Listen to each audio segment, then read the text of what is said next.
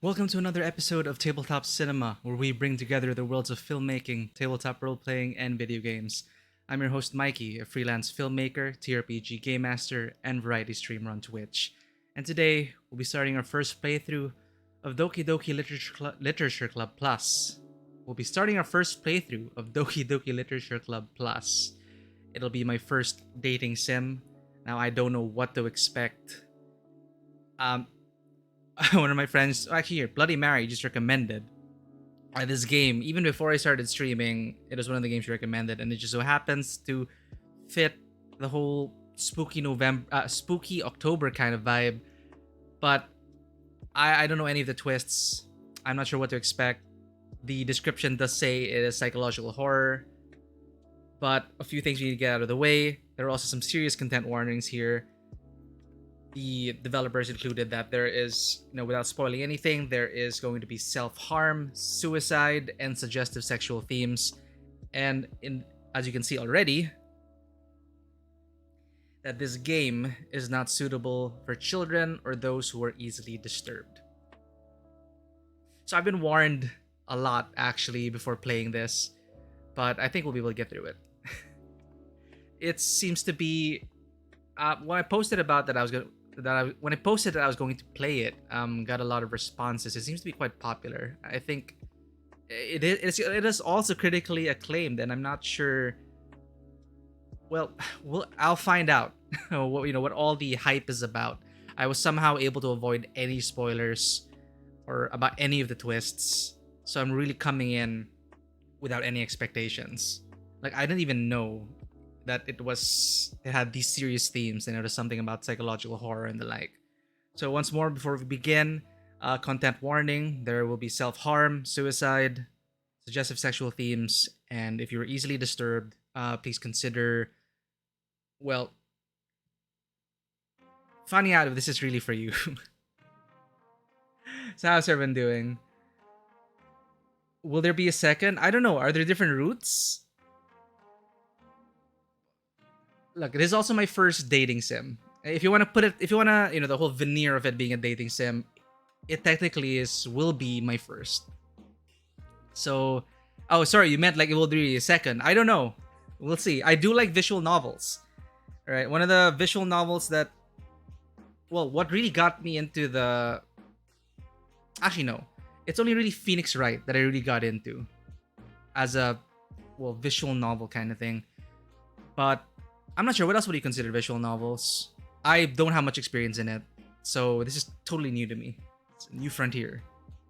Especially since Phoenix Wright is about the investigation aspect of it, right? It's not really about, dating people.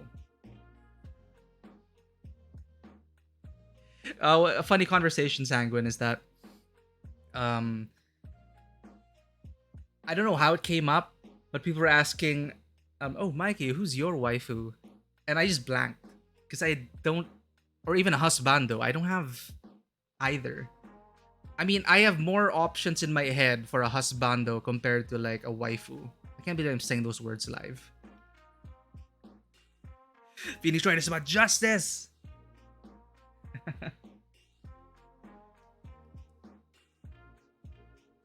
Yeah, one of the people commented, a person commented on my. Oh, see, that is brought up again. Like, wait, isn't you don't you consider like Y'shtola waifu? And I'm like, no. Like, I really love Y'shtola as a character, but I can't. I don't know. It just doesn't feel right to claim that.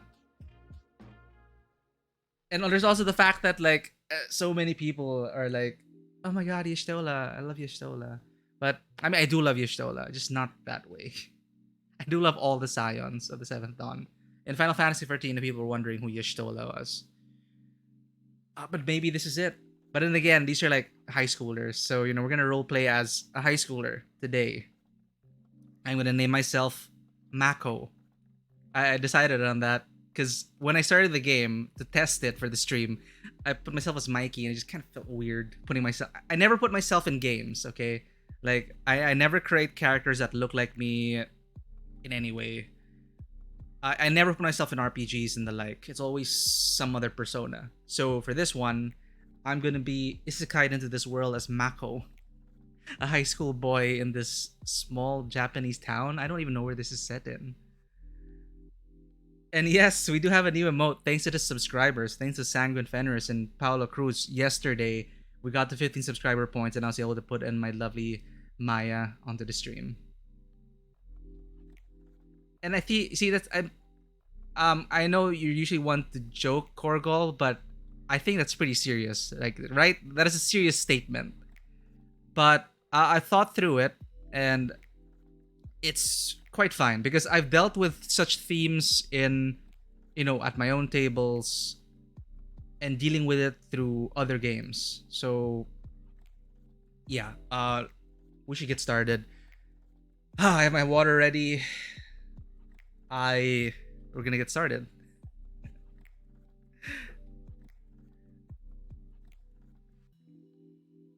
So it took a while for me to Ganbai and all that weird stuff. Well, I don't know, but yeah, it took a while for me to get the stream started because I realized that there's this whole meta thing, right? And now I know what you're talking about, Magpie. There's this whole desktop within a desktop. I thought that was pretty cool, but I couldn't reset my name when I was testing it, so I had to like go in to the app data folder, delete all the files. So now it's a fresh save, and I get to change my name. What is Ganpai? This is all new to me. Is Ganpai like? No, see, like, what's the? Oh, I have to correct myself as well. I pitched it on some platforms as an otome game. This is not an otome game. I've been educated. This is under the dating sim umbrella, but I'm actually not sure what the opposite version of an otome game is. What is the opposite of otome? Galge, okay, rather than otome. Isn't kanpai? Well, I mean, toast kanpai. Anyway, I'm just stalling now. I'm actually super excited to play the game because I've always been telling people that, hey, maybe I should. Do you have any dating sims you can recommend to me? Because I wanted to experience the kind of genre. But I always end up with stuff like Tears of Themis and stuff like that. Those are actual otome games, okay? Tears of Themis is something I'm also interested in trying to get into. But for this one, we're going to start with Doki Doki Literature Club. Okay? But thanks again for Stream Beats for giving our music every intro. We're going to go into this right now. So once more, everyone, coming into this, content warnings. This game's not suitable for children or those who are easily disturbed. If you suffer from anxiety or depression, this is also something that may upset you and make you really unsettled. And there will be scenes of self-harm, suicide, and suggestive sexual themes. So coming to that, I can't stress it enough. We get some content warnings. I've been warned personally, and it's pretty serious business. As Korgel said, he's worried about it, but we'll get through this. This is a fictional story, and I'm excited to explore it from a writer's perspective and to really experience what the hype is all about.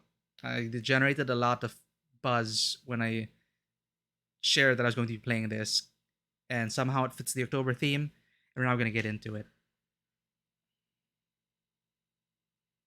In a tense way. Well, here's hoping.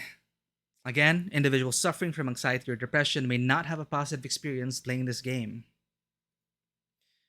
Would you like to review detailed content warnings, which contain spoilers? Last time I chose no, but we've already been sufficiently warned. No spoilers. So by playing Doki Doki Literature Club, you agree that you have noted the game's age rating in your region and you consent to your exposure of highly disturbing content. I agree. So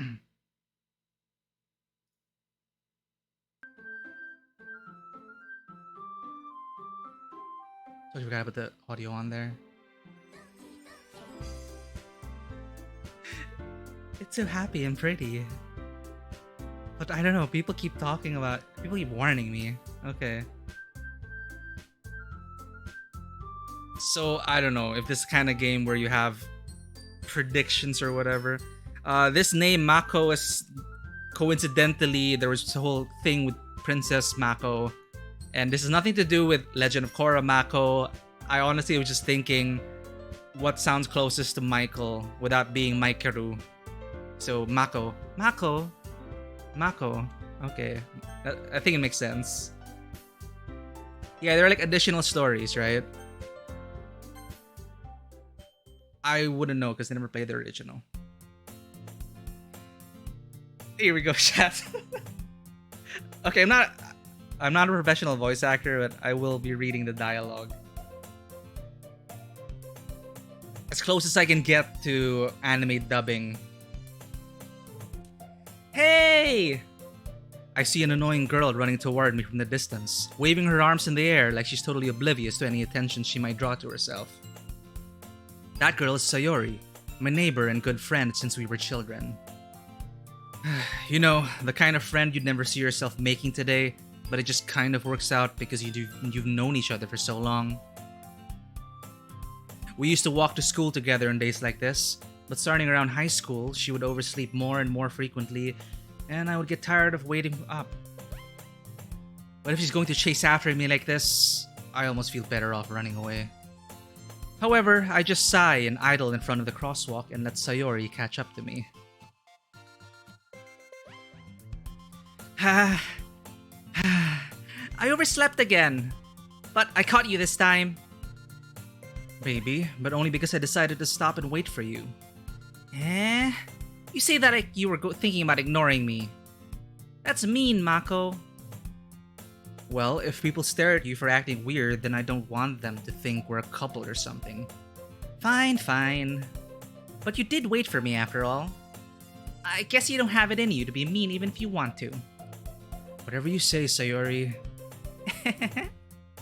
We cross the street together and make our way to school. As we draw near, the street becomes increasingly speckled with other students making their daily commute. By the way, Mako, have you decided to join a club yet? A club? I told you already, I'm not really interested in joining any clubs. I haven't been looking either. Eh? That's not true. You told me you'd join a club this year. Did I? I'm sure it's possible that I did, in one of our many conversations where I dismissively go along with whatever she's going on about. You know, you guys keep throwing about like best girl, and like, which girl? And I want to ask. Oh my god, you guys are like so crazy. I'm just gonna put this up here. By the way, yeah, there's a new emote, a Kato emote. I decided that's Mayo over there. I thought this is so appropriate that it would be there. Yeah, I'm not supposed to know yet. Well, I do hope you all share a moment when you reveal that whoever you're talking about is best girl and whatever predictions you have. But alright. The new bits, you would know what's new. Alright. So, well, Sayori, our childhood friend. Sayori likes to worry a little too much about me, when I'm perfectly content just getting by on the average while spending my free time on games and anime. Uh-huh. I was talking about how I'm worried that you won't learn how to socialize or have any skills before college. Your happiness is really important to me, you know? And I know you're happy now, but I die at the thought of you becoming a NEET in a few years because you're not used to the real world. You trust me, right? And don't make me keep worrying about you. Alright. I'll look at a few clubs if that makes you happy. No promises though. Will you at least promise me you'll try a little? Yeah, I guess I'll promise you that. Yay! Why do I let myself get lectured by such a carefree girl? More than that, I'm surprised I even let myself relent to her. I guess seeing her worry so much about me makes me want to ease her mind at least a little bit, even if she does exaggerate everything inside of her head. Nope, we're in school now. Really, you don't know who I would choose? That is a mystery, right? You know, I was gonna share this to another channel, Mary, nearly went ahead of it. You're really excited about this, huh? Anyway. The school day is as ordinary as ever, and it's over before I know it. After I pack up my things, I stare blankly at the wall, looking for an ounce of motivation. Clubs. Sayori wants me to check out some clubs. I guess I have no choice but to start with the anime club. Hello? Sayori? Sayori must have come into the classroom while I was spacing out. I look around and realize that I'm the only one left in the classroom. I thought I'd catch you coming out of the classroom, but I saw you just sitting here and spacing out. So I came in. Honestly, you're even worse than me sometimes. I'm impressed. You don't need to wait up for me if it's going to make you late to your own club. Well, I thought you might need some encouragement, so I thought, Know what? Well, that you'd come to join my club. Sayori... Yeah? There's no way I'm going to join your club. Meanie? Sayori's vice president of the literature club. Oh, vice president, what a trope. Not that I was ever aware that she had any interest in literature. In fact, I'm 99% sure she only did it because she thought it would be fun to help start a new club. Since she was the first one to show interest after the one who proposed the club, she inherited the title of vice president. That said, my interest in literature is guaranteed to be even less. Okay, this is not me, I'm telling you now. It's good that I'm Mako here, because Mikey is interested in literature, alright? Mako isn't. Hey Frillian, welcome to the stream. It's all ominous laughter and giggling and winking. Look, I'm just excited to get to those parts, but at the same time, I'm also dreading it. But I'm ready for this. With sufficient content warnings and everything. So, that said, Mako's interest in literature is guaranteed to be even less. Yeah, I'm going to the anime club. Come on, please! Why do you care so much anyway? Well, I kind of told the club yesterday I would bring in a new member. And Natsuki made cupcakes and everything. No, Brilliant, I didn't get a VPN. I'm screwed. Happy Halloween. And the announcement trailer of this was all about like, it's the scariest game I've ever played, or oh, this is utter horror and psychological horror. So like, I'm surprised.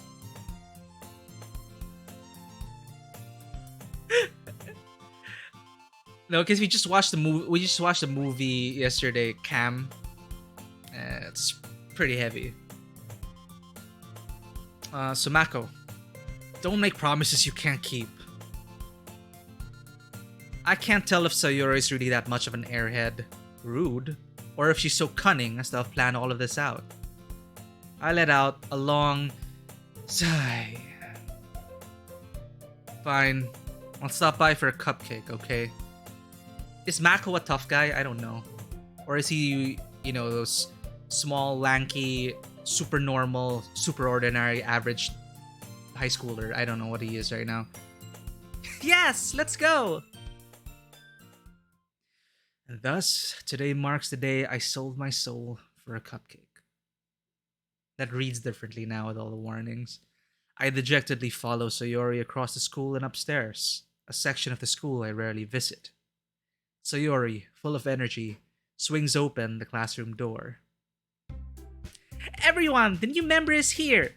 I told you, don't call me a new member. I glance around the room.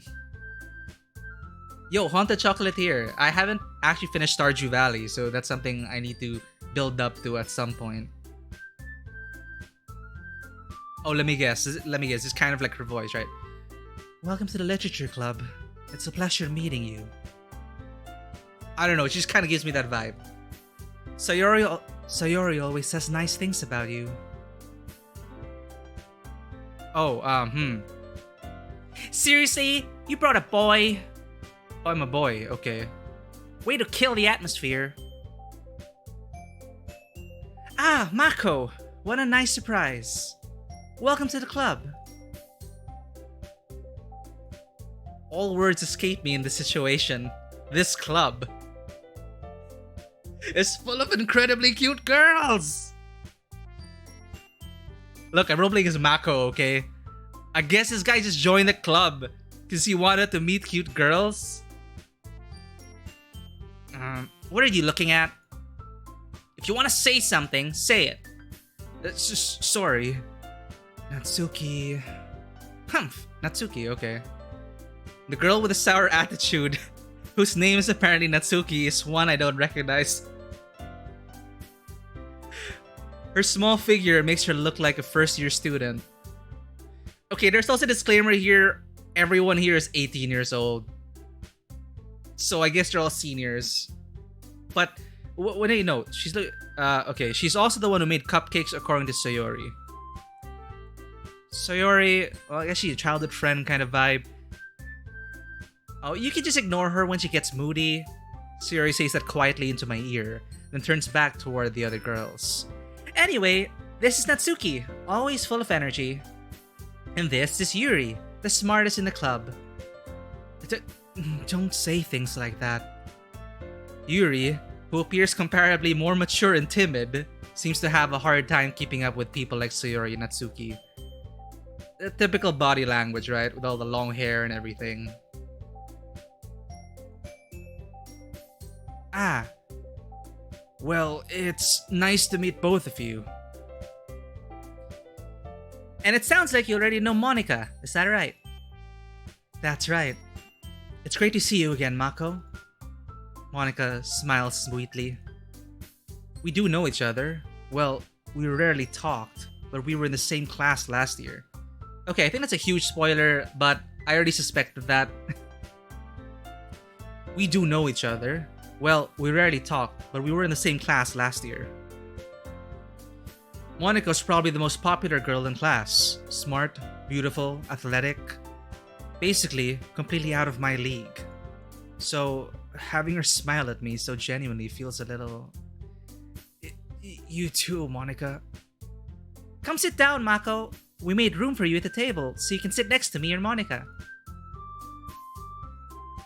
I'll get the cupcakes.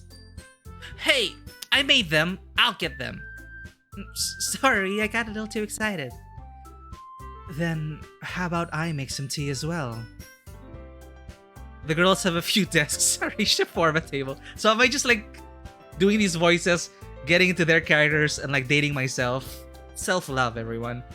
As Sayori mentioned, it's been widened so that there's one space next to Monica and one space next to Sayori. Well, we're here until 7 p.m, so I'll probably be able to finish something. But obviously, reading is going to take a bit of time, but I want to read this, especially if you have me in the background or something. But yeah, my first ending will always be special, as I keep saying. My first playthrough is always what I remember, so hopefully it meets your expectations, or not, I don't know. Natsuki and Yuri walk over to the corner of the room, where Natsuki grabs her wrapped tray and Yuri opens the closet. Still feeling awkward, I take a seat next to Sayori. Natsuki proudly marches back to the table, tray in hand. Okay, are you ready? Ta-da! Whoa!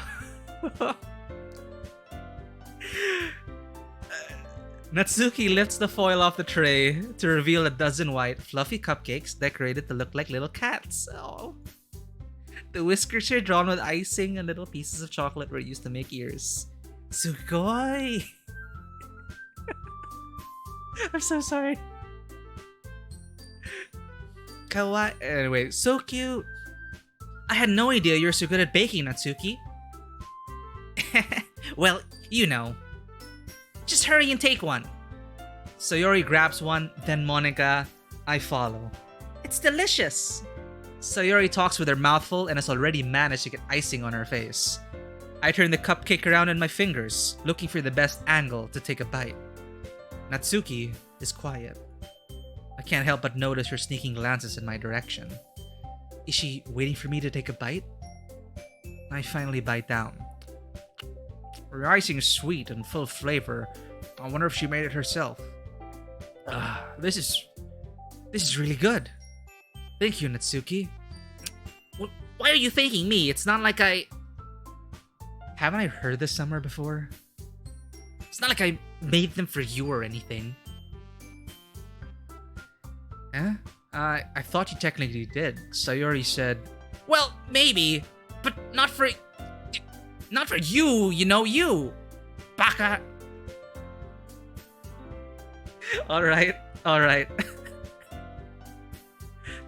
I give up on Natsuki's weird logic and dismiss the conversation.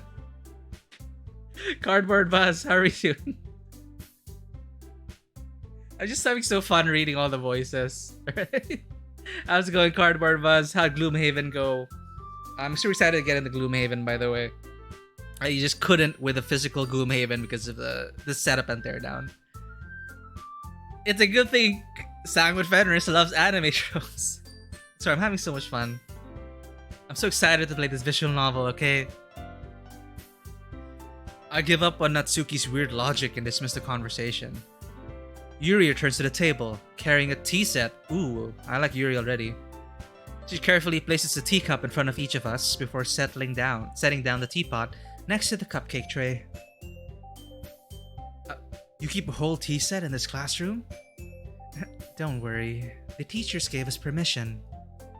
After all, doesn't a hot cup of tea help you enjoy a good book? I guess. Don't let yourself get intimidated. Yuri's just trying to impress you. That's not... Insulted, Yuri looks away. I meant that, you know. I believe you. What? What? Screenshot what? Well, tea and reading might not be a pastime for me. Come on, Mako. Tea and reading is a pastime for Mikey, by the way. Again, we've been isekai'd here as Mako. But I at least enjoy tea. I'm glad. Yuri faintly smiles to herself in relief. Monica raises an eyebrow, then smiles at me. So, okay, she's like the president, right? So, what made you consider the literature club? I was afraid of this question. Something tells me I shouldn't tell Monica that I was practically dragged here by Sayori. Should he go like, Sayori? Well, I haven't joined any clubs yet, and Sayori seemed really happy here, so... That's okay. Don't be embarrassed. We'll make sure you feel right at home, okay? As president of the literature club, it's my duty to make the club fun and exciting for everyone. Monica, I'm surprised. How come you decided to start your own club? You could probably be a board member for any of the major clubs. Weren't you leader of the debate club last year? Ooh, achiever. Well, you know. To be honest, I can't stand all the politics around the major clubs. It feels like nothing but arguing about the budget and publicity and how to prepare for events. I'd much rather take something I personally enjoy and make something special out of it. And if it encourages others to get into literature, then I'm fulfilling that dream. Monica really is a great leader. Yuri also nods in agreement. Then I'm surprised there aren't more people in the club yet. It must be hard to start a new club. You can put it that way. Not many people are very interested in putting out all the effort to start something brand new, especially when it's something that doesn't grab your attention, like literature. You have to work hard to convince people that you're both fun and worthwhile. But I'm even doing like Monica's gesture, absent-mindedly. But it makes school events like the festival that much more important. I'm confident that we can all really grow this club before we graduate. Right, everyone? Yeah! We'll do our best. You know it! Everyone enthusiastically agrees. Such different girls, all interested in the same goal. Monica must have worked really hard just to find these three. Maybe that's why they were also delighted by the idea of a new member joining. Though I still don't really know if I can keep up with their level of enthusiasm about literature. So, Mako, what kinds of things do you like to read? Well, considering how little I've read these past few years, I don't really have a good way of answering that. Manga. I mutter quietly to myself. Half joking. Be proud. Manga's awesome. Natsuki's head suddenly... Oh no, does she like manga? Natsuki's head suddenly perks up. Looks like she wants to say something, but she keeps quiet. Not much of a reader, I guess. Well, that can change. What am I saying? I spoke without thinking after seeing Yuri's sad smile. Anyway, what about you, Yuri? Well, let's see. Yuri traces the rim of her teacup with her fingers. Oh my god, chat here is just blowing up. Yes, they're Kool-Aid. But I'm on coffee right now. We've only just begun. It's been 32 minutes into the stream and I'm having so much fun. Maybe I'll play more visual novels. The game hasn't even started yet. What am I talking about? What, really? You can see who Mako's gonna go after? Okay, we'll see. Yuri traces the rim of her teacup with her finger. My favorites are usually novels that build deep and complex fantasy worlds. The level of creativity and craftsmanship behind them is amazing to me. And telling a good story in such a foreign world is equally impressive. Yuri goes on, clearly passionate about her reading. She seemed so reserved and timid since the moment I walked in, but it's obvious by the way her eyes light up that she finds her comfort in the world of books, not people. But, you know, I like a lot of things. Stories with deep psychological elements usually immerse as well. Is this like a meta right now? Isn't it amazing how a writer can so deliberately take advantage of your own lack of imagination to completely throw you for a loop? Okay, I know this game's supposed to get weird, but I guess you're starting now, right? If you play Life is Strange 1, one of the professors made a comment like this. Jesus Christ. Oh, what did he say? He was a photographer and he said something super creepy, like, I can frame you in your most desperate moments. It's like creepy. So completely throw you for a loop. Anyway, I've been reading a lot of horror lately. I read a horror book once. I played Until Dawn. I desperately grasped something I can relate to at the minimum level. At this rate, Yuri might as well be having a conversation with a rock. Really? I wouldn't have expected that, Yuri. For someone as gentle as you. I guess you could say that. But if a story makes me think, or takes me to another world, then I really can't put it down. Surreal horror is often very successful at changing the way you look at the world, if only for a brief moment. I hate horror. Oh? Why's that? Well, Natsuki's eyes dart over to me for a split second. Never mind. How? Oh my god, sorry, we just watched Cam, okay? It's like... Anyway. How much would you pay, Sanguine? Tips, please. I'm just kidding. Please, don't tip me if you can't. I'm not asking for tips. I just want to provide good entertainment. Oh, this is Monica. That's right. You usually like to write about cute things, don't you, Natsuki? Oh, what? What gives you that idea? You left a piece of scrap paper behind last club meeting.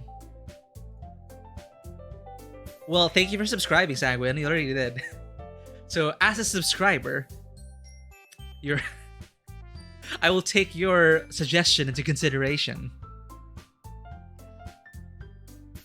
Aw. I'm really glad to hear that, Sanguine. Yeah, I do look forward to these streams as well. And I do look forward to seeing you all the time on stream. No joke. It's like, oh, Sanguine's here again. What a regular. And everyone here right now, thank you so much. Okay, Monica. It looked like you were working on a poem called... Don't say it out loud! And give that back! Fine. Your cupcakes, your poems, everything you do is just as cute as you are. Sayori sidles up behind Natsuki and puts her hands on her shoulders. I'm not cute! I think I got the voice right for Natsuki then. Natsuki, you write your own poems? Well, I guess sometimes. Why do you care? I think that's impressive. Why don't you share them sometime? No! Yuri's your fave? Well, currently, yeah, I'm having the most fun with Yuri. Natsuki averts her eyes. You wouldn't like them. Ah, not a very confident writer yet? I understand how Natsuki feels. Sharing that level of writing takes more than just confidence. The truest form of writing is writing to oneself. You know, honestly, I'm not even thinking about the gestures, I'm just getting into it. You must be willing to open up to your readers, exposing your vulnerabilities and showing even the deepest reaches of your heart. Magus of Lagia, how's it going? I feel like everyone is just... Like, I have no expectations for this game whatsoever. I feel like people are just coming in and they're just like, you know, grinning to themselves and waiting for things to happen. Like, look, okay, I'm ready. I'm just here, like, enjoying an innocent dating sim, and then what's gonna happen? Do you have experience writing too, Yuri? Maybe if you share some of your work, you can set an example and help Natsuki feel comfortable enough to share hers. Okay, anime grunt. I guess it's the same for Yuri. Aw, I wanted to read everyone's poems. We all sit in silence for a moment. Okay. I have an idea, everyone. Huh? Natsuki and Yuri look quizzically at Monika. Let's all go home and write a poem of our own. Then, next time we meet, we'll all share them with each other. That way, everyone is even. Yeah, let's do it! Plus, now that we have a new member, I think it'll help us all get a little more comfortable with each other and strengthen the bond of the club. Isn't that right, Mako? Monika smiles warmly at me once again. Hold on! There's still one problem. Eh? What's that? Now that we're back to the original topic of me joining the club, I bluntly come forth with what's been on my mind the entire time. What's been on your mind? I never said I would join this club. Oh no. Sayori may have convinced me to stop by, but I never made my decision. I still have other clubs to look at, and I lose my train of thought. Oh my god, they all look so sad. All four girls stare back at me with dejected eyes. But I'm sorry. I thought, humph, Mako. You all. I'm defenseless against these girls. How am I supposed to make a clear-headed decision when it's all like this? That is, if writing poems is the price I need to pay in order to spend every day with these beautiful girls. I'm not Mako. But I was part of the lit club, alright? And I did write poetry in high school. God damn it.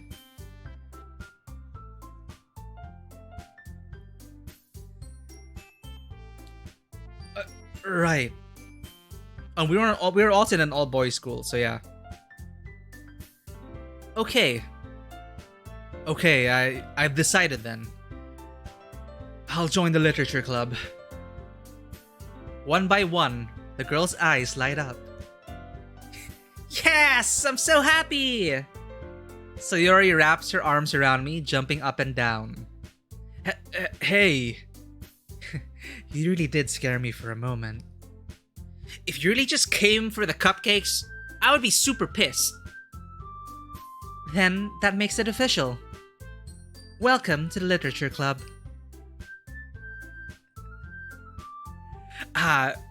Thanks, I guess.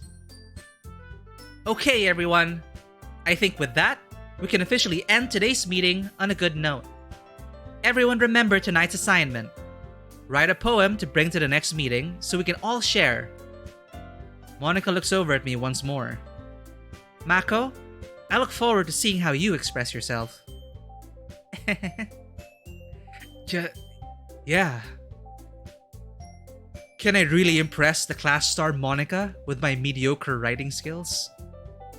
I already feel the anxiety welling up inside me. Meanwhile, the girls continue to chit-chat as Yuri and Natsuki clean up their food. Hey, Mako. Since we're already here, you want to walk home together? That's right. Sayori and I never walk home together anymore because she always stayed after school for clubs. Sure, might as well. Yay! Aw. With that, the two of us depart the club room and make our way home. The whole way, my mind wanders back and forth between the four girls. Sayori, Natsuki, Yuri, and of course, Monica. Will I really be happy spending every day after school in a literature club? Perhaps I'll have the chance to grow closer to one of these girls. Alright! I'll just need to make the most of my circumstances, and I'm sure good fortune will find me. And I guess that starts with writing a poem tonight. Wait, we're gonna write a poem already? What? Okay. The pressure. It's time to write a poem. Pick words you think your favorite club member will like. Something good might happen with whoever likes your poem the most. But what if I want to write... What if I want to write for myself? I don't have to write for a specific girl. Or is that part of it? I can't even... Are they making me like try to choose now? I can't choose. Look, okay. I barely know any of these girls. I'm just gonna choose words that resonate with my soul. Then, if by some chance one of the girls likes that, then that means we're soulmates, right? I'll make one from the heart, and they'll see my heart, and then we'll be together.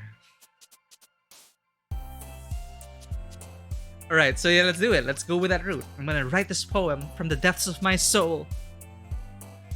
Oh, I guess I just choose words. I'm just gonna choose words like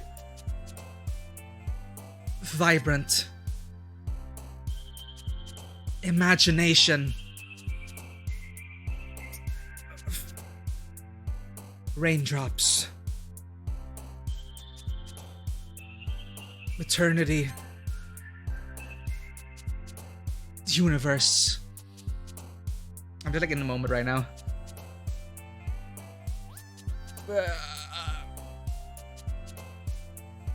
Hope. Sunsets.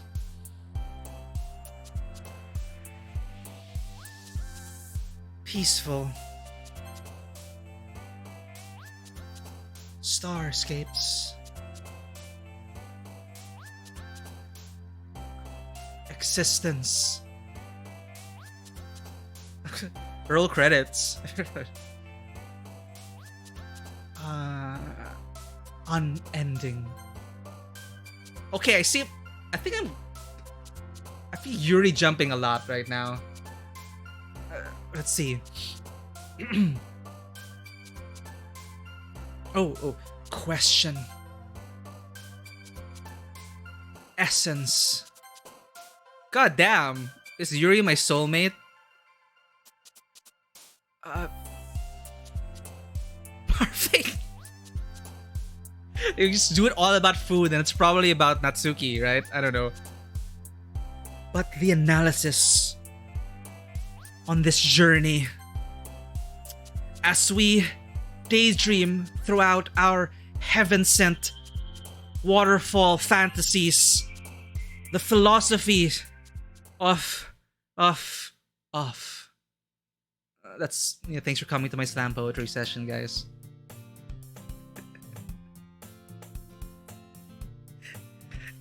Oh, okay, we're here already. Hi again, Mako. Glad to see you didn't run away on us. Oh, that sounded so threatening and scary at the same time. I can't impress Mako. I didn't see Mako's chibi thing jumping around. Well, I guess she's president, so... Nah, don't worry. This might be a little strange for me, but I at least kept my word. And I secretly enjoyed writing that poem. Well, I'm back at the literature club. I was the last to come in, so everyone else is already hanging out. Thanks for keeping your promise, Mako.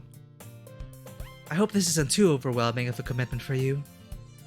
Making you dive headfirst into literature when you're not accustomed to it. Oh, come on! Like he deserves any slack. Sayori told me you didn't even want to join any clubs this year. And last year, too. I don't know if you plan to just come here and hang out or what. But if you don't take us seriously, then you won't see the end of it. That's okay, that's like another threat. Natsuki, you certainly have a big mouth for someone who keeps her manga collection in the club room. Aha! Exposed! Natsuki finds herself stuck between saying Monica and manga. Manga is literature! It is. Swiftly defeated, Natsuki plops back into her seat. Don't worry, guys. Mako always gives it his best as long as he's having fun. He helps me with busy work without me even asking. Like cooking, cleaning my room. How dependable. Sayori, that's because your room is so messy, it's distracting. And you almost set your house on fire once. Is that so? You two are really good friends, aren't you? I might be a little jealous. How come? You and Mako can become good friends too. Play with my hair. Sayori.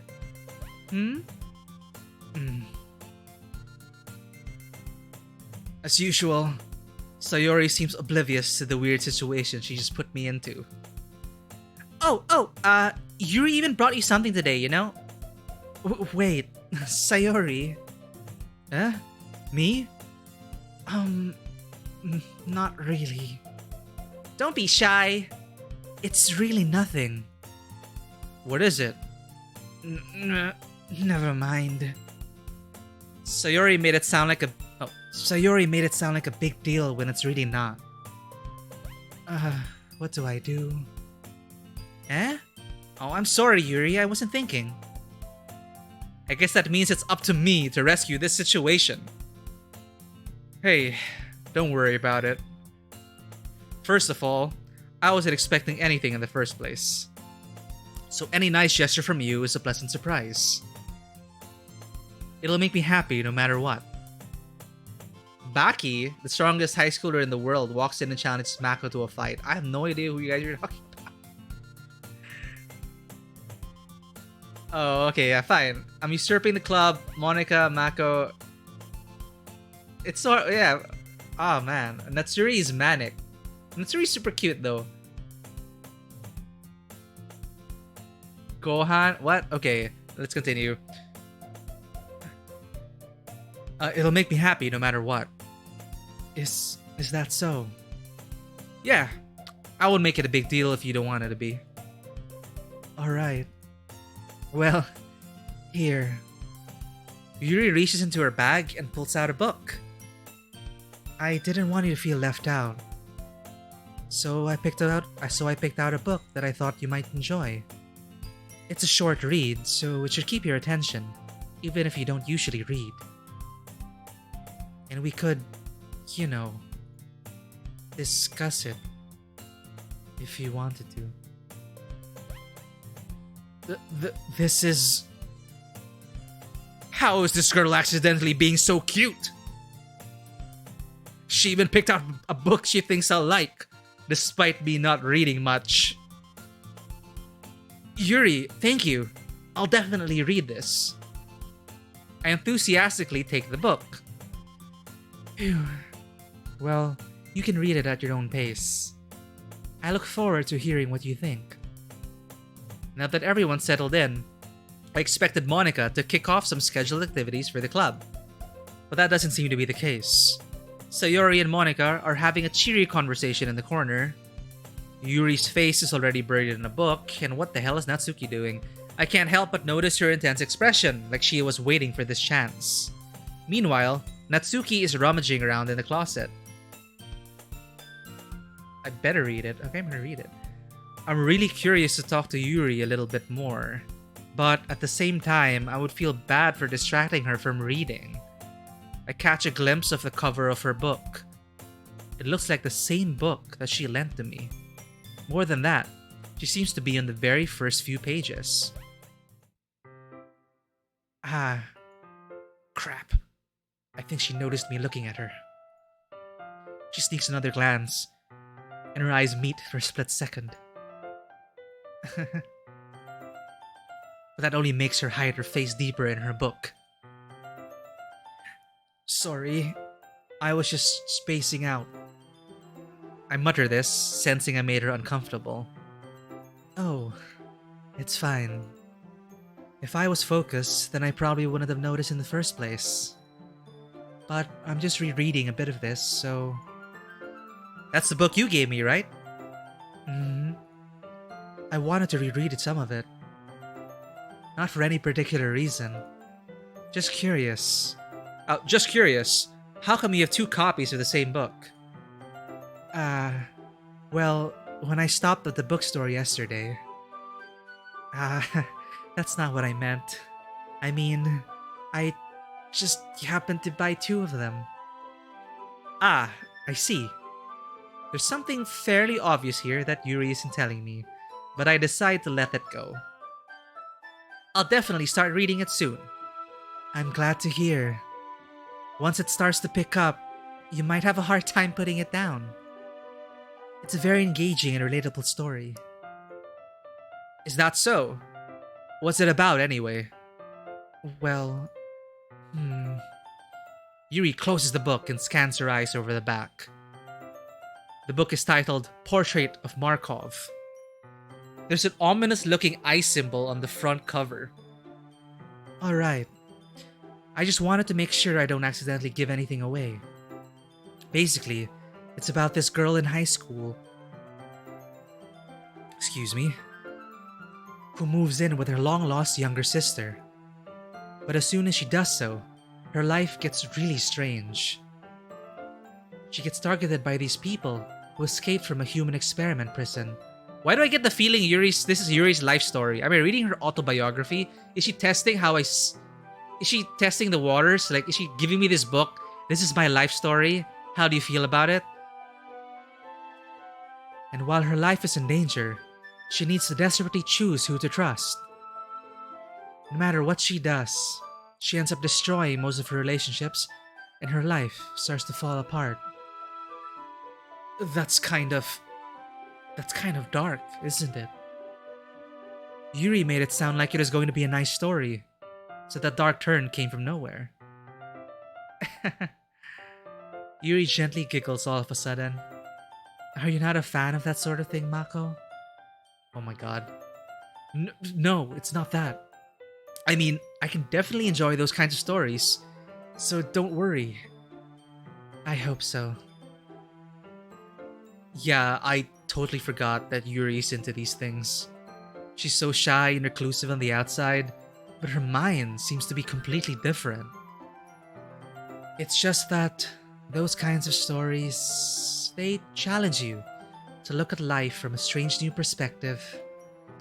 When horrible things happen, not just because someone wants to be evil, but because they have their own goals, or their own philosophy that they believe in. Then suddenly, when you thought you related to the protagonist, they're made out to be the naive one for letting their one-sided morals interfere with the villain's plans. I'm rambling, aren't I? Not again. I'm sorry. Hey, don't apologize. I haven't lost interest or anything.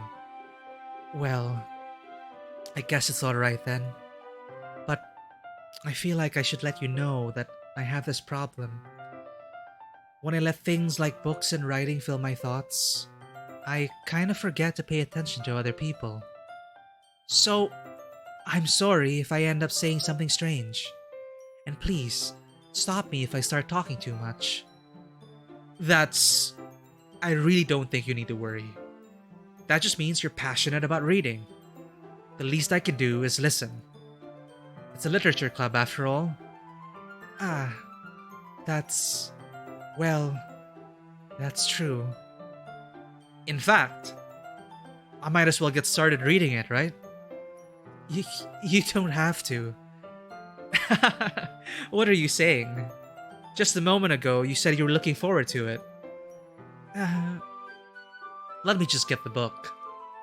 I quickly retrieved the book that I had put into my bag. Alright, it's fine if I sit here, right?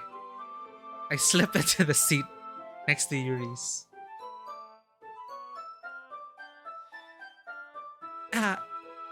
Yeah. Are you sure? You seem a little apprehensive. That's... I'm sorry. It's not I don't want you to. It's just something I'm not very used to. That is, reading in company with someone. I see. Well, just tell me if I end up distracting you or anything. Alright.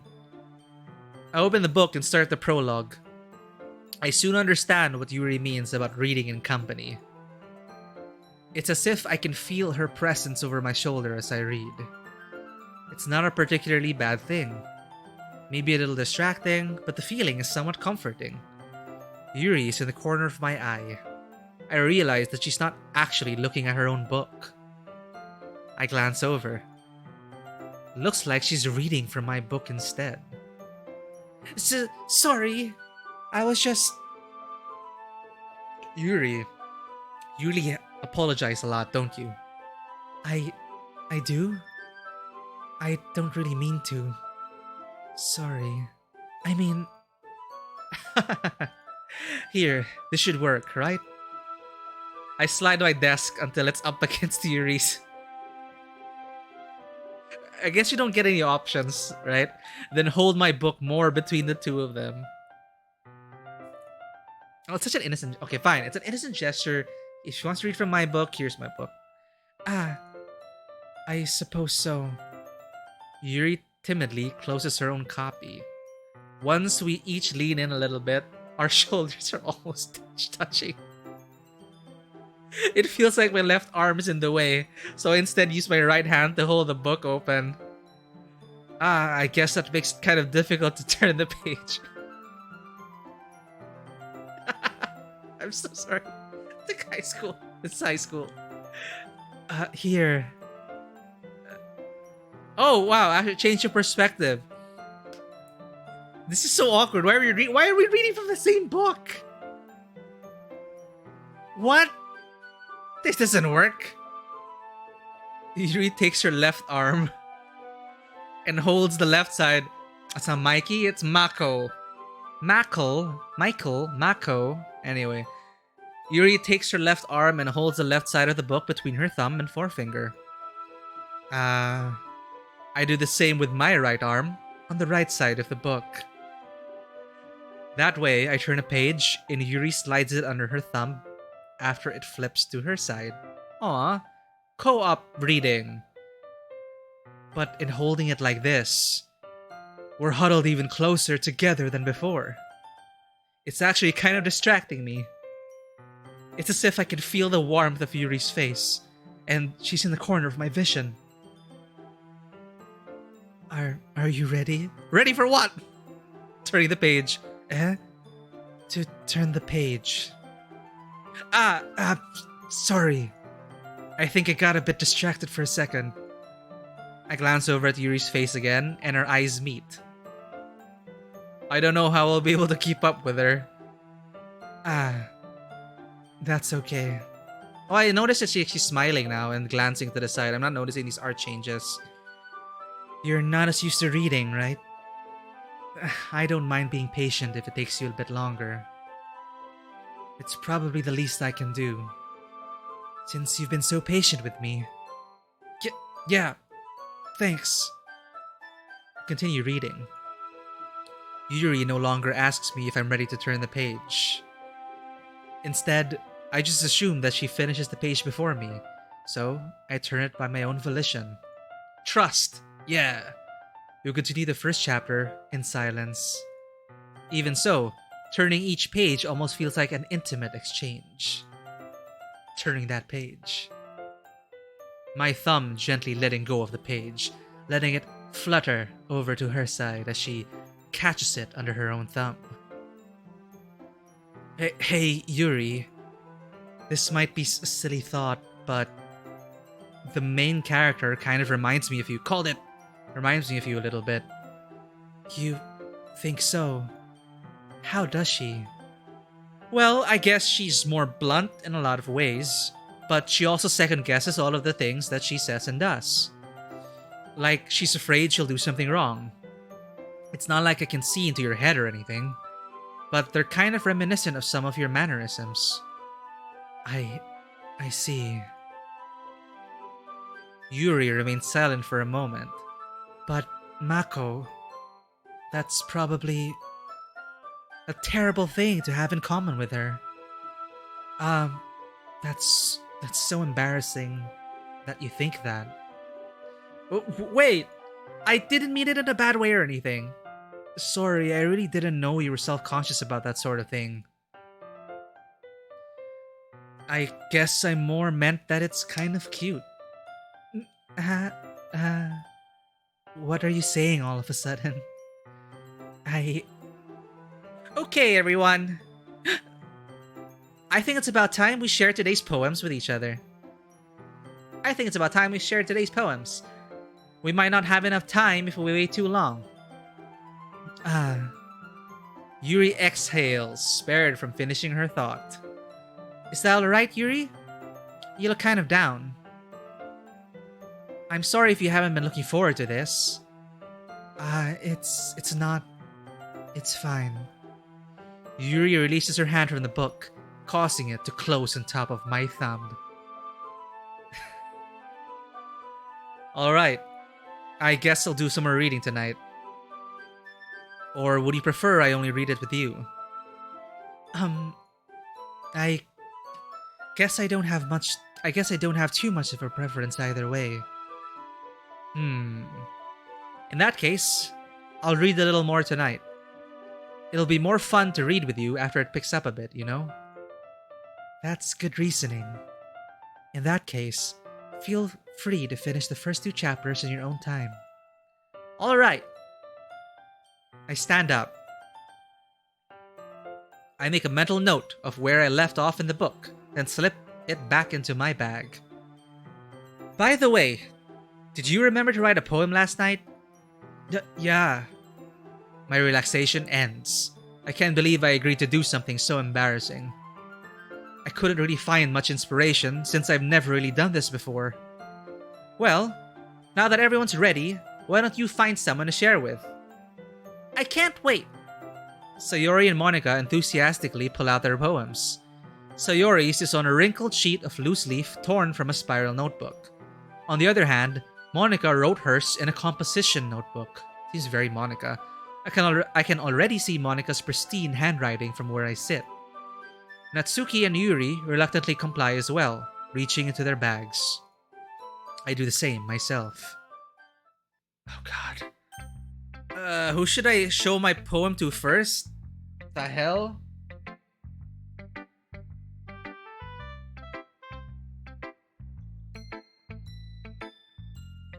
Oh my god, 5 hours to go, chat. Okay, we were just reading with Yuri. Let's show it to Sayori, because Sayori is my childhood friend, sure. Super excited. We just had a reading session with Yuri. Like, I'd love to get to know Yuri more, but I'm gonna save it a bit. I'm gonna read the book and get back to Yuri the next meeting. So it's either Sayori or Yuri for me. Okay, sure. But Yuri also wanted to say something. Could we continue where our conversation left off? I'm gonna walk home with Sayori anyway. I'm tired of it. I'll show mine to Yuri. Let's see if she finishes her thought. Or maybe she'll find this too clingy. I don't know.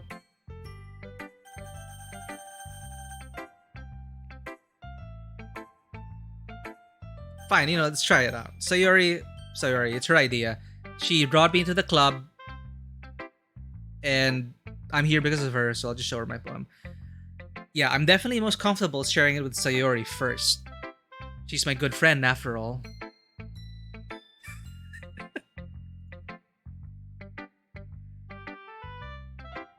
Sayori.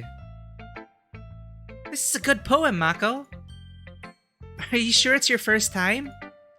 Of course. It's not that good. And I blush. Mako blushes. Am I the kind of guy who would be writing poems in his spare time? I guess you're right. But that's why it impressed me. Well, to be honest, I was afraid that you wouldn't do it seriously. Or that you wouldn't write one at all. I'm really happy just that you wrote one. It just reminds me of how you're really part of the club now. Not to mention the fact that I'm standing in front of you in the club room. Well, of course. I'm not really into it yet, but that doesn't mean I'll break my promise. See? It's like I said before, Mako. Deep down, you're not selfish at all, Trying new things like this for other people? That's something that only really good people do. Thanks, Sayori. I'm not sure if Sayori sees the full picture of my motive here. Then again, I can't deny that she's part of the reason I joined. Knowing how much this means to her and all. Yeah. And I'm gonna make sure you have lots of fun here, okay? That'll be my way of thanking you. I didn't want a motive, Bloody Mary. I just showed it to her because she's a childhood friend and I'm most comfortable sharing my poem with her first. And Yuri, we already had that intimate session with a reading. I wanted to give her some space. That'll be my way of thanking you. That'll be my way of thanking you. Alright, I'm gonna hold you to that then. Yay! Now, you'll read my poem too, right? Don't worry, I'm really bad at this. We'll see about that. Oh man, I wanted to see Yuri's poem. Is there other opportunities? Anyway, Dear Sunshine. Oh, I'll read it in her voice. Dear Sunshine, the way you glow through my blinds in the morning, it makes me feel like you missed me. Kissing my forehead to help me out of bed, making me rub the sleepy from my eyes. Are you asking me to come out and play? Are you trusting me to wish away a rainy day? I look above. The sky is blue. It's a secret, but I trust you too. If it wasn't for you, I could sleep forever. But I'm not mad. I want breakfast. I want breakfast too, Sayori. Continue. Sayori, this is just a guess, but did you wait until this morning to write this? No, just a little bit. You can't answer just a little bit to a yes or no question. I forgot to do it last night. Well, at least that makes me feel a little better about myself. Don't be mean. I still tried my best. Yeah. I didn't mean to say that. It was a bad poem. It came out nice, or how should I put it? It sounds just like you. Really? Yeah. Especially that last line. You want breakfast. I made eggs and toast. Even though you relate to school? It's bad to skip breakfast. I get all cranky.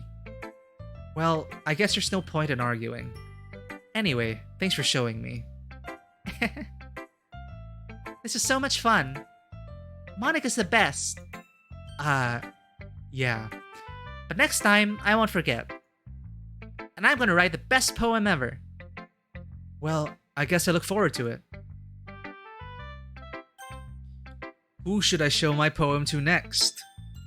Monica, club president. I want to show the area. Okay, in order to be like, if we didn't just have that intimate session, it's with Yuri, Sayori, Monica. Okay, sure.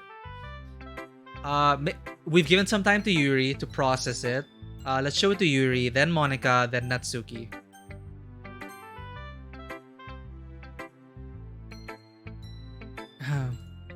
As Yuri reads the poem, I notice her eyes lighten. I'm not racking them because of dateability. In terms of interest in the literature club and us friends and who anyway, I'm having fun. High potato dialogues, showing to so many people. Can I just read it in front of everyone? I will read it to everyone eventually. Oh, Yuri thinks it's exceptional. When I wrote this poem, Potato Dialogues, I was just going into a stream of consciousness. I wasn't even thinking about who I was going to appeal to, and apparently, Yuri finds it exceptional. I'm glad. Exceptional. What was that? Did I say that out loud? Yuri first covers her mouth, and ends up covering her whole face. Ooh.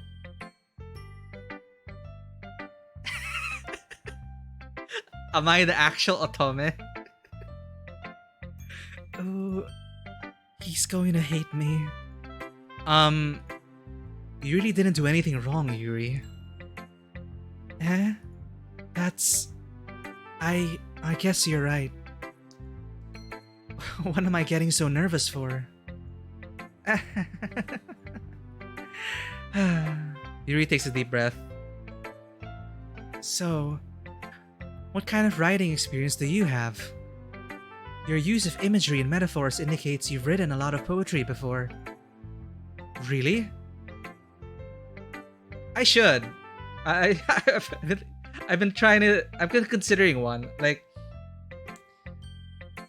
people are recommending Tears of Themis with all the lawyers. Like, I would try that, but I'm not sure how I can like stream that. I'm not sure if it's something that's streamable. I'm not sure. But that's an Otome, right? Tears of Themis. Mako. Well, I don't know, Bloody Mary. I don't want to spoil myself. I don't want to like look it up. I want to get in with no expectations and let it come naturally. You know, like love.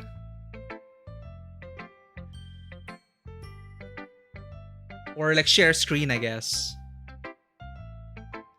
Okay, let's get back to Yuri. I'm sorry, Yuri. My poem, you find it exceptional? Really? Wow, that's a huge compliment coming from you. This is actually my first time, really. Huh? Yuri stares at me blankly, then looks at my poem again. Obey me over Tears of Themis. You know, I'm gonna go to... After this, I'm gonna ask all of you for recommendations, and I'm pretty sure I'm gonna be flooded with recommendations. And I'll choose one which kind of appeals to me, which kind of group I want to end up trying to get to know. Yuri stares at me blankly, then looks at my poem again.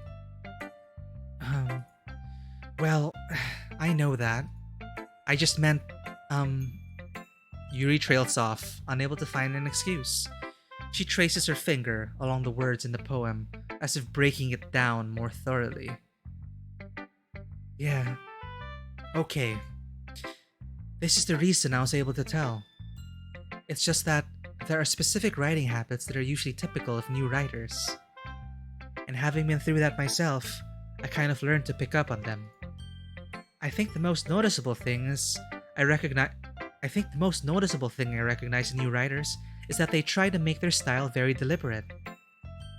In other words, they tend to pick a writing style separate from the topic matter, and they form-fit the two together. The end result is that both the style and expressiveness are weakened. Once Yuri finds her train of thought, It's as if her demeanor totally changed. Oh, it's not her. Once Yuri finds her train of thought, it's as if her demeanor totally changes. Her stammering is completely gone. Oh, she's supposed to be stammering, and she sounds like an expert. Of course, that's not something you can be blamed for. There are so many different skills and techniques that go into writing even a simple poem. Not just finding them and building them, but getting them to work together is probably the most challenging part. It might take you some time, but it all comes with practice, and learning by example, and trying new things. I also hope that everyone else in the club gives you valuable feedback. Natsuki can be a little biased, though. Biased? How? Well, never mind. I shouldn't be talking about people like that. Let me guess, Natsuki has a crush on me. Sorry. It's fine. Or maybe I'm just assuming. Don't assume, Mako. Don't assume. Are you in love yet, Mikey? Not yet, Sanguine. Takes time. I'm not that easy. I'm not sure if Yuri is apologizing to herself, to me, or to Natsuki. Do you mind if I read your poem now? Please do. I'd love to share my thought process behind it. Yuri smiles dreamily, as if that's a rare opportunity for her. Which itself is kind of funny. After all, isn't this supposed to be a literature club? Ooh. Ghost under the light. The tendrils of my hair. Okay, fine. I mean, you guys already spoiled it for me. But, yeah, I mean, I already had a feeling, like, what they were. But, no more spoilers, alright? The tendrils of my hair illuminate beneath the amber glow, bathing. It must be this one. The last remaining streetlight to have withstood the test of time. When I said, these people are 18 years old, and then someone said, no, they're 180 years old blank. Spoiling what they actually are. The last remaining streetlight to have withstood the test of time. The last yet to be replaced by the sickening blue-green hue of the future. Oh, you're throwing me for a spin, chat. Now I don't know what to expect. The last yet to be replaced by the sickening blue-green hue of the future. I bathe, calm, breathing air of the present, but living in the past. The light flickers. I flicker back. I see. There's a heaviness to these poems. I see what you're going through. I'm sorry I have such terrible handwriting. What? I wasn't thinking that at all. But it took you a long time to read. Wait, did you pick up on that? Because I was looking at chat. I love your poem, Yuri. Well, I just don't read script very often. I actually think your handwriting is pretty. Yeah? That's a relief. Also, I like the poem. Even though it's short, it really was descriptive. It wasn't too short. I usually write longer poems. Not at all. I'm really glad you like it. I'll be honest. Since it's our first time sharing, I wanted to write something a little more mild. Something easy to digest, I suppose. Are you into ghosts, Yuri? What's this? Actually, the story isn't about ghosts at all, Mako. Really? I must have totally missed the point. Come on, Mako! It is about her struggling to keep the light on against the darkness. I must have totally missed the point. Well, I suppose you did only glance over it after all. But remember that poets often express their own thoughts, feelings, and experiences in their work. They usually do more than tell a simple story, or paint a picture. In this case, perhaps the subject of the poem is only being symbolically compared to a ghost. Lingering in her last remaining place of comfort, unable to let go of the past, and soon to be left with nothing. That's a lot more solemn, putting it that way. I hadn't even thought of that. That's impressive. Probably plays Death Stranding. Eh? Some of you guys had predictions, but I guess now it's pretty clear how things might end up. I don't know. I should get back to Death Stranding, by the way. Eh? It's nothing really. Yours was impressive too, so... Nah. If anything... Excuse me. I could probably learn a thing or two from you. You think so? Yeah, of course. You know... I was really nervous about doing all this. But in the end, I enjoyed it. I'm gonna keep doing my best for you, Mako. Me too. Who should I show my poem to next? Okay, fine. I'm gonna show the class president. I'm gonna show the club president last. All right. And then let's give Natsuki some attention.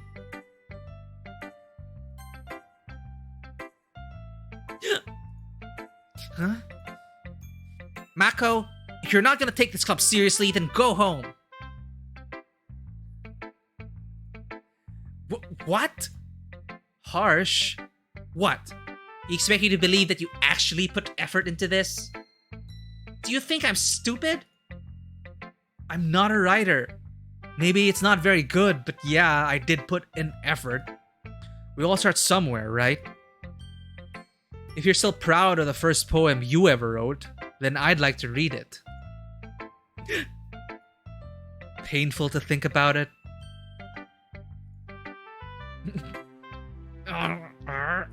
Anime grunts. Fine. Well, sorry. You'll get better anyway. I tell you what to improve, but you're better off just trying again. Fair enough. Well, to each their own, I guess. Anyway, I guess I gotta share mine now. Knowing you, you'll probably think it's stupid. Why the music? Are these like their theme songs? Eagles can fly. Monkeys can climb. Crickets can leap. Horses can race. Owls can seek. Cheetahs can run. Eagles can fly. People can try. But that's about it. It's very Natsuki. Yeah. I told you weren't gonna like it. I like it. What? Just be honest. I am. Why are you so convinced that I wouldn't like it? Oh, no, Sanguine. See, that's the thing. Her poem, you saw those last two lines? It is like a cry. Like, the whole world is, crickets chirp, birds fly, the sky is blue. And all people can do is try. That kind of hit me, man. It's like... people can try, but that's about it. We're never gonna make sense of everything. Well, animals, horses, birds, eagles, they do what they do, and that's all there is to it. So that poem was deep, Sanguine. Why are you so convinced that I wouldn't like it? Well, because... well, I am having fun voicing Natsuki. Everyone in high school thinks that writing has to be all sophisticated and stuff. So people don't even take my writing seriously.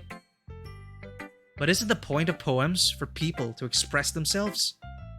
Your writing style wouldn't make your message any less valid. Yes, exactly! I like when it's easy to read, but it hits you hard. See, that's what she was going for. Like in this poem. Seeing everyone around you do great things can be really disheartening. So, I decided to write about it. Yeah, I understand. But the other nice thing about simple writing is that it puts more weight in the wordplay. Like, I set up for a rhyme at the end, but then made it fall flat on purpose. It helps bring out the feelings. It helps bring out the feeling in the last line. So you did. I guess more went into it than I realized. That's what it means to be a pro. I'm glad you learned something. She has like a canine. Is she like a cat girl? I don't know. Anyway, didn't expect that from the youngest one here, did you? Yeah, guess not. I decided to humor her with that last comment. I don't really care how old everyone is, but if Natsuki is feeling proud when I won't take that, then I won't take that away from her. Alright, club president last. No Bloody Mary. She were a bunny girl though. Anyway. No, not even. Monica. Hello, club president. Hi, Mako. Having a good time so far? Yeah. Good. Glad to hear it. By the way, since you're new and everything, if you ever have any suggestions for the club, like new activities or things we can do better, I'm always listening. Don't be afraid to bring things up, okay? Alright. I'll keep that in mind. No, Sanguine. No. No, admittedly, in FF14, I have found my calling as a race. Like, I went through all the races with my Fantasias in FF14, and I just felt the most at home as a bunny girl. That I will admit. It just sucks because of hats. Viera can't wear freaking hats. That's the only thing that's stopping me from returning, but I will eventually. Like, I all these other races, I'm trying all of these hats for my glamour plates, and it's just I don't know, hats are hats. I like wearing some of it in my outfits. So I really felt that loss as a Vera. So add me to the chorus. Add me to the chorus when people go, Vera hats when? Hrothgar hats when? I'm not even surprised Frilin would be a potato. That's potato in FF14, right? Potato in FF14, the potatoes. Sounds so wrong. Anyway. Yeah. Honestly, Frillian, being a potato changed my perspective. It made me more rabid and angry. Like, when our FC lead returned to potato, you could feel the angry but small. Small because angry energy. So when Lamia Lalafel when? Didn't we already say that you're Lalamia Lamia? That's it. That's your name. It's perfect. Anyway, back to it. Sorry, club president. Alright. I'll keep that in mind. What is this?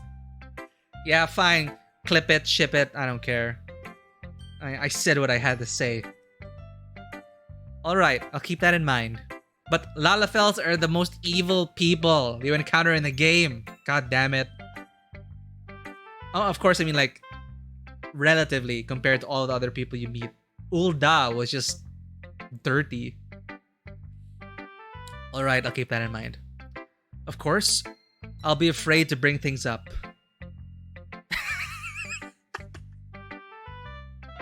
Yep. And you would be the smallest race, and Korgol is the biggest race, the tallest race, right? Of course, I'll be afraid to bring things up. It should be a safe space. I hope I can bring things up with the president. I'm much better off just going with the flow until I'm more settled in. Anyway, want to share your poem with me? It's kind of embarrassing, but I guess I have to. Don't worry, Mako.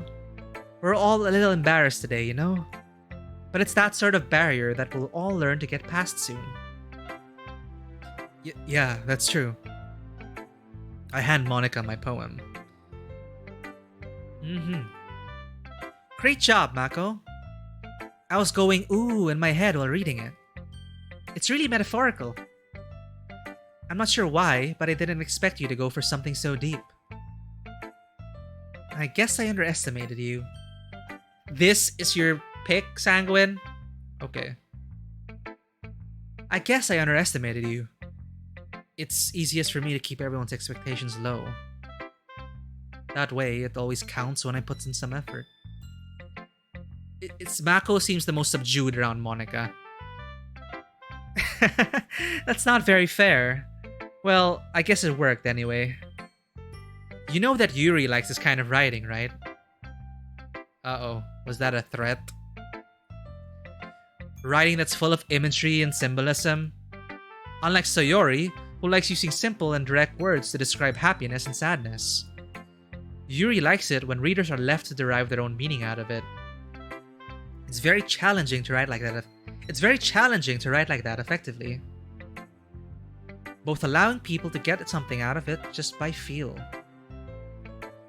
or letting them deeply analyze all of the nuances. It can take years of practice, which I'm assuming Yuri has at this point. I never really asked though. I'm sure I'm nowhere near her level yet. Don't worry so much about that. You do your own thing. Just keep exploring and learn by trying new things. I'm sure I'll end up trying different things a lot. It could take a while before I feel comfortable doing this. That's okay. I'd love to see you try new things. Wink. That's the best way to find the kind of style that suits you. Everyone else might be a little bit biased who are their own kinds of styles. But I'll always help you find what suits you the most. So don't force yourself to write the way everyone else wants you to write. It's not like you have to worry about impressing them or anything.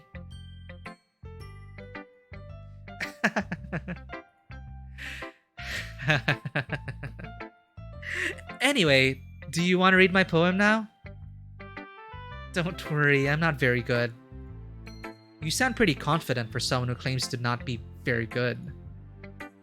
Well, that's because I have to sound confident. That doesn't mean I always feel that way, you know? I see. Well, let's read it then.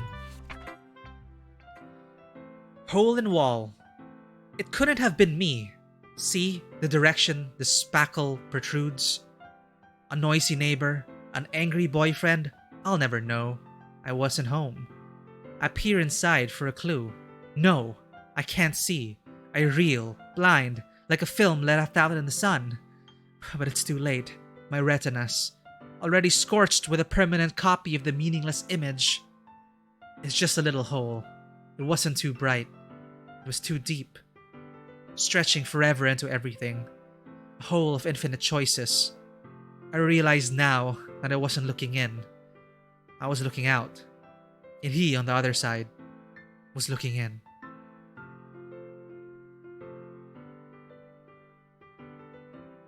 What void is that?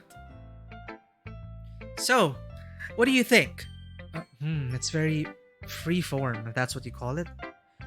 Sorry, I'm not really the right person to ask for feedback. It's okay. Yeah, that kind of style has gotten pretty popular nowadays. That was actually my style. Back when I used to write very cringeworthy poetry. Did you know? I even tried it once. Open mic nights, live poetry readings. I tried that as well. I read one of my poems from high school. I got compliments, which was touching, surprisingly. No, Sanguine. If you can find it, sure. It's there in the interwebs. But I swear, it's like a time capsule from 2008 to 2004 to 2012. Yeah, that kind of style has gotten pretty popular nowadays. That is, a lot of poems have been putting emphasis on the timing between words and lines.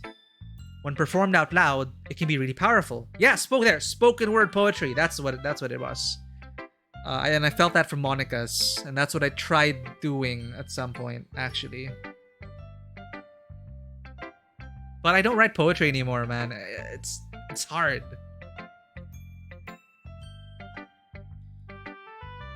What was the inspiration? Look, I was a teenager growing up. You do tend to write things. What was the inspiration behind this one? Well, I'm not sure if I know how to put it. I guess you could say that I had some kind of epiphany recently. It's been influencing my poems a bit. An epiphany? Yeah, something like that.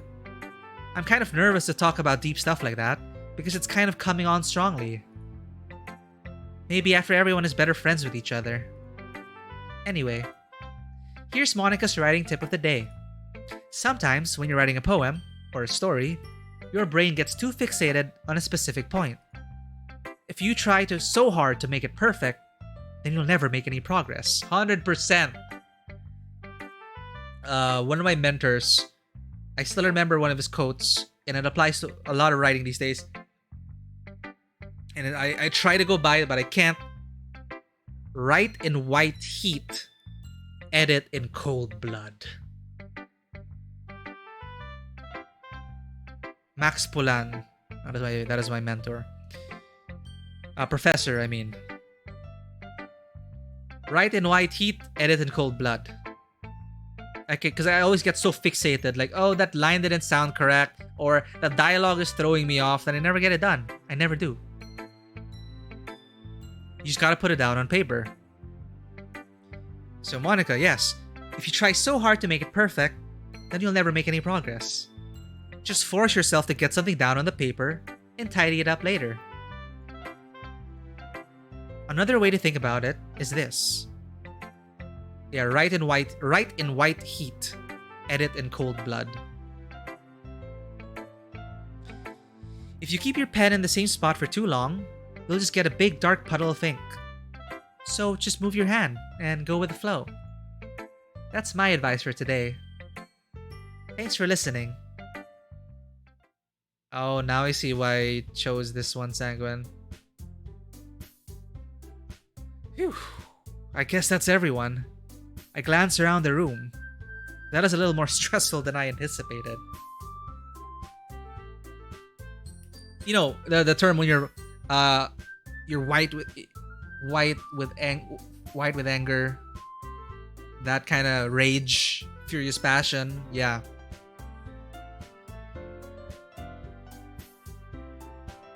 It's as if everyone is judging me for my mediocre writing abilities. Was it that bad?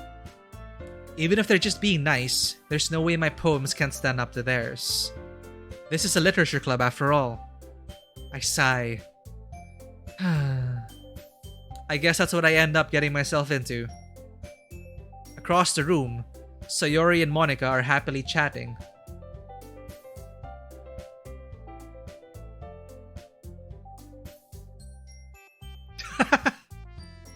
I guess so, Frillian. I was totally not thinking about that, but that's a different context.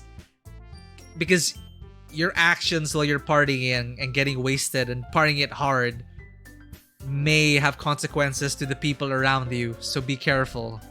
Sometimes sometimes it's a mess you can't even clean up. Compared to like editing an essay. My eyes land on Yuri and Natsuki. They gingerly exchange sheets of paper, sharing their respective poems. Are they a thing? As they read in tandem, I watch each of their expressions change. Natsuki's eyebrows furrow in frustration. Meanwhile, Yuri smiles sadly. What's with this language? Eh? Did you say something? Oh, it's nothing. Natsuki dismissively returns the poem to the desk with one hand. I guess you could say it's fancy. Oh, I guess you could say it's fancy. Ah, thanks. Yours is cute. Cute? Did you completely miss the symbolism or something? It's clearly about the feeling of giving up. How can that be cute? I know that. I just meant the language, I guess. I was trying to say something nice. Eh? You mean you have to try that hard to come up with something nice to say? Thanks. But it really didn't come out nice at all. Can they just end up together already? Well, yeah, Natsuki's a Lalafell. Well, I do have a couple suggestions. If I was looking for suggestions, I would have asked someone who actually liked it. No, that's not how you do it, Natsuki. Which people did, by the way. Sayori liked it, and Mako did too. Hey, don't drag me into this. So based on that, I'll gladly give you some suggestions of my own. First of all, excuse me. I appreciate the offer, but I've spent a long time establishing my writing style. I don't expect it to change anytime soon, unless, of course, I come across something particularly inspiring. Which I haven't yet. And Mako liked my poem too, you know.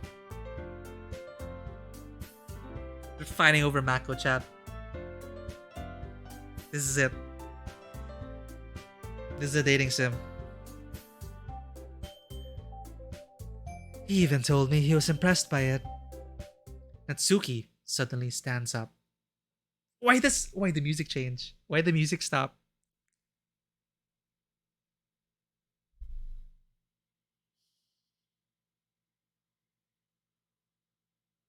Okay. This is serious shit. Hey, I chose! Oh? I didn't realize you were so invested in trying to impress our new member, Yuri. That's not what I... Oh... You're just... Yuri stands up as well. Maybe you're just jealous that Mako appreciates my advice more than he appreciated yours. Huh? And how do you know he didn't appreciate my advice more? Are you that full of yourself? No. If I was full of myself, I would deliberately go out of my way to make everything I do overly cutesy. Oh. Is everyone okay? Well, you know what? I wasn't the one who boobs magically grew a size bigger as soon as Mako started showing up. Wait, did they, chat? See, chat, I didn't even notice. Did they actually grow bigger? You see, now it's making me look. I feel like a creep. No. Natsuki. Natsuki, that's a little... This doesn't involve you. This doesn't involve you. I don't like fighting, guys. Suddenly, both girls turned towards me, as if they just noticed I was standing there. Mako, she's trying to make me look bad. That's not true. She started it. If she could get over herself and learn to appreciate that simple writing is more effective, then this wouldn't have happened in the first place. What's the point in making your poems all convoluted for no reason? That the meaning should jump out at the reader, not force them to have to figure it out. Help me explain that to her, Mako. Wait. There's a reason we have so many deep and expressive words in our language. It's the only way to convey complex feelings and meaning the most effectively. Avoiding them is not only unnecessarily limiting yourself, it's also a waste. You understand that, right, Mako? Well, how did I get dragged into this into the first place? It's not like I know anything about writing, but whomever I agree with will probably think more highly of me. What the fuck, Mako?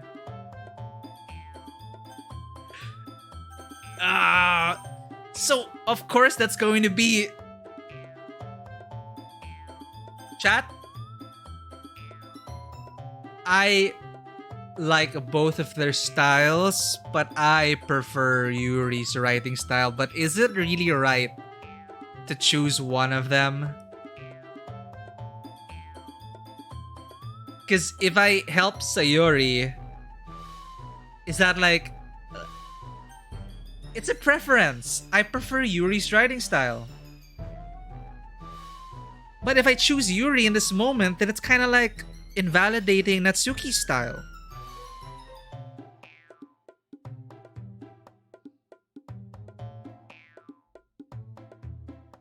What did Monica say? You're not supposed to really impress anyone, like, right? Not like you're trying to impress anyone. You know what's good about this game? There's a log. Let's go to a flashback. No, it doesn't go all the way back. Well, I'm stuck. Okay, what did Monica say?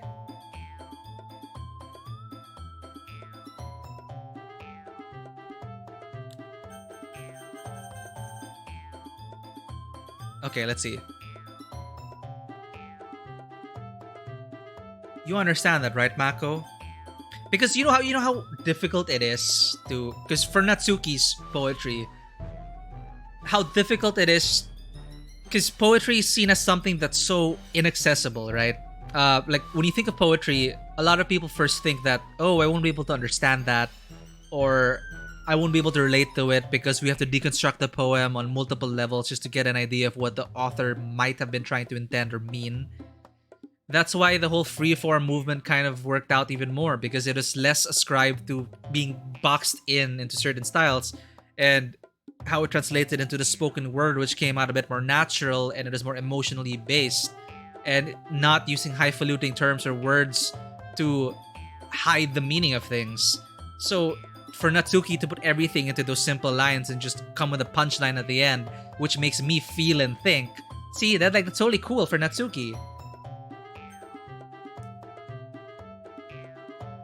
And Yuri, okay, see, I can talk about both of their styles. I love both of them. I prefer Yuri. But I don't feel right choosing between two of them in the moment. Like, this is not, like, they're clearly arguing. I don't want to be part of this. Like, you can't tell me which style is better. Like, I have a preference. I don't want to hurt your feelings either. So I don't know what I'm supposed to do, chat. Why is this so difficult? So Sanguine, this is like, okay, I'm gonna put myself in the shoes of Mako, and they're coming onto me now, and then they're both like, "What do you think, Mako? What do you think, Mako?" And like, "Help me, Sayori." Natsuki glares at me, drying up any words I had in my mouth. So instead, I turn to Yuri. Yuri...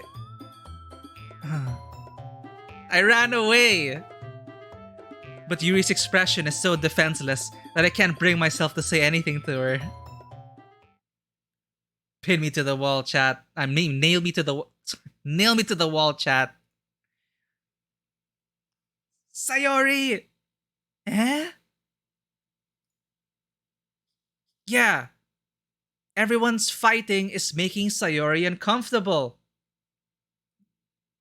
How can the two of you keep fighting when you know you're making your friend feel like this? Mako... Well, that's her problem. This isn't about her. I agree. It's unfair for others to interject their own feelings into our conflict. Yeah, unless Sayori wants to tell Yuri what a stuck-up jerk she's being. She would never. It's your immaturity that's made her upset in the first place. I didn't expect it to go like that. I didn't want to pin it all on Sayori, right? Sayori was trying to stop the fight. I thought it was gonna be like, guys, stop fighting, please. Your both styles have merit, okay? Don't have us choose. But I didn't expect Mako to be like, oh, you're hurting Sayori, please stop fighting. Jesus Christ, you're making me feel uncomfortable. Don't pin it on me.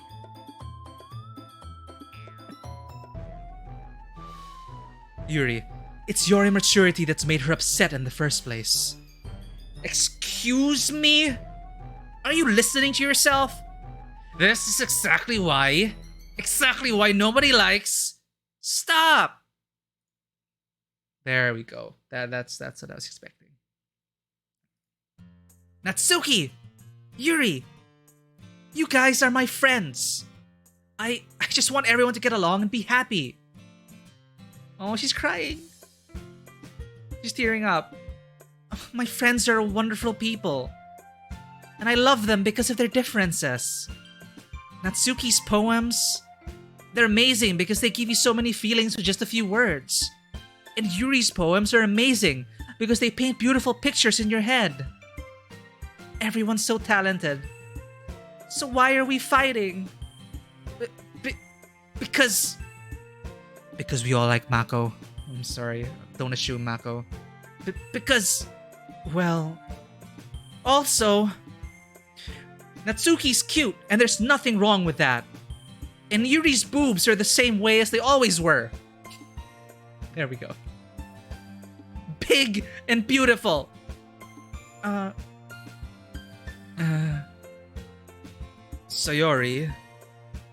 Sayori stands triumphantly. Monica stands behind her with a bewildered expression. I'll make some tea. Yuri rushes off.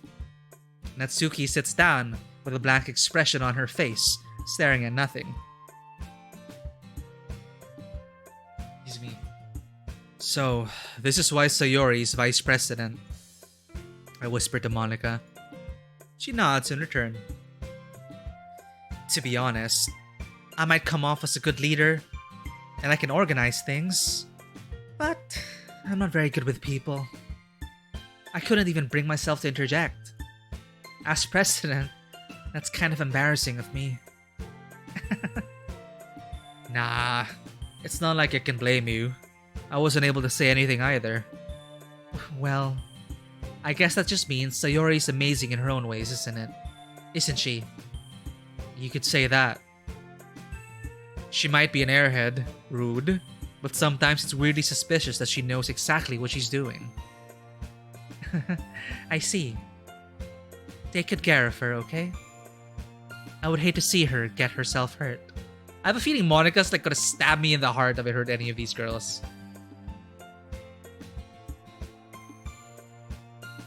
That makes two of us. You can count on me. Monica smiles sweetly at me, causing my stomach to knot.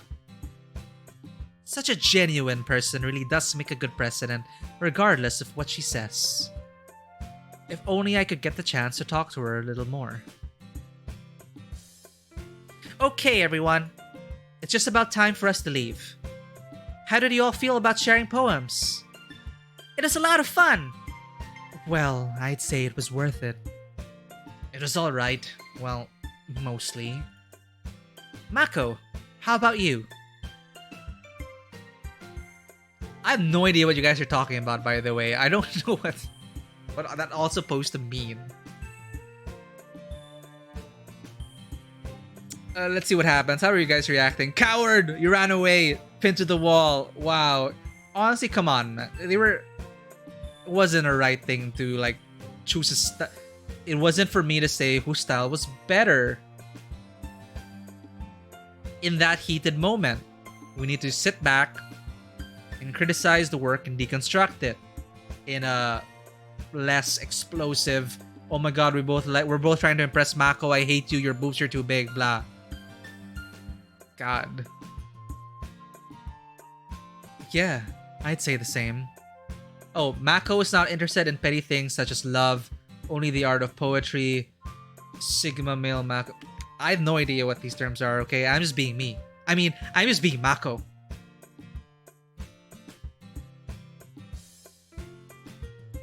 It is a neat thing to talk about. With everyone. Awesome. In that case, we'll do the same thing tomorrow. And maybe you learn something from your friends too. So, your poems will turn out even better. I think to myself. I did learn a little more about the kinds of poems everyone likes. With any luck, that means I can at least do a better job impressing those I want to impress. I don't want to impress anyone, Mako. Such a horn dog. I nod to myself with newfound determination. Mako! Ready to walk home? Sure, let's go. Sayori beams at me. It truly has been a while since Sayori and I have spent this much time together. I can't really say I'm not enjoying it either. Yeah, let's roleplay as Mako, okay? Sayori, about what happened earlier. Eh? What do you mean? You know, between Yuri and Natsuki. Does that kind of thing happen often? No. That's really the first time I've seen them fight like that. I promise, they're both wonderful people. You don't hate them, do you? No, I don't hate them. I just wanted your opinion, that's all. I can see why they'd make good friends with you. Phew. You know, Mako, it's nice that I get to spend time with you in the club. But I think seeing you get along with everyone is what makes me the happiest. Oh no, chat. And I think everyone really likes you too. That's... Every day is going to be so much fun. Looks like Sayori still hasn't caught on to the kind of situation I'm in. Sure, being friends with everyone is nice, but... does it really need to stop there? We'll just have to see what the future holds, Sayori. I pat Sayori on the shoulder. I said that more to myself than to her, but it's easy to use Sayori as an internal monologue sometimes. Okay. Yeah, let's do this. God, I'm gonna have to write a poem again. So these are the three, and I guess... I'm not really looking at them, but I guess Yuri is really the one that's like closest to my writing right now. Is that what its thing is? I don't know. Okay, let's have another session, chat. Let's have... let's do some poetry here. I'm not writing for any one of them. I'm writing for myself. I'm writing for my soul. And if they see the beauty of my soul, then we're meant to be. It's my way of thinking.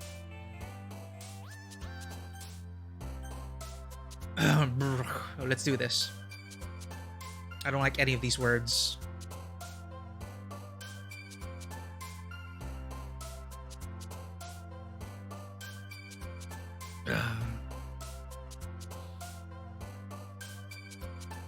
Fireworks in the sky.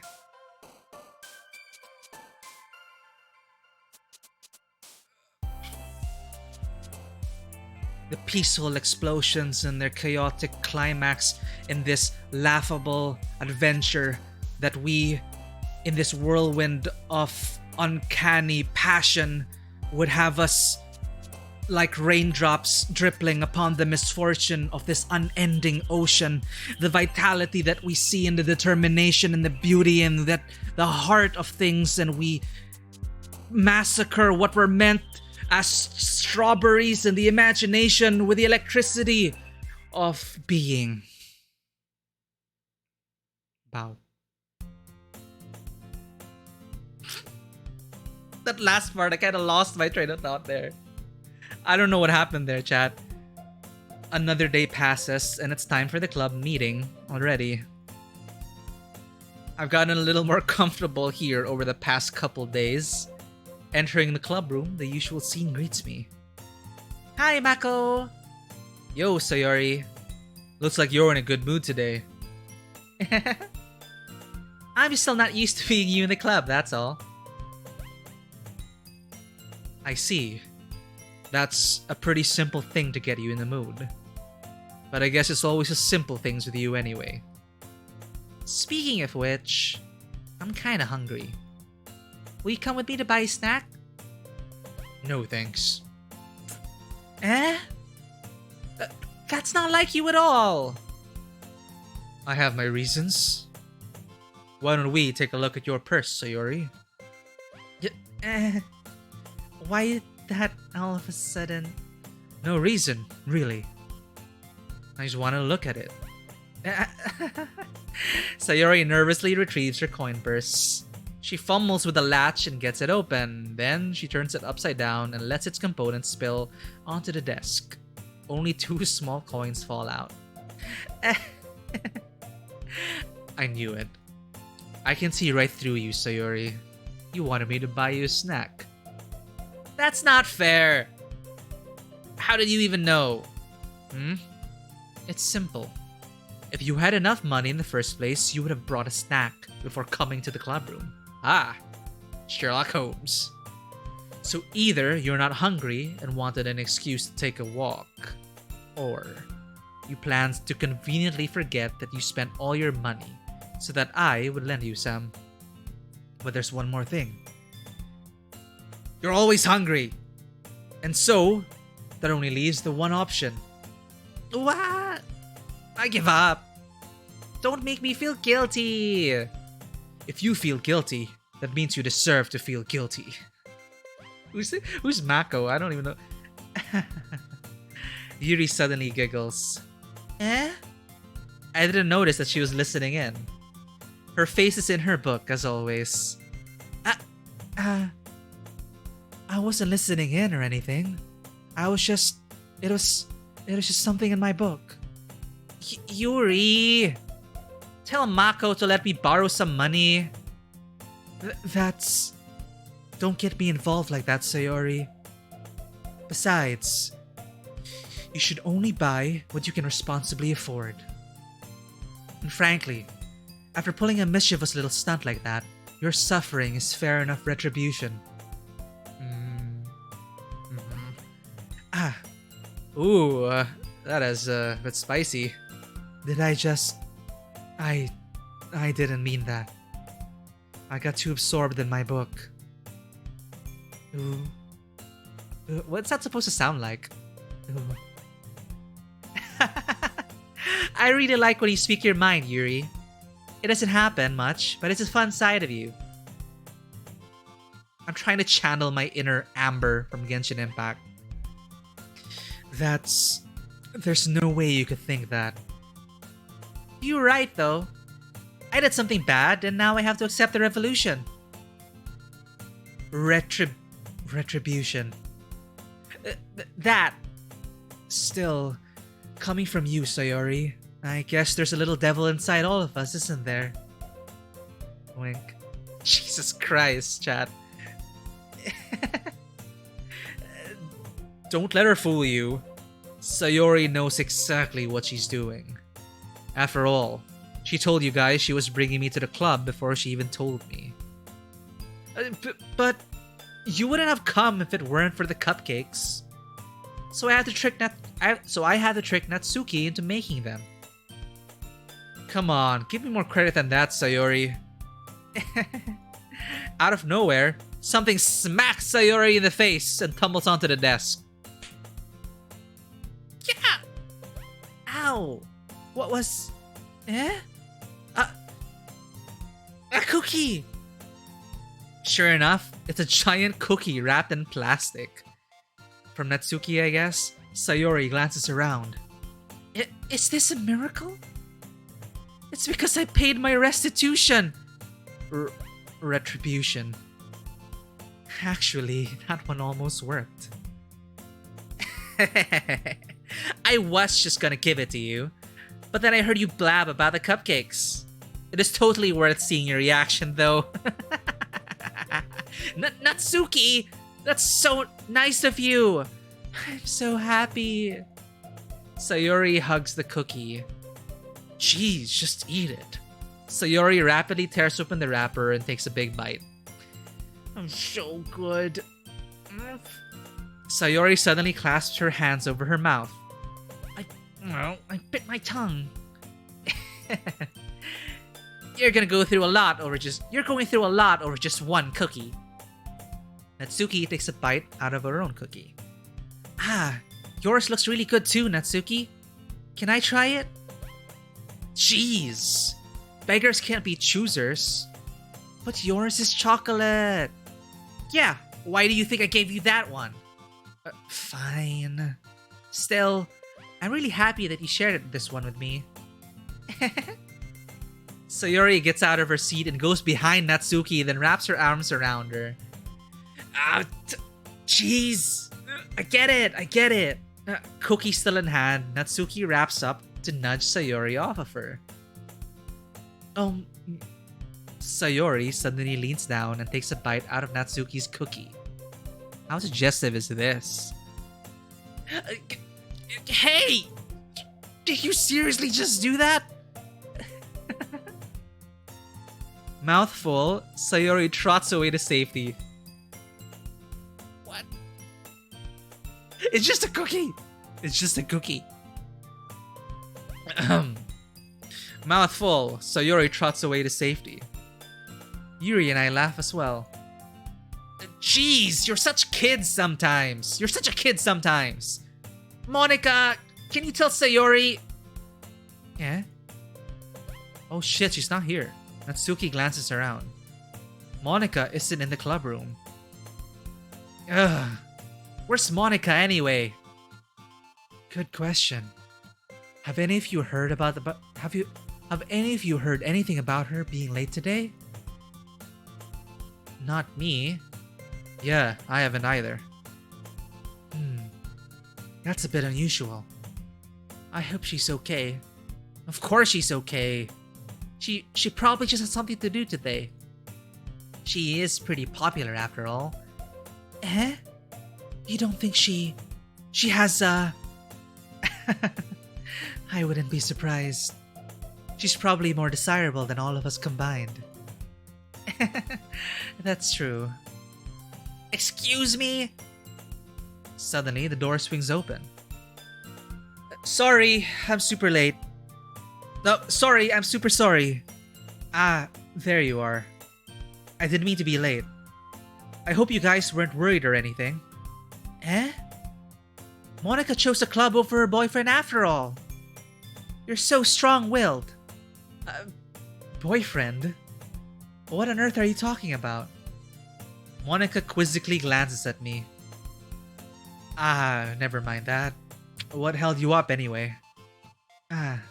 Well, my last period today was study hall. To be honest, I kind of just lost track of time. That makes no sense though. You would have heard the bell ring at least. I must not have heard it since I was practicing piano. Piano? I wasn't aware you played music as well, Monica. I don't really... I kind of just started recently. I've always wanted to learn piano. That's so cool! You should play something for us, Monica. That's... Monica looks at me. Maybe once I get a little better, I will. Yay! That sounds so cool. I'd also look forward to it. Is that so? In that case, I won't let you down, Mako. Monica smiled sweetly. I didn't mean any pressure or anything like that. Don't worry. I've been practicing a whole lot recently, and I'd really love the chance to share it once I'm ready. I see. In that case, best of luck. Thanks. So, I didn't miss anything, did I? Not really. I chose to leave out Sayori's mischievous cookie theft escapade. I'm sure Natsuki will end up complaining to her anyway. It looks like everyone has already settled down. Sayori somehow already finished her entire cookie. Yuri is back to her book and Natsuki disappeared into the closet. Did she literally disappear into the closet? Because that's so adorable. Is she like sitting in the closet, like with it open and just chilling there? Man, it looks like no one wants to be bothered today. I slump down into the nearest desk. How am I supposed to occupy myself with something literature related by myself like this? I guess I could always read some of the book Yuri gave me. Yeah, I was thinking that, Mako. You should have read that already. But I'm feeling a little too tired to read. I could probably fall asleep right now. I close my eyes and end up listening in on Sayori's conversation with Monica. We're probably gonna seem really lame compared to all the other clubs though. Well, we can't give up. The festival is our chance to show everyone what literature is all about. The problem is that the idea of a literature club sounds too dense and intellectual. But it's not like that at all, you know? We just need a way of showing that to everyone. Something that speaks to their creative minds. That doesn't solve the problem, though. Huh? What do you mean? Even if we come up with the most fun thing ever, nobody will come in the first place if it's a literature event. So it's more important to figure out how to get people to show up in the first place, you know? And after they come, we can do the thing to speak to their creative minds. What's this? Sayori is taking this really seriously. It's rare to hear her deliberating like this. Huh, that's a good point. In that case, do you think food will do the trick? Oh, what kind? Ah, well, I guess we could... Cupcakes! Good thinking. Natsuki would love to do that. Ah, you're right. Natsuki makes the best cupcakes. That worked out perfectly.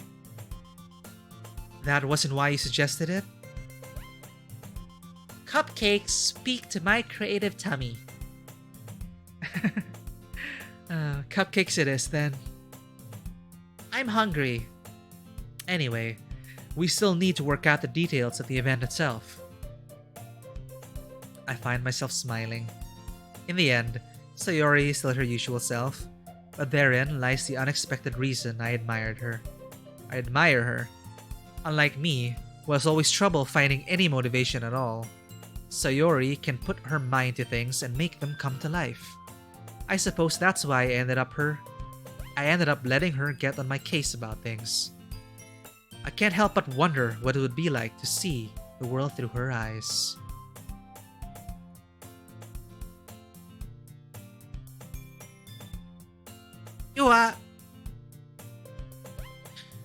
I opened my eyes to find Sayori's face filling my vision. I nearly fell out of my chair. Sorry. Wait. Actually, I'm not sorry at all. It's your fault for sleeping like that. This isn't for the napping club. Does your school have a napping club? You're staying up late again, aren't you? Now that you're in a club, you're gonna have less time for anime, you know? You'll need to get used to it. Don't say that so loud. I glanced over my shoulder to see if Monica overheard. It's true though. Yeah. I know. You're always looking out for me, Sayori. It's what I do best. That's a problem. What about you? You look out for me better than you look out for yourself. You're still oversleeping every day, aren't you? Yeah? Not every day. That's not very convincing. How many days this past week have you gotten up on time? It's a secret. I knew it. Come on. At least give me the benefit of the doubt. I can't even do that. Look, Sayori, it's written all over you. Eh? Sayori glances around at herself. How is it written all over me? You were clearly in a rush this morning. Look, your hair is sticking out all around here. I run my fingertips down the side of Sayori's hair, trying to straighten it out. Ooh, Mako. Wow, Mako. Man, you really need a brush for this. My hair is just recently hard to get right. I won't fall for that. There's more than just your hair. Look, your bow isn't straight either.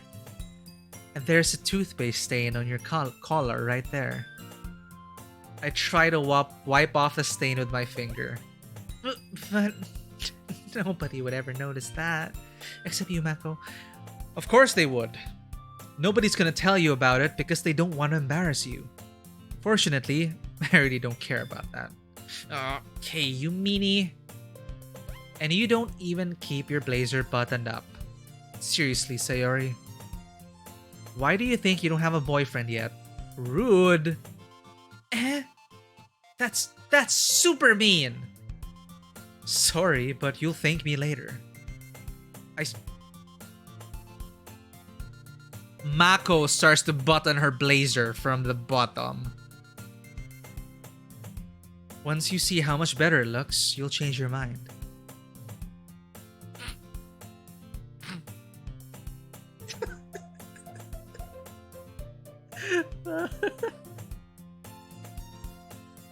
Oh my god, chat. This is so funny. What is? Well, I was just thinking how weird it is to have a friend who does these kinds of things. Huh? I'm gonna play as the clueless childhood friend, alright? Don't say that.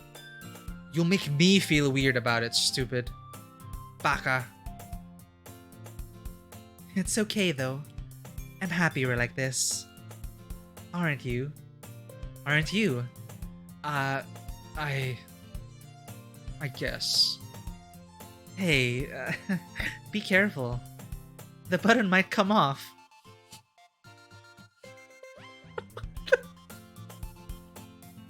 Not in front of Yuri! Why is this one so hard to close? I struggle. What is... I struggled to fully close the button near her chest. Does this thing even fit you properly? It did when I bought it. If you ever buttoned it, you would have noticed sooner than it doesn't fit you anymore. What are you smiling about? It means my boobs are getting bigger again. Don't say that out loud. Anyway, you look much better now, so... Why does it feel strange to see Sayori's blazer button up like that? But it's so stuffy. Oh, it's not worth it at all. Sayori hastily unbuttons her blazer once more. Phew! That's so much better. Sayori puts her arms out and twirls around. So if I keep it unbuttoned, then I won't get a boyfriend, right? What kind of logic is that? And why are you saying that like it's a good thing? No. Because if I had a boyfriend, then he wouldn't even let you do things like this. And you take care of me better than anyone else would anyway. So that's why I'm keeping it unbuttoned. Stop saying all these embarrassing things. Eh? I didn't see anything embarrassing. Jeez. Well, anyway, just focus on trying to wake up a little earlier. Only if you focus on going to bed earlier. Fine. It's a deal. I guess we really are better at taking care of each other than we are at taking care of ourselves. Yeah, I guess so, huh? So, maybe you should come wake me up in the morning. You're doing it again, Sayori. No, but I was joking that time. Man, it's impossible to tell with you sometimes. Okay, everyone. Yeah? Monica suddenly calls out. Monica here to save the day. Why don't we share the poems we wrote now? Yay! Mako, I can't wait to read yours. Yeah, same. I failed to sound enthusiastic, but Sayori still trots away to retrieve her poem. Oh my god, chat. That's tough. That was tough. Is it because I chose her in that fight? Is it because I clung on to her? Because I felt safe with Sayori? And we had to take care of each other? Is that how it's supposed to be? Well, I'm showing my poem first to Yuri. Take that.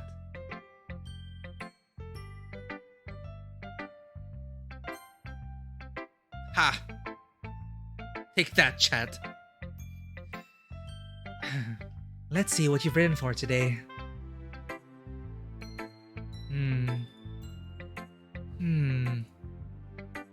This is pretty good, Mako. Were you influenced by seeing everyone's writing styles yesterday? I guess you could say that. I was also a bit surprised by how differently everyone writes. So I respect you for trying new things. You don't need to be afraid to be a little more daring. Metaphors can go a long way. Don't feel like you need to work your brain like turning a bunch of gears.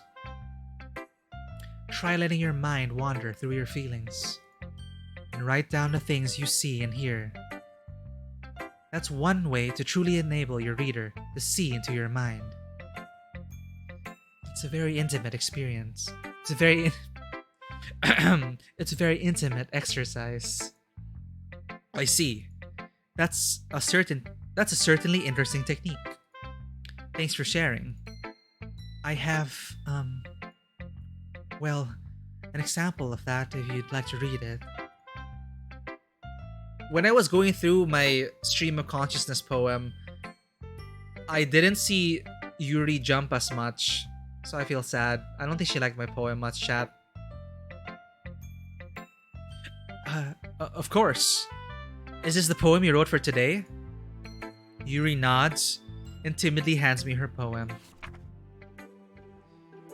The Raccoon. It happened in the dead of night while I was slicing bread for a guilty snack. My attention was caught by the scuttering of a raccoon outside my window. That was, I believe, the first time I noticed my strange tendencies as an unordinary human. I gave the raccoon a piece of bread, my subconscious well aware of the consequences. Well aware that a raccoon that is fed will always come back for more. The enticing beauty of my cutting knife was the symptom.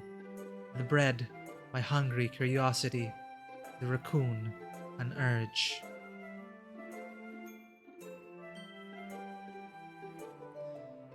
The moon increments its face and reflects that much more light off of my cutting knife. The very same light that glistens in the eyes of my raccoon friend. I slice the bread, fresh and soft. The raccoon becomes excited. Or perhaps I'm merely projecting my emotions onto the newly satisfied animal. The raccoon has taken to following me. You could say that we've gotten quite used to each other. The raccoon becomes hungry more and more frequently, so my bread is always handy. Every time I brandish my cutting knife, the raccoon shows me its excitement. A rush of blood. Classic Pavlovian conditioning. I slice the bread, and I feel myself again. Oh no, I want to help Yuri. Yeah, Bloody Mary, playing this game now, I've realized, just like your personality tests and all that, I kind of have an idea, for example, that this choice probably means I'm gonna get a percentage more of this outcome. I try not to let that get in the way of my decisions. I'm playing as Mako here. I'm choosing what I feel is right. And whoever I end up with, well, I guess that's my soulmate. And we're gonna have to live with the consequences. I'm not gonna actively try to go for any one person. Yeah, we're coming back to some heavy stuff, potato dialogues. I have a feeling I can see what Yuri is going through. But we're back to poetry. I was a little more daring with this one yesterday's. I was a little more daring with this one than yesterday's. I can see that. It's a lot more metaphorical. I don't know if it's my fault, but I can't begin to imagine what this poem is about. It's about what Yuri's going through. That's right. It's a bit closer to my preferred writing style. Using the poem as a canvas to express vivid imagery and conveying emotions through them. Yeah, if I take it at face value, then I can't even figure out what it's supposed to mean. Well, I think it's something that different people can relate to in their own way. I wanted to express the way it feels for me to indulge in my more unusual hobbies. It's those sorts of things I'm usually forced to keep to myself. So I sometimes enjoy writing about them. Why do you keep them to yourself? Because they're embarrassing and people would make fun of me. Don't you have anything like that, Mako? Well, yeah, I guess I do. I feel like everyone has a little something like that. The best we can do is respect each other and our individualities, even if it's sometimes difficult, and some things make us more uncomfortable. After all, if I hadn't learned to embrace my own weirdness, I would probably hate myself. If I might be ranting a little right now, but I'm glad that you're a good listener. Who should I show my poem to next?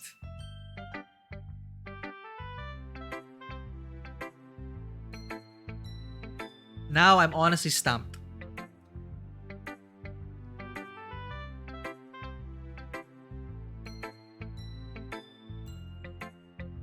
Yeah, class president I was gravitating towards Monica. Class president was late. I'd like to get to know her a bit more. We kind of had that moment with Sayori already. So, Monica Natsuki Sayori.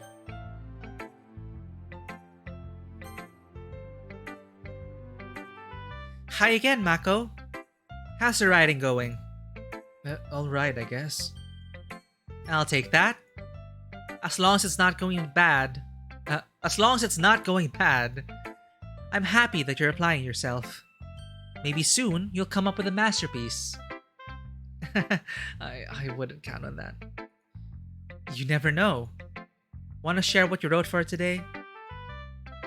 Sure. Here you go. I give my poem to Monica. Alright. I like this one. It makes me think of something Sayori would like. Damn it. It's gonna please Sayori. Is that so? You and Sayori are really good friends, right? I wouldn't be surprised if you had those sorts of things in common. Ah, well, we may be good friends, but Sayori and I are actually really different. Well, that may be the case. But maybe there are also other similarities that you wouldn't expect. The way she talks about you, it sounds like the two of you really care about each other's well-being. Even if you show it in different ways, it ends up being more similar than you'd think. So, I think that's the kind of vibe I get when reading your poem. You sure you're not reading into this a bit too much? Well, I could be. Oh gosh, I sound like Yuri. But in any case, Sayori's writing has kind of a gentle feel to it. I can tell that she likes exploring with emotions, like happiness and sadness. Who knew that someone so happy would enjoy sad things too? Yeah, that's totally unexpected. Well, to each their own. And you shouldn't be afraid to experiment a little bit either. But anyway, you want to read my poem now? I like the way this one turned out, so I hope you do too. Alright, let's take a look. Oh shit, it's a cry for help. Save me. The colors, they won't stop. Bright, beautiful colors. Flashing, expanding, piercing. Red, green, blue. An endless cacophony of meaningless noise. Noise. The noise. It won't stop. Violent, creating waveforms. Squeaking. Screeching. Piercing. Sine, cosine, tangent. Like playing a chalkboard on a turntable. Like playing a vinyl on a pizza crust. An endless poem of meaningless. Load me.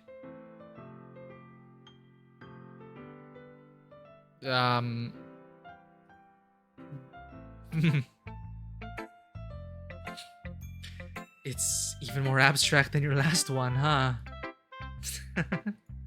I guess it's just the way I write. I'm sorry if you don't like it. No, I never said that. It's just the kind of thing I've never really seen before, I guess. I kind of like playing with my space in the paper. Choosing where and how to space your words can totally change the mood of the poem. It's almost like magic. The way I wrote the lines really short makes it feel like they're trying to speak over the noise. I see. It's a little hard for me to get to tell what it's about, though. Sometimes, asking what a poem is about isn't the right question. A poem can be abstract as a physical expression of a feeling, or a conversation with the reader. So, putting it that way, not every poem is about something. Anyway, here's Monica's writing tip of the day. Sometimes you'll find yourself facing a difficult decision. When that happens, don't forget to save your game. Fuck.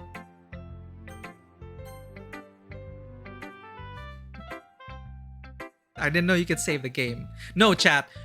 We're not gonna reload. We're gonna stand by our decisions. We're not going to erase anything.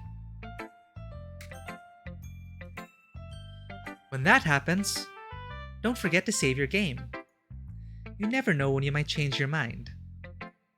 Or when something unexpected may happen. She's breaking the fourth wall now.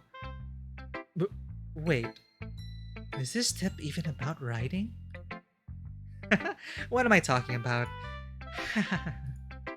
That's my advice for today. Thanks for listening.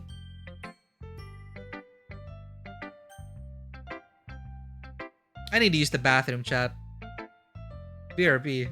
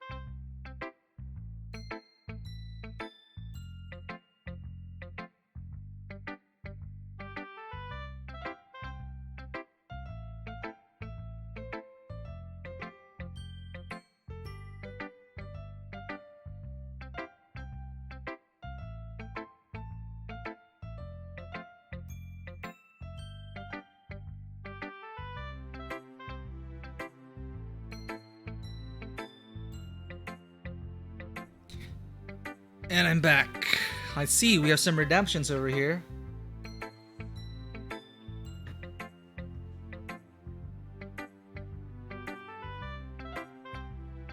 Let's get 2 for 1, huh?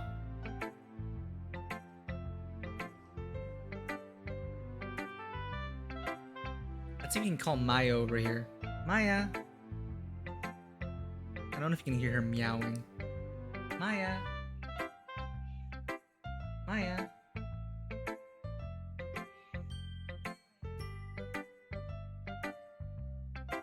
Maya's not leaving the box.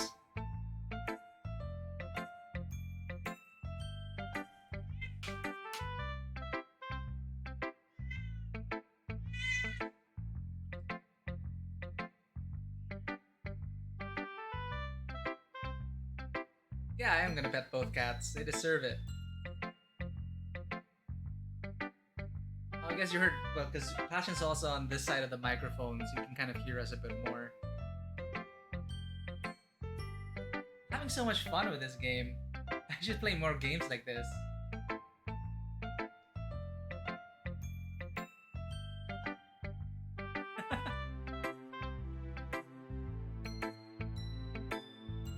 Yeah, Passion's a chonk.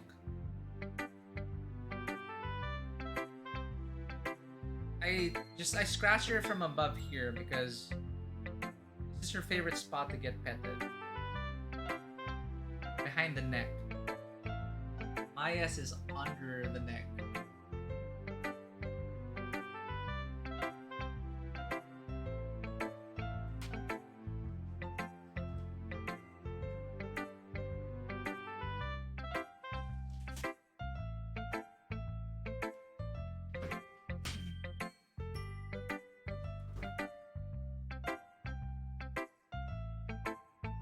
This is for Maya.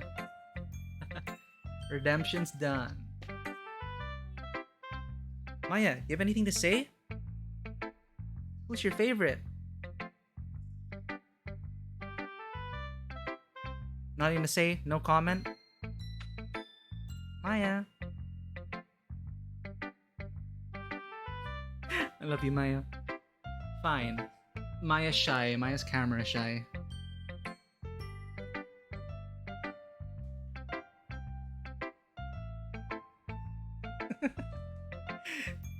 She's probably like, don't drag me into this, human.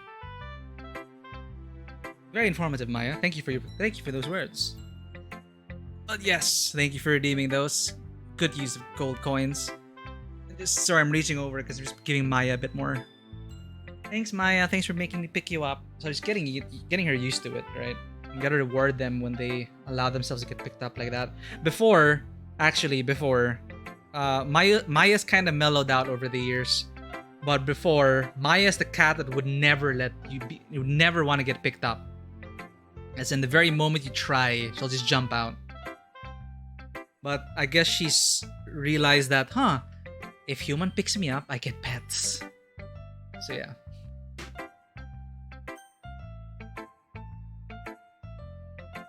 How do I... Okay, wait. Manage requests. Let me just get this off the list. I should have alerts on. Because you can see the redemption on chat, but...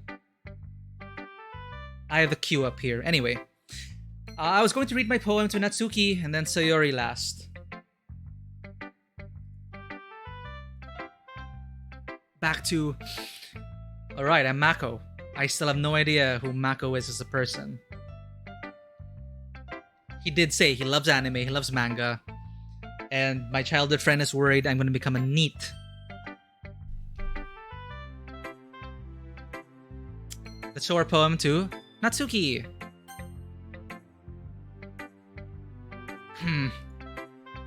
Well, I can admit that it's better than the last one. It's nice to see that you're putting in some effort. That's good. Come to think of it, this kind of reminds me of Sayori's poem from yesterday. Shit, my poem really is ending up with Sayori. Not that...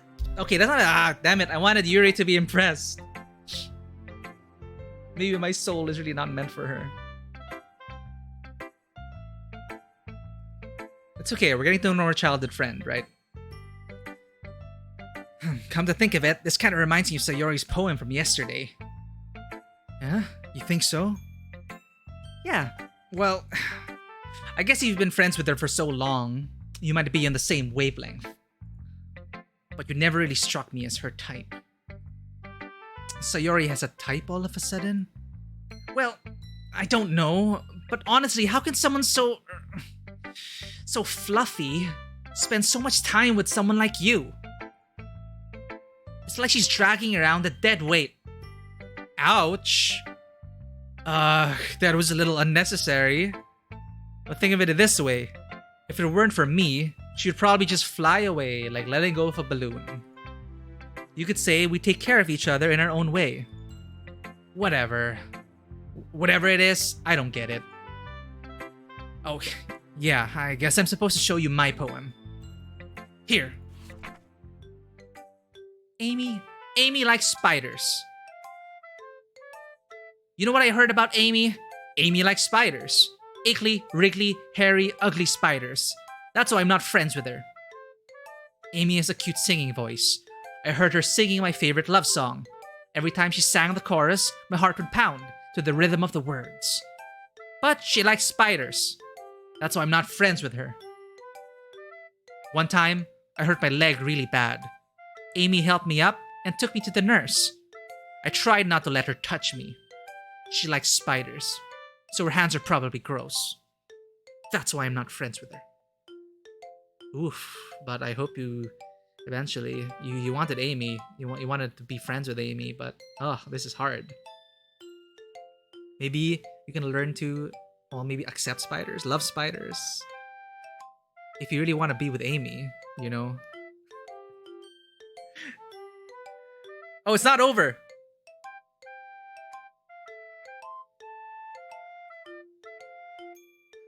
Amy has a lot of friends. I always see her talking to people. She probably talks about spiders. What if her friends start to like spiders too? That's why I'm not friends with her. It doesn't matter if she has other hobbies. It doesn't matter if she keeps it private. It doesn't matter if it doesn't hurt anyone. It's gross. She's gross. The world is better off without spiders, and I'm gonna tell everyone. There are some lines you don't cross. I guess this is hers.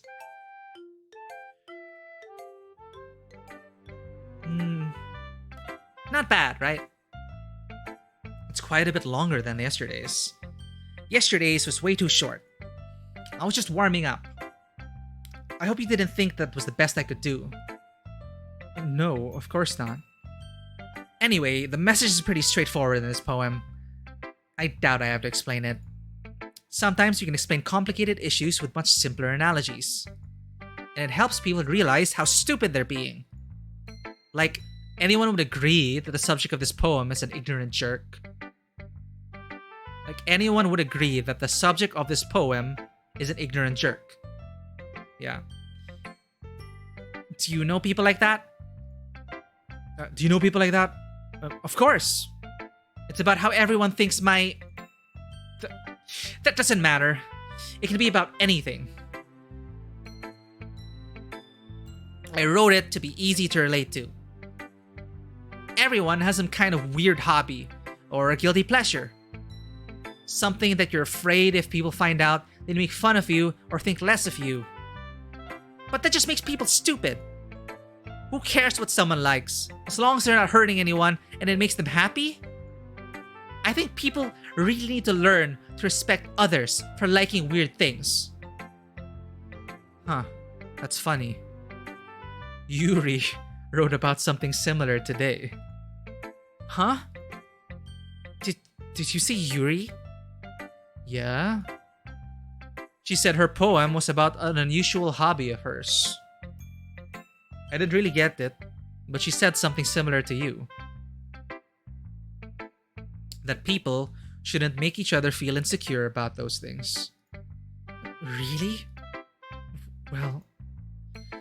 I mean, Yuri's pretty weird, so I wouldn't doubt that she has some weird hobbies. Hey, welcome to the stream, Korgol. Choices indeed.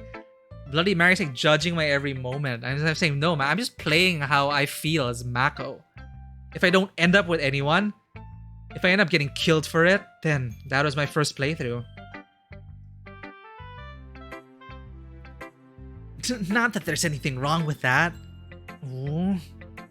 It's not like I would judge her. Oh, you're feeling guilty now, Natsuki.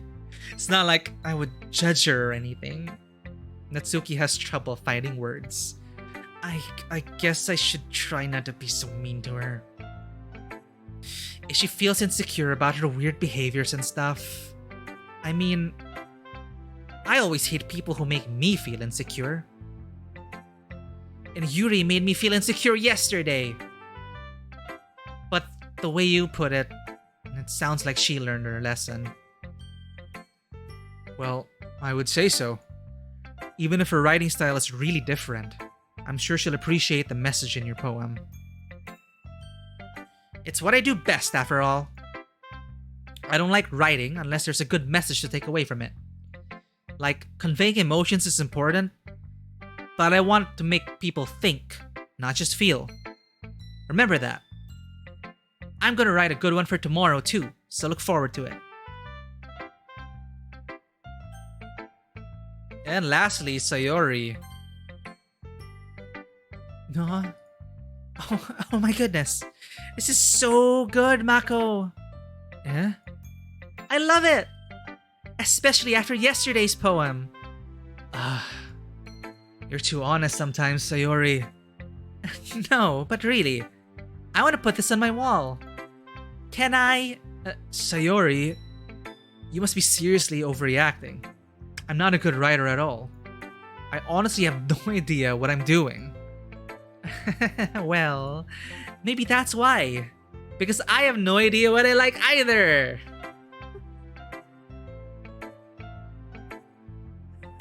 God. I am Mako. Hush. Jeez. I'm sure Yuri's opinion has to be a little more constructive than this. Maybe even Natsuki's. Are you sure you don't like it just because I wrote it? Huh? Well, I'm sure that's a part of it. I think I understand you better than a lot of other people, you know? So when I read your poem, it's not just a poem. It's a Mako poem. And that makes me feel extra, and that makes it feel extra special. Like I can feel your feelings in it. Sayori hugs the sheet against her chest. You're so weird, Sayori.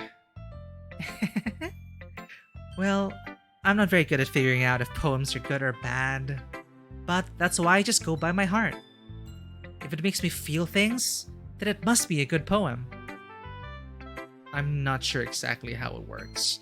Then again, I guess conveying feelings is a pretty important part of this whole thing. Yeah, maybe. Honestly, I don't even know what kind of writing you like in the first place. Yeah, me neither.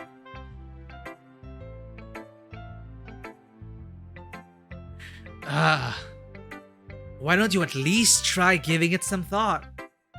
Aw, you want to write something for me? That's so sweet. Yeah, right. But you're always thinking about other people. You need to think about yourself once in a while. If you don't, you might end up getting hurt at some point. Yeah? Well, I don't really know what you mean, but I'll try to keep it in mind. Well, whatever. Anyway, let's see. I guess I like happy poems. Wait, sometimes I like sad poems too. Sometimes a little bit of both. There's a word for that, right? What's the word I'm looking for? Bittersweet. Yeah. I like things that are happy and things that are sad. Happy and sad? I can't see you liking something sad, Sayori. Well, I like happy the most. But sometimes when you have a little rain cloud in your head, a sad poem can help give the rain cloud a little hug. And make a nice happy rainbow. Sayori, that's unexpectedly poetic. Eh? It is? Maybe I'm getting better at expressing my feelings after all. Thanks, Mako. I should go write that down then. You can read my poem now, okay? Bottle. Bottles. I pop off my scalp like the lid of a cookie jar. It's a secret place where I keep all my dreams. Little balls of sunshine all rubbing together like a bundle of kittens. I reach inside with my thumb and forefinger and pluck one out. It's warm and tingly. But there's no time to waste. I put it in a bottle to keep it safe. And I put the bottle on the shelf with all of the other bottles. Happy thoughts, happy thoughts, happy thoughts, and bottles all in a row. My collection makes me a lot of friends. My collection makes me lots of friends. Each bottle a starlight to make amends. Sometimes my friends feel a certain way. Down comes a bottle to save the day. Night after night, more dreams. Friend after friend, more bottles. Deeper and deeper my fingers go. Like exploring a dark cave, discovering the secrets hiding in the nooks and crannies. Digging and digging, scraping and scraping. I blow dust off my bottle caps. It doesn't feel like time elapsed. My empty shelf could use some more. My friends look through my locked front door. Finally, all done. I open up and in come my friends. In they come in such a hurry. Do they want my bottles that much? I frantically pull them from the shelf, one after the other, holding them out to each and every friend, each and every bottle. But every time I let one go, it shatters against the tile between my feet. Happy thoughts, happy thoughts, happy thoughts in shards all over the floor. They were supposed to be for my friends who aren't smiling. They're all shouting, pleading, something. But all I hear is echo, echo, echo, echo, echo inside my head.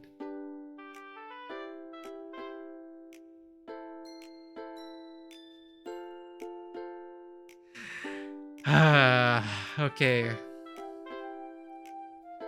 Giving too much of yourself. Holy crap. Sayori, did you really write this? Of course I did. Didn't I tell you yesterday I was gonna write the best poem ever?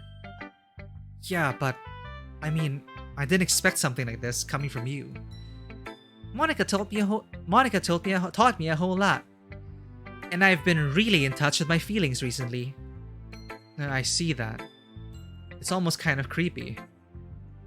Creepy? Well, not exactly. Maybe because I'm so used to you being cheerful. Well, never mind. I'm thinking too hard about it. The point is, it came out good, so you should be proud of it. Aw, thanks. I feel like I was meant to express myself this way. It even helps me understand my own feelings a little bit better. Writing is like magic.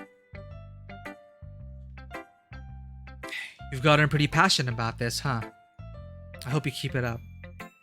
Yeah. Writing's the best. I'm gonna keep writing until I die. Don't get ahead of yourself. Sayori's always had a habit of getting obsessed with something before dropping it no more than a week later. Ah, okay. I wonder if this is one of those times. But seeing the passion in her eyes makes it hard for me to be pessimistic. Okay, everyone. We're all done reading each other's poems, right? I have something extra planned today. So if everyone could come sit at the front of the room. Is this about the festival? Well, sort of. Do we really have to do something for the festival? It's not like we can put together anything good in just a few days. We'll just end up embarrassing ourselves instead of getting any new members. That's a concern of mine as well. I don't really do well with last-minute preparations. Don't worry so much.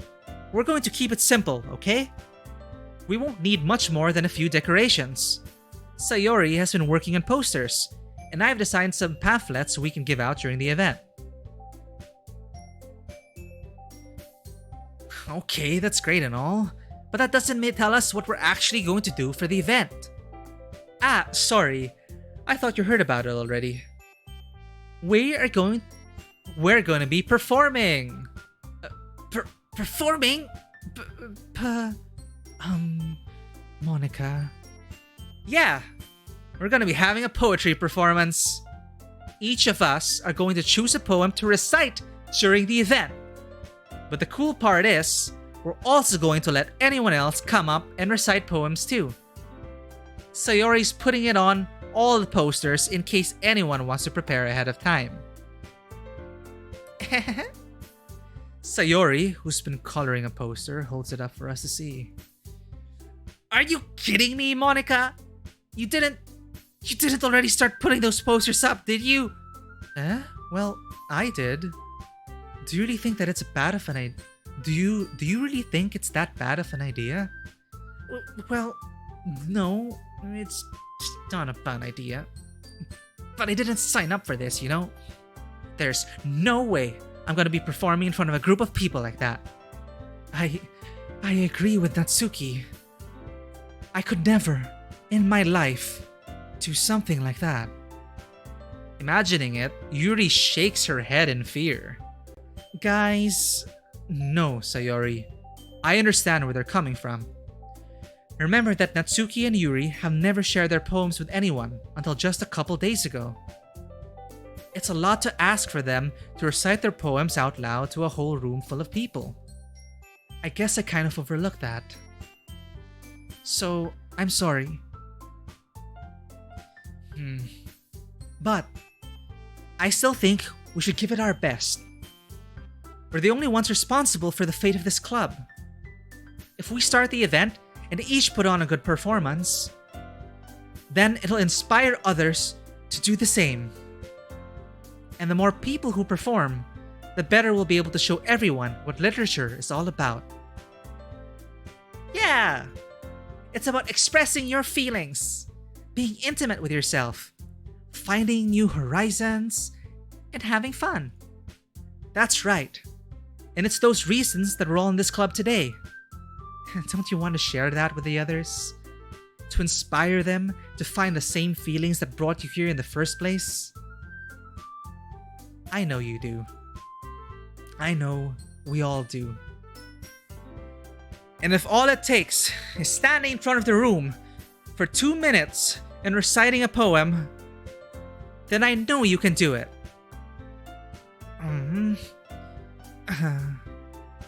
Natsuki and Yuri remain silent.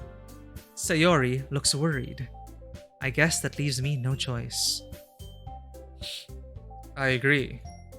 I don't think it's too much to ask. I think that Sayori and Monica have been trying really hard to get new members. The least we can do is help them out a little bit. Well, maybe, but... Huh? It looks like Natsuki doesn't have any arguments left. Oh. Okay, fine. I guess I'll just have to get it over with. Alright. Phew. Thanks, Natsuki. What about you, Yuri? Yuri dejectedly glances around at everyone else's expectant faces. I guess I don't really have a choice. That's everyone. You're the best, Yuri. This club is seriously going to be the death of me. Oh gosh. You'll be fine, Yuri. But anyway, let's move on to the main event. I want each of you to choose a poem of yours. We're going to practice reciting them in front of each other. No way!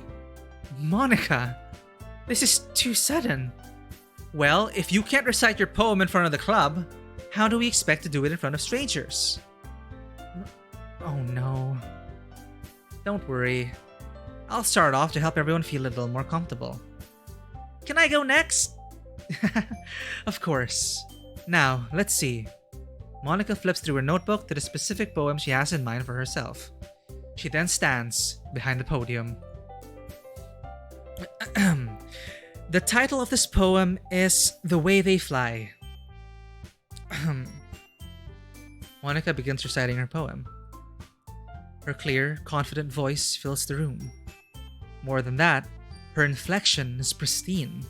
She knows exactly how to apply emotion behind each line she recites, bringing the words to life. Yeah, some poems are meant to be read, meant to be spoken, some are just, yeah. Is this something she's done before, or is she simply a natural? I glance around me. Everyone has their eyes on Monica. Sayori looks amazed. Yuri has an intense expression on her face that I don't understand. Finally, Monica finishes the recitation. The four of us applaud. Monica takes a breath and smiles. That was so good, Monica! Thank you very much. I was just hoping to set a good example. Are you ready to go next, Sayori? I'll go next. What? Yuri's fired up all of a sudden. Yuri clutches a sheet of paper between her hands and stands up, keeping her head down. She walks quickly over to the podium. This poem is called... Yuri anxiously glances at each of us. You can do it, Yuri! It's called... After Image of a Crimson Eye. Yuri's voice shakes as she starts reading the poem. Just a moment ago, she practically refused to do this. Why is she suddenly putting in so much effort? As Yuri gets past the first couple of lines, her voice changes. It's almost like what happens when Yuri gets absorbed into her books. Her quivering words transform into the sharp syllables of a fierce and confident woman. Excuse me. The poem is full of twists and turns in its structure that she enunciates with perfect timing. This must be a rare glimpse into the whirling fire Yuri keeps concealed inside her head. Suddenly, she's finished. Everyone is stunned. I'm stunned. Yuri snaps back into reality and glances around her as if she is bewildered even herself. It's up to me to save the situation. I'm the first to start applauding. Everyone joins me afterward, and we give Yuri the recognition she deserves. It's not that we didn't want to applaud for her. but we were caught so off guard that we must have forgotten. As we applaud, Yuri holds the poem to her chest and rushes back into her seat. Yuri! Yuri, that was really good. Thank you for sharing. Looks like Yuri is down for the count. Okay, I guess I'm next then. So Yuri hops out of her chair and cheerfully walks to the podium. This one's called My Meadow. Sorry, I googled. Sayori, it's a lot harder than I thought. How did you guys do it so easily? Try not to think of it like you're reciting to other people. Imagine you're reciting it to yourself, like in front of a mirror or in your own head. It's your poem, so it'll come out the best that way. I see. Okay then. Sayori begins her poem. Somehow, it feels like her soft voice was made as a perfect match. The poem isn't aimlessly cheery like Sayori is. It's serene and bittersweet. If I were to read this on paper, I probably wouldn't think much of it. But hearing it come from Sayori's voice almost gives it a whole new meaning. Maybe this is what Sayori meant when she said she likes my poems. It's like I get to reach more deeply into someone I thought I knew through and through. Sayori finishes and we applaud. I did it! Good job, Sayori. Even Mako liked it. I guess it's a good sign. What does that even mean? It came out nicely, Sayori. The atmosphere of the poem fits you really nicely. But it might be that other poems wouldn't work quite as well with that kind of delivery. I don't really understand. In other words, I've seen poems of yours where that sort of gentle delivery wouldn't work as well. They might need a little more force behind them, depending on what you're reading. I know what you mean. I've been practicing that kind of thing. It's just embarrassing to do in front of everyone. Then next time, I'm going to make sure you pick a poem that challenges you a little more. We don't have much time before the festival, you know? Okay. Now, who's next? Natsuki? Don't make me go before Mako. It's not like I can compare to you guys anyway. Might as well let Mako lower everyone's standards a little before I have to do it. Natsuki... It's fine. I might as well get it over with. But it's not like I have much of a selection of what to read. I'll just have to go with what I wrote for today. I stand up and step in front of the podium. Everyone has their eyes on me, making me feel terribly awkward. Shit! This is the poem that Sayori liked, not Yuri. I recite my poem. Since I'm not exactly confident in my own writing, it's hard to put energy into it. Despite that, once I finish, I receive applause anyway. Sorry, I'm not really as good as everyone else. Don't worry about it so much. I think it's less about your abilities and more about your lack of confidence in your writing. That's something that'll improve over time, though. Yeah, maybe. Alright then. That just leaves you, Natsuki. Yeah. I'm going. Natsuki begrudgingly gets out of her seat and makes her way to the podium. The poem is called... It's called... Why are you all looking at me? Because you're presenting. Anyway, the poem is called Jump. Natsuki takes a breath. Once she starts reciting the poem, her sour attitude disappears a little. While she's still a bit unenthused, her poem has a rhythm and rhyme to it. It's Natsuki's trademark style, and it works surprisingly well when spoken aloud. The words feel like they bounce up and down, as if giving life to the poem. Natsuki finishes, and everyone applauds. She huffs back to her seat. Well, that wasn't so bad, was it? Easy for you to say. You'd better not make me do that again. Well, do you at least feel prepared enough to recite a poem in front of other people? I mean, doing it in front of other people will be way easier. I can put on whatever face I want for other people. Oh. But when it's just my friends, it's just embarrassing. That's a surprise, Natsuki. I think it would be the other way around for me. Well, that's just how it is. So, well, I guess that in that case, you won't have much to worry about for the festival. That said, I want to thank everyone for coming through. It might be hard, but I hope that you all have an idea for what it's like now. Make sure you pick a poem and get enough practice before the festival, okay? I'll be making pamphlets, so let me know ahead of time what you'll be reciting. Jeez, I should probably find some other poem to recite instead. That's fine too. It doesn't have to be your own. I'm already pleasantly surprised that you're putting in all this effort for the club. It makes me really happy. Yeah, no problem. Anime backscratch head. Okay, everyone. I think it's about it for today. I think the festival is coming up, but let's try to write poems for tomorrow as well. It's been working out really nicely so far. I'd like to continue that.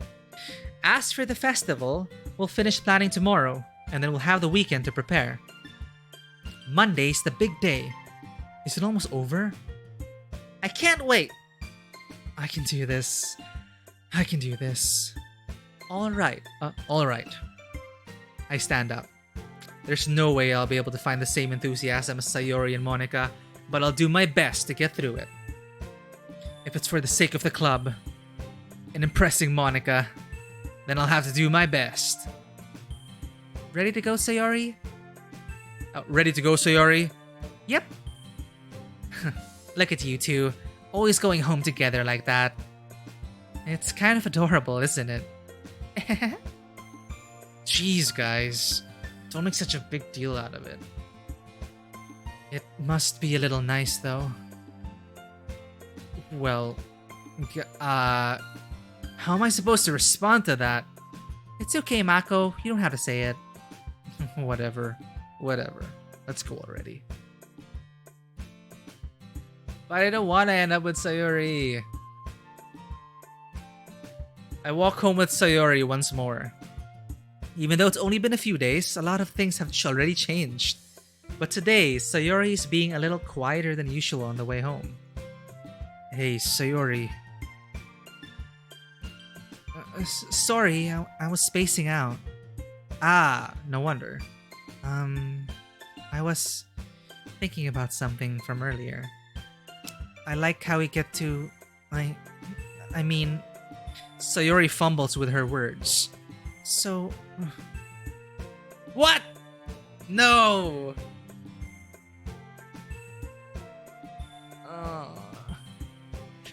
So, let's just say that one day, Yuri asked to walk home with you.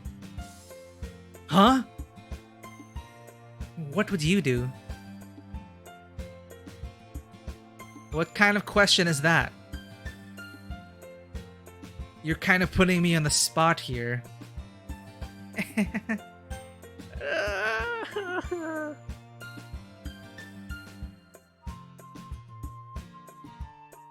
I quit.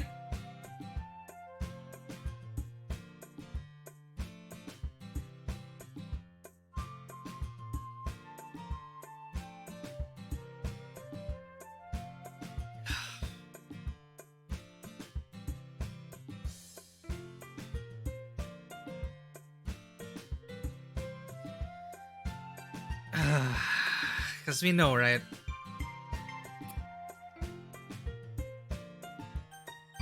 Well, if we're just friends, Sayori. If Yuri were to ask me, then I would walk home with Yuri.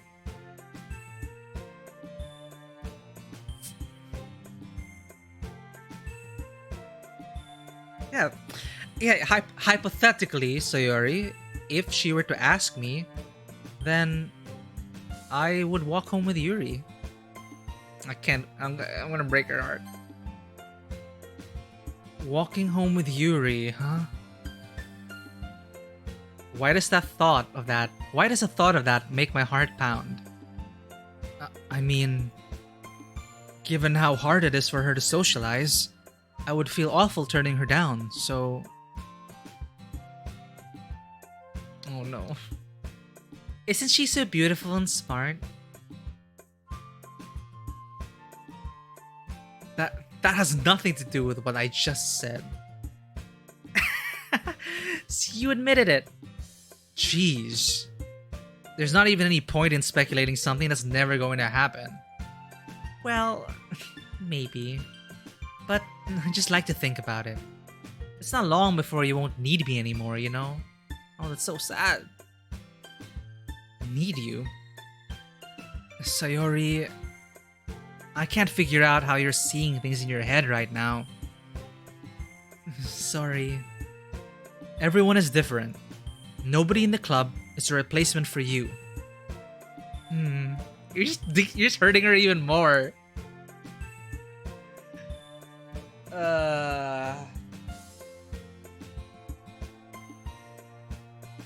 You're a good friend, Sayori. If you say so. The conversation trails off and I'm left feeling awkward. But it was kind of her fault for trapping me with such a weird question. I can't just lie to her. You know, I also chose Mako as a name because I'm trying to be as sincere as I can be here. That's what it means, right? I hope I'm not screwing myself over.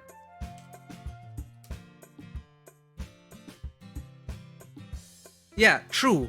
True, precious. Oh no, that's Maki. Sorry, Mako. Oh, I mean strength. Child of truth. Anyway.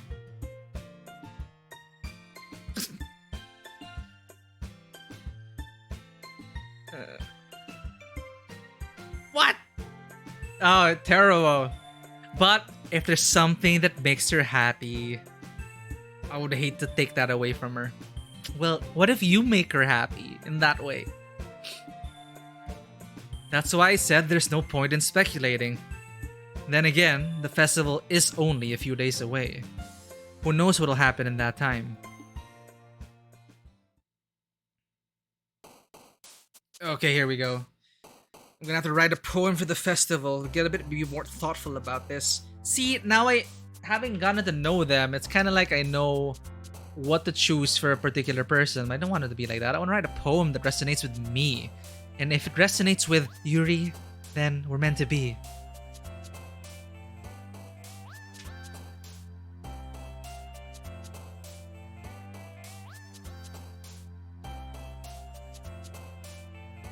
Okay, let's get in the headspace.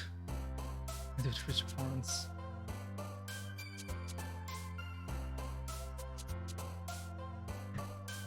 You know, just in case, I want to save the game. Even though I'm not gonna load. I know Crimson is gonna make Yuri jump. But I'm not sure if I want to begin my poem that way. Out of all the words though, intellectual, covet, friend, sugar, silly, shiny. Let's start with Crimson. Incongruent also. Incongruent sounds incongruent. No, to start off a poem, okay.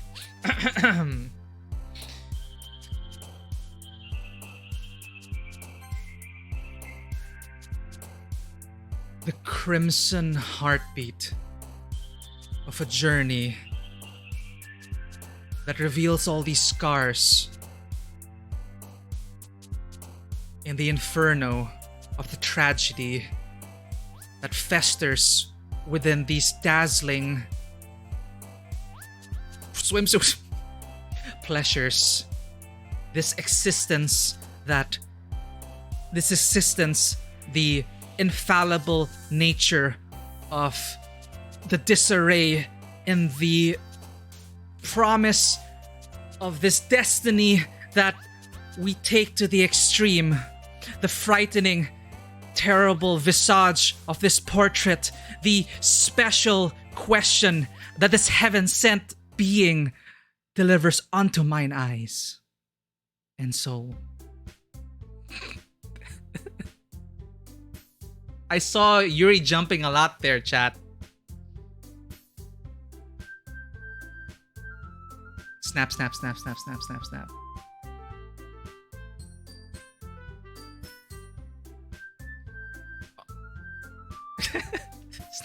Gotta give him a... Yeah, spoken word. Okay. Oh, man. It is fated. But can I say that it is also inspired by the depths that Yuri has revealed within me? Or is it all me? I don't know. 12 to 13 times? Oh shit, I wasn't even really looking. Anyway. Monica, okay. Oh man. I'm the last one here again. Don't worry, I just walked in too. Were you practicing piano again? Yeah. You must have a lot of determination. Starting this club and now picking up piano. Well, maybe not determination, but I guess passion. Remember that the club wouldn't be here if it wasn't for all of you. And I'm super happy that you're all willing to help out for the festival too. Ha! I can't wait for the festival. It's gonna be great. Huh? Weren't you complaining about it just yesterday, Natsuki? Well, yeah. I'm not talking about our part of the festival. But it's a whole day of school where we get to play and eat all kinds of delicious food. You sound a bit like Sayori all of a sudden. Monica! Do they usually have fried squid?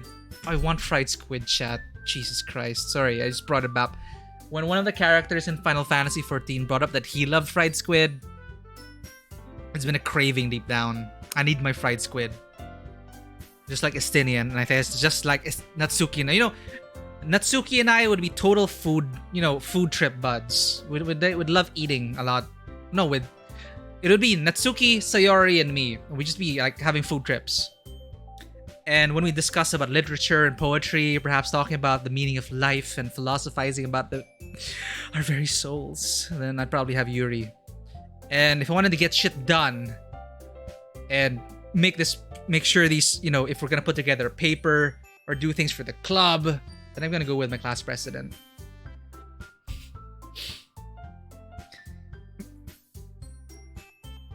Internet cookies for you, Three-Eyed Magpie. Fubu, definitely. As I always say, make land date responsibly. That means flirt responsibly, people. Monica, do they usually have fried squid? Squid? That's a pretty specific thing to look forward to. Oh, come on. Are you saying you don't like squid? You, of all people? I didn't say I don't like it. Besides, what do you mean by you of all people? Because it's right in your name. Monica. Eh? That's not how you say my name at all. Is Ika squid? Ika fry? Anyway. That's not how you say my name at all. Also, that joke makes no sense in translation. She's breaking the third wall again. Lan Wee, welcome to the stream. You're just catching me make voices with myself. Yeah, there we go. Ika squid. I love myself some Ika fry. Thank you for that. I've been speaking for the past 3.5 hours. But I'm having so much fun. Like, I'm just disappearing into each character. Like, I'm not even just Mako anymore. I'm like... You're gonna like... I don't know. Oh my god, I'm gonna die now. I didn't put a cooldown on hydrate, but thank you.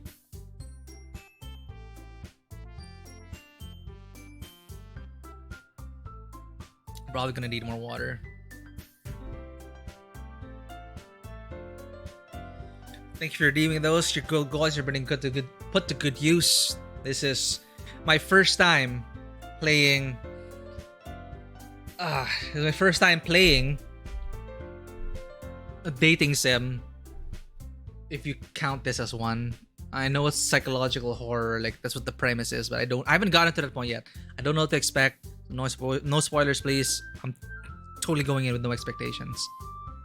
So I'm just loving my time here right now, and I have a feeling, I don't know, man. Like, is chat just waiting to be like, hey, wait till he gets to that part and he'll see his suffering.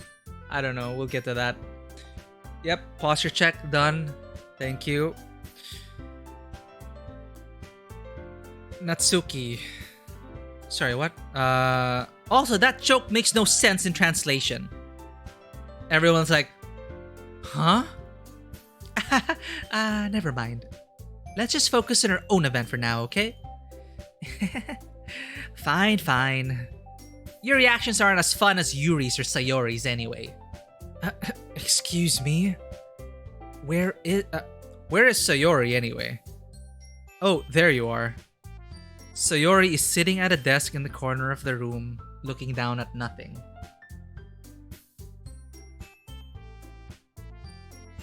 Shit. I walk over to her. Hey, Sayori. I wave my hand in front of her face. Excuse me. Eh? You're spacing out again. Sorry. Don't mind me. You can go talk to everyone else.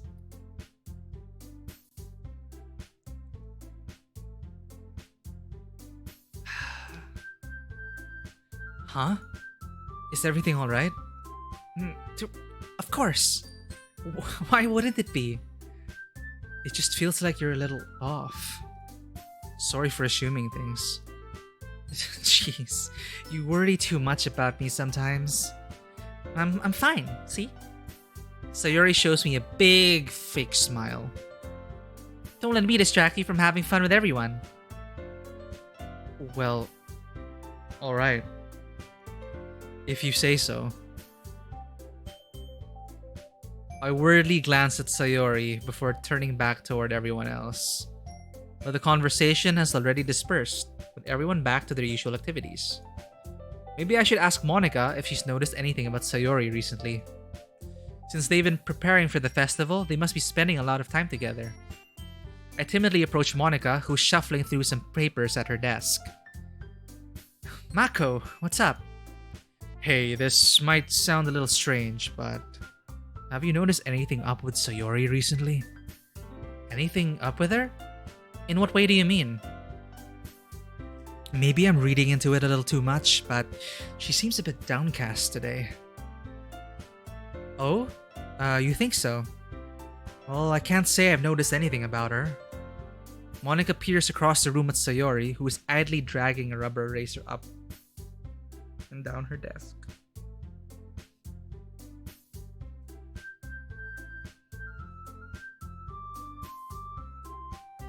Okay, full disclosure chat, it's not pretty. It's super not pretty when you have to reject someone's feelings.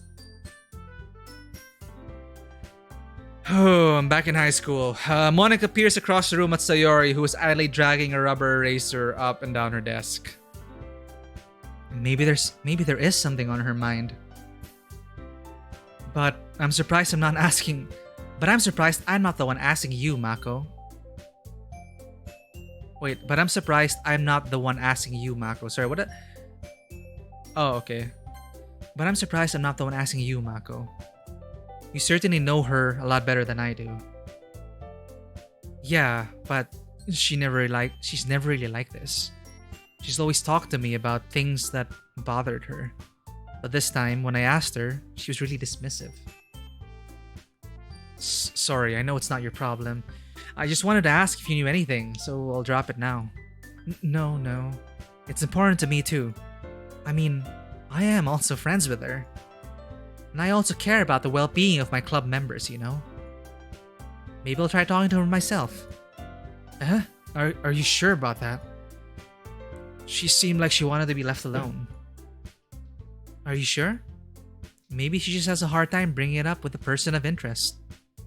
Person of interest? You're so dense, Mako. What do you mean by that? I'm saying that you may be the thing on her mind. I'm saying that maybe the thing on her mind is you, Mako. Me? How on earth would you come to that conclusion? Well, I probably shouldn't say too much, but Sayori talks about you more than anything else, you know? Yeah? She seems so much happier. She's been so much happier ever since you've joined the club. It's like an extra light was turned on inside of her. What? No way. Sayori is always like that. She's always like that because she's always like that around you. Or maybe this game is trying to subvert my expectations. Maybe she's actually into Yuri. And I'm taking Yuri away from her. Aha! Yeah, shit. I think she's into Yuri and I'm taking her away. Anyway, she's always full of sunshine. It's not any different now than it always has been. You're so funny, Mako. Have you thought that maybe you've always seen her as so cheerful because that's just how she is when she's around you?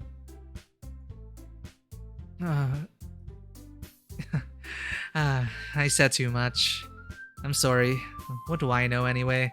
I didn't mean to jump to conclusions, so you should just forget about what I said. I don't know why Monica's so threatening. I know why there's this energy from her that I'm getting. I'll try to talk to her, so try not to think about it for now. Alright. Monica smiles meaningfully. I know she said to forget about it, but I already know that I won't be able to get her words out of my head. Monica stands up from her desk and walks across the room to where Sayori is sitting. I watch her kneel down next to Sayori and gently talk to her. But she's keeping her voice so quiet that I can't hear her from here. I sigh and sit myself down. I know Sayori told me not to worry about her and to have fun with everyone else, but it's hard. But that's impossible to do when she's behaving like this.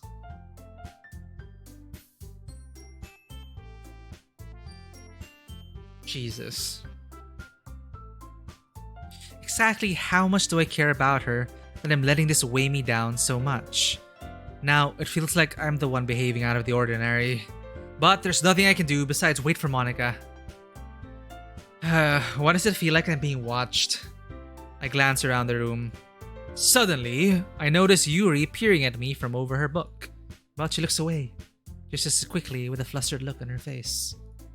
I realize that she won't get anywhere like this. I never really seen Yuri approach anyone or start a conversation on her own accord. So, I have no choice but to approach her myself. By now, it's a little easier for me to do that. I stand up from my desk and sit in one next to her own. Why are you doing this, Mako?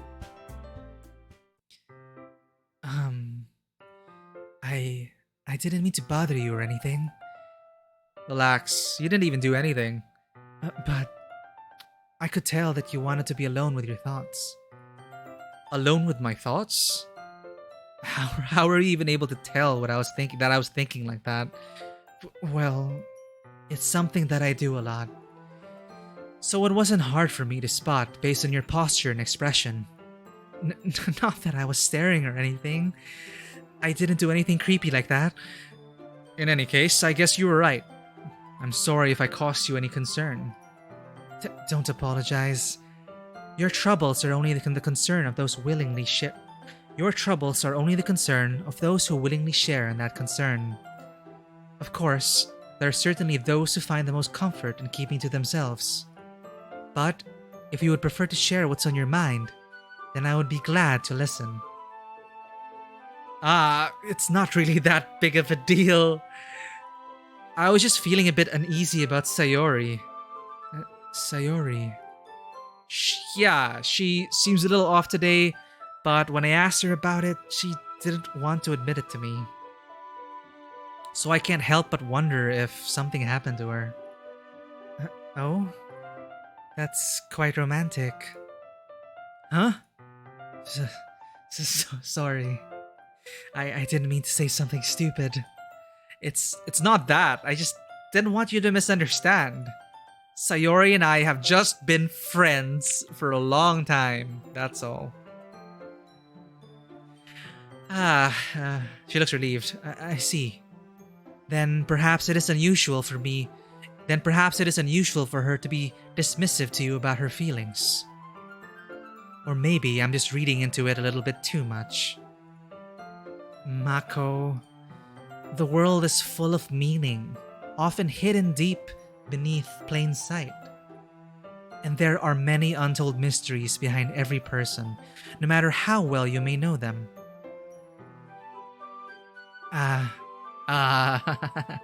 So you think that there might be something behind it after all?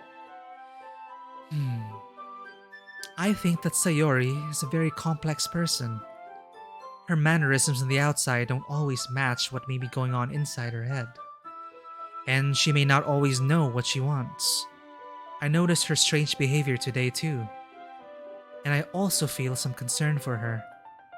But in your case, it looked like she was fully occupying your thoughts, wasn't she? Well, I guess that was the case. Sayori, she really means a lot to you, doesn't she?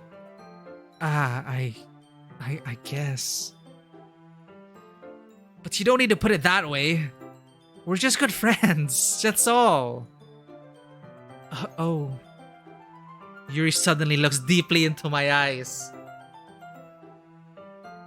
Her expression is gentle and curious, as if she was searching for something. Embarrassed, I avert my gaze. Sometimes, a person's mysteries are untold, even to themselves.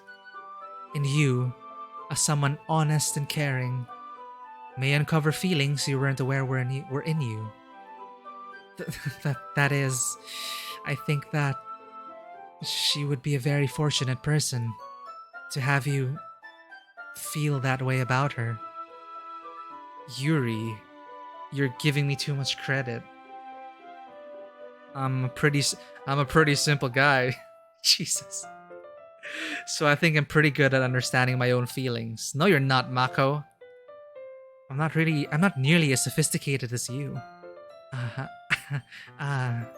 That's not a compliment, is it? It is what it is. Anyway, as long as we're here, why don't we do some reading?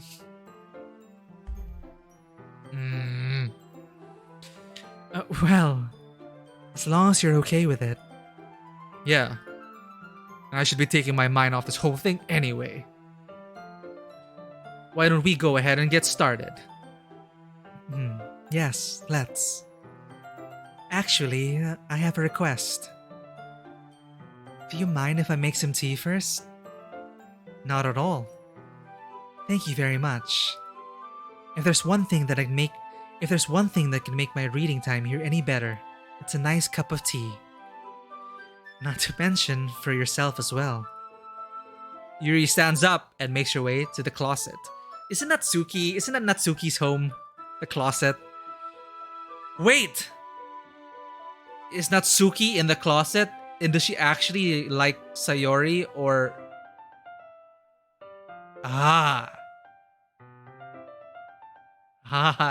Sorry, we just had a revelation there. Or am I just reading into it too deeply? Okay. Dating sim. Straightforward. I follow and watch as she retrieves a small water pitcher from the shelf, the kind with the filter inside. Really? Really, chat? You don't know me. I'm Mako now. Can you hold this for a second? Sure. Yuri hands me the water pitcher and also fetches an electric kettle. I'm going to plug this... I'm so mature, sorry. I'm going to plug this in at the teacher's desk, and then we'll go get some water. She walks past me and sets the kettle down on the teacher's desk. I simply watch her movements. To my surprise, the way she moves really contrasts her speaking mannerisms. She's so elegant, especially because of her long legs. Yuri appears elegant. Oh, there. Mako said it. Mako and I agree here, chat. Yuri appears elegant and methodical. Okay, may I have the water pitcher? Thanks. I'll be right back. I might as well walk with you. Yeah. Why not? Shall we go then? Yeah. Where are you two off? Monica. Monica. Like a spider.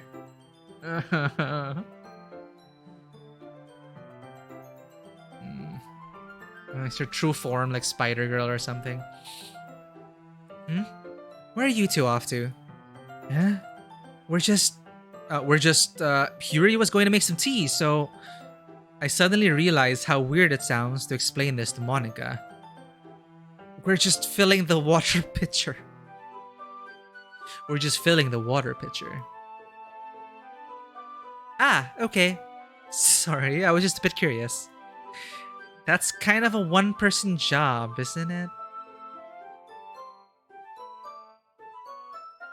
That's... Monica. Oh, whoa! Whoa! Whoa. Whoa.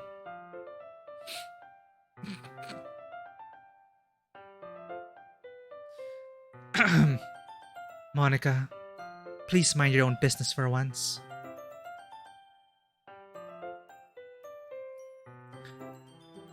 Or do you want to tell me there's something wrong with helping involve Mako in club activities? Huh? My mouth gapes. I'm gonna die, chat.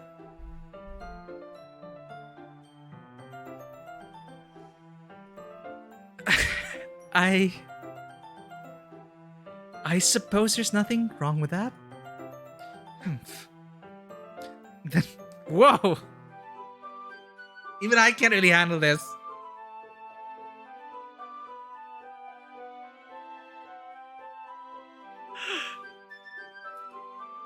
I guess you gotta change your voice a bit then. Then let's go, Mako. Yuri quickly exits the room, and I follow.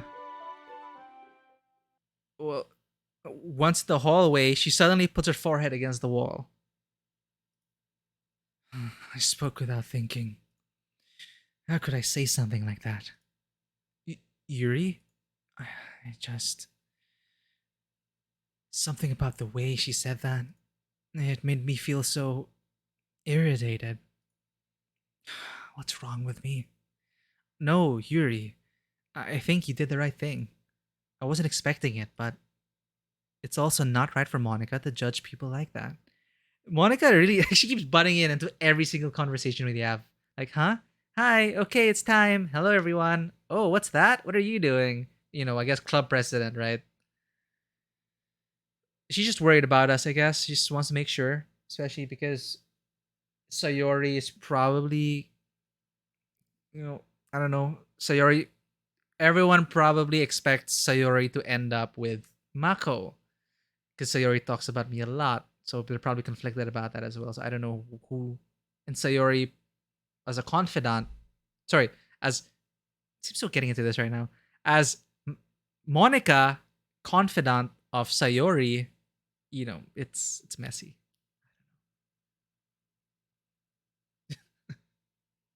It's super terrible though. This actually look like Mako. The premise of the game. Oh, Mako joins a literature club because he wants to meet the love of his life or whatever.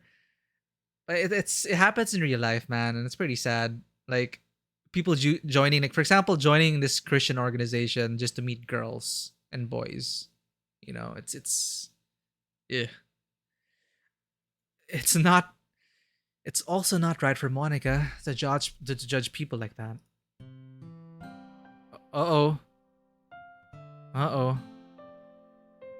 Feels time? Mako, how come even when I do something bad, you're being nice to me? Because nothing that you do is as bad as you make it seem in your head. Nobody's perfect. We have emotions, and we can't always hide them away. But you always amplify things in your head. Your mind turns a light rain shower. Your mind turns a light rain shower into a hurricane. Wow, Mako's being so poetic. No. Wouldn't you hate me for something as terrible as that? Why would I hate you? I can't hate someone for having emotions. What kind of friend would do that? Friend, you say? Yuri lifts her head. Mako, I really like being friends with you. Thanks, Yuri. I like being friends with you too. I feel kind of awkward saying something like that. But I'm doing my best to help Yuri feel better. Anyway, yeah, shall we go? Yeah. Yuri and I walk to the nearest water fountain. So unhygienic water fountains. Once we fill up the water pitcher, we return to the classroom. Excuse me. Mako, do you like oolong tea? Sorry, but do you like oolong tea? Mako, do you like oolong tea? Yeah. Anything's fine. Very well. Yuri sets the temperature on the kettle to exactly 200 degrees. Now it's time to get the teapot. You really do this properly, don't you? Of course.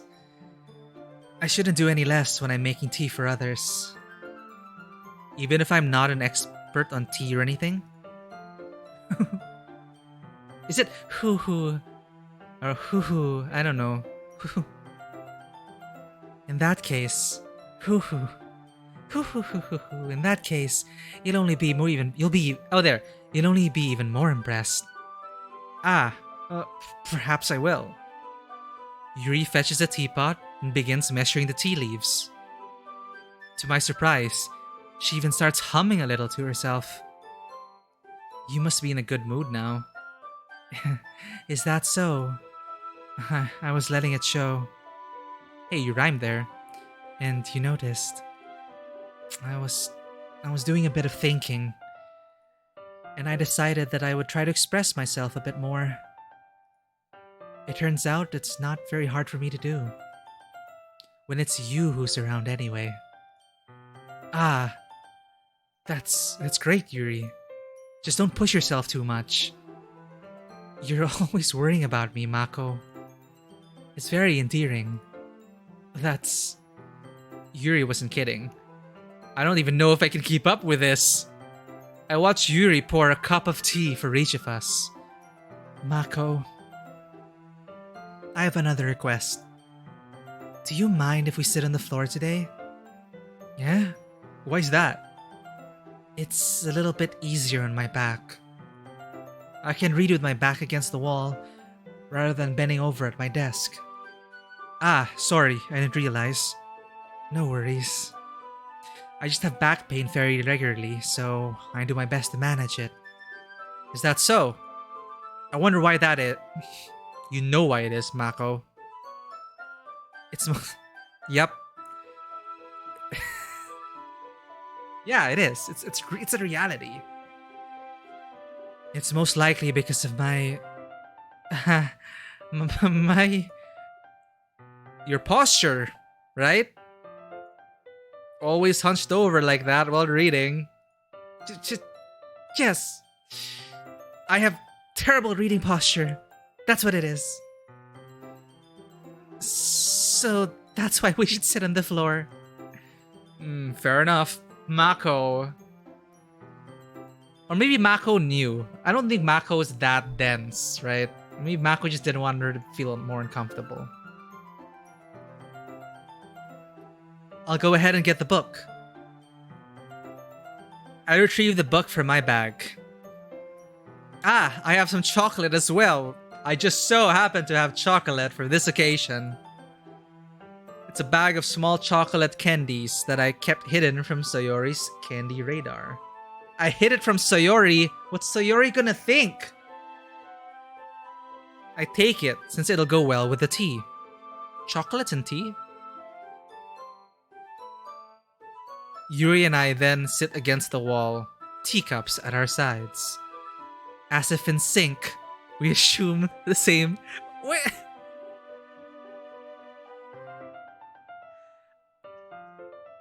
You know, I'm just so into this. Like,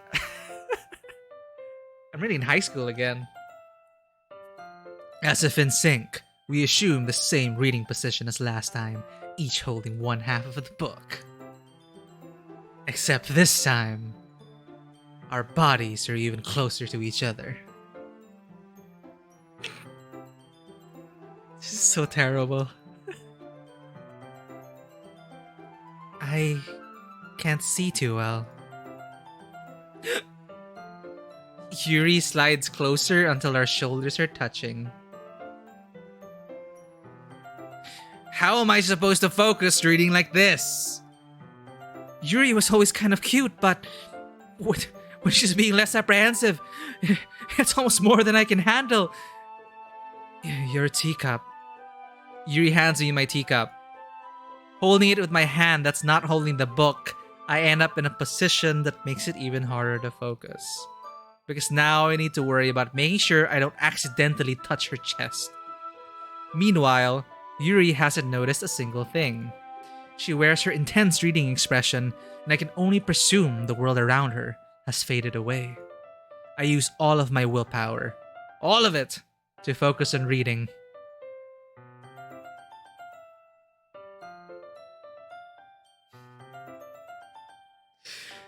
$1 million as he seems to be winning a psychological tennis game. You know, compose myself. I gotta keep it together. After a few minutes, I finally managed to relax a little. Who does that? Who shares a book? That's such a hassle. I'm sorry, this is Mikey speaking. It's such a freaking hassle. I want to be able to curl up in my own position and read. Beside the person I like. Reading probably the same thing, or reading their own kind of book. Right? And just sharing that quiet space. But sharing a book chat, you know, that's too much. But no. We're Mako today, and Mako likes this. After a few minutes, I finally managed to relax a little. I put the teacup between...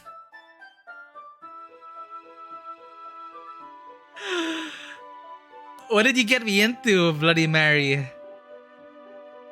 I put the teacup between my legs and fumble with the chocolate wrapper. What's she going to do? Ah, sorry, I fumbled with my chocolate wrapper.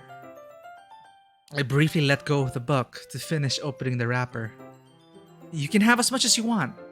Ah, that's okay. I won't take any. Huh? Are you sure? Well, if I touch it, then it might get smudges on the pages. Smart. Yeah, that's true. Don't ruin your books. Ah, you're right. Absolutely right. I didn't even think about that. My bad. That's my bad. You don't need to apologize. I'll hold the book, okay? Are you sure? Of course. Yuri opens the book with both hands. She holds it so that I don't have... I feel like going through fanfiction here. She holds it so that I don't have any harder of a time reading from it. Thank you, Yuri. She looks different from this perspective. Is this the additional... Is this like The plus version is supposed to have like additional art and additional stories. Is this all from the old game? I don't know. She holds it so that I don't have any harder of a time reading from it. But as a result, her left arm is practically resting on top of my leg. Well, in that case, Jesus Christ, Mako. Yuri is already totally focused on reading again. I take a chocolate candy and pop it into my mouth. Then, I take another chocolate and I hold it up to Yuri. She doesn't even look away from the book, and will she take a bite out of the chocolate? She simply parts her. I'm losing it, chat.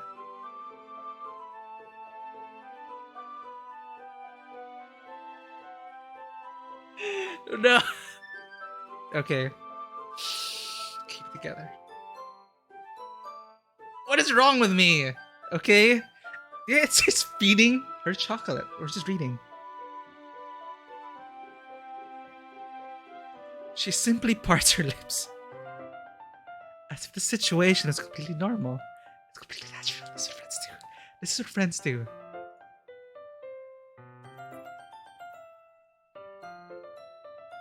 This is all Mako's fault.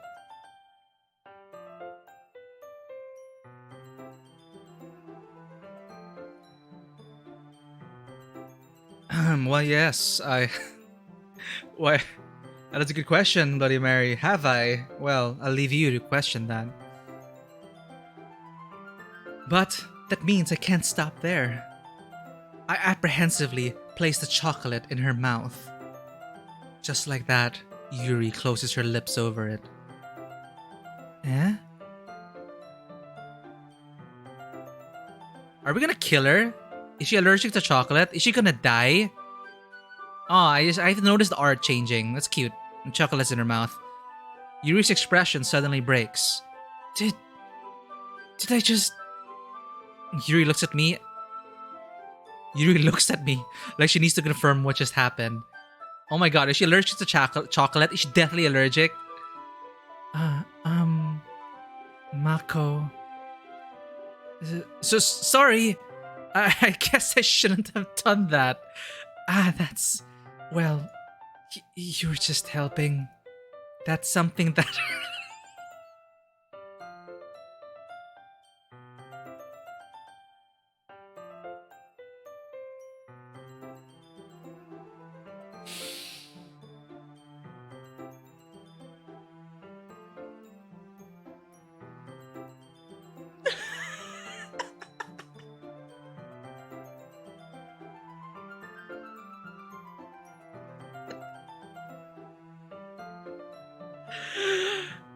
Oh my god. Remember your FUBUs. Yes, your food buddies. Here's some chocolate. Let me help you.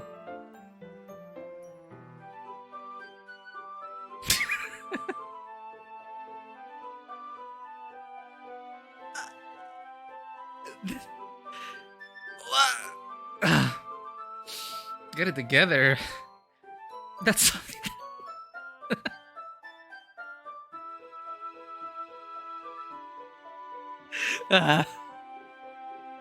Okay. Oh god. Probably can't see it. I'm probably like super blushing right now. That's something that friends do, right?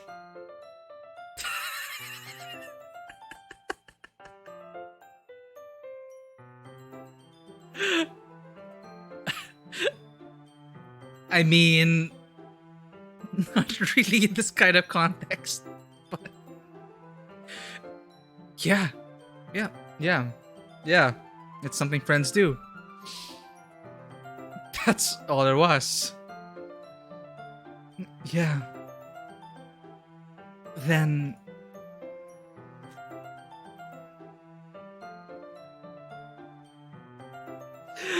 I'm...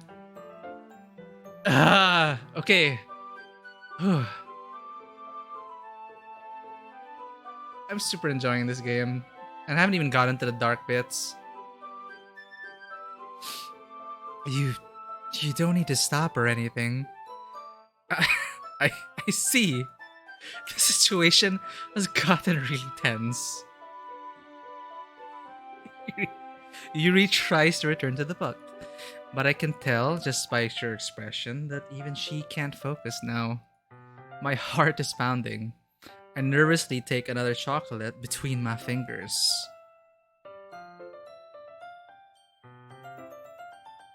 Just checking actually right now. Uh Still measuring. I'm curious what my heart rate is. I nervously take another chocolate between my fingers.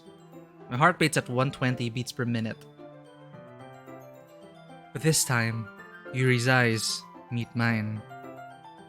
Hey friend, here's a chocolate. Um, how did it even come to this? Yuri doesn't avert her gaze. I notice her chest rising and falling to the rhythm of her breaths. I raise my arm. Like before, Yuri parts her lips, but it's different this time. I take the chocolate.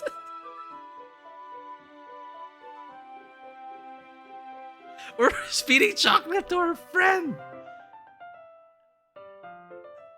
I'm done. I'm done. I'm done.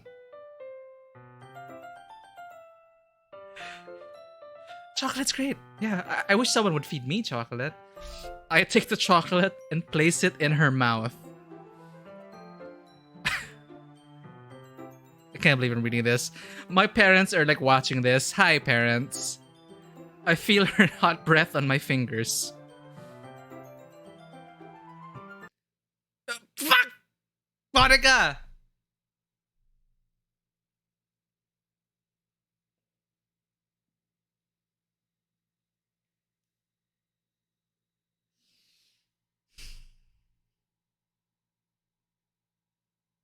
Okay, well done. That's a good cut. That is a good cut. It's just like, back. Okay, everyone. Fucking Monica. Okay, that saved me, chat. Okay, everyone. What? Yuri jolts back. It's time to share poems. As Monica looks at us askance. Is there a policy against that, Monica? Yeah, what is wrong with the situation? We're just feeding our friend chocolate. Jeez. It's time to share poems.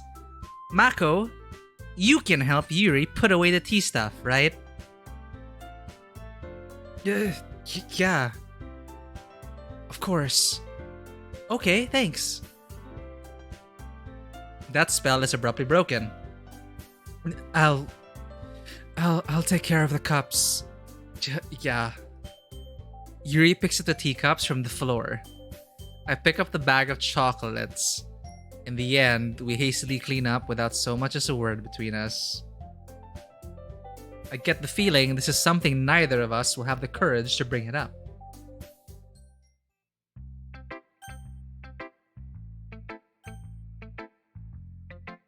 I gotta choose again. But see, we just shared that moment, and now it feels like I'm not supposed to choose her first. Because, we're like, I'm a bit shy, but, maybe we should have to accept it.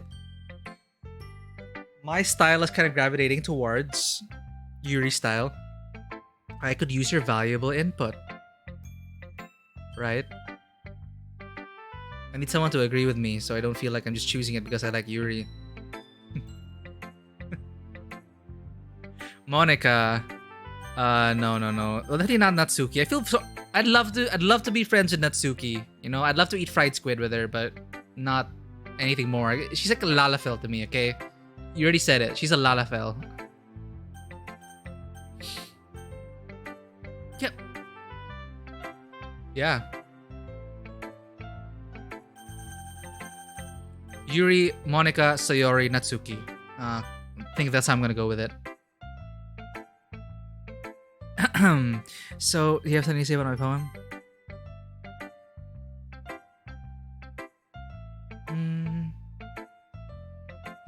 Mako, this is wonderful. I can feel the emotion that you poured into it. Is this the result of trying what I suggested yesterday?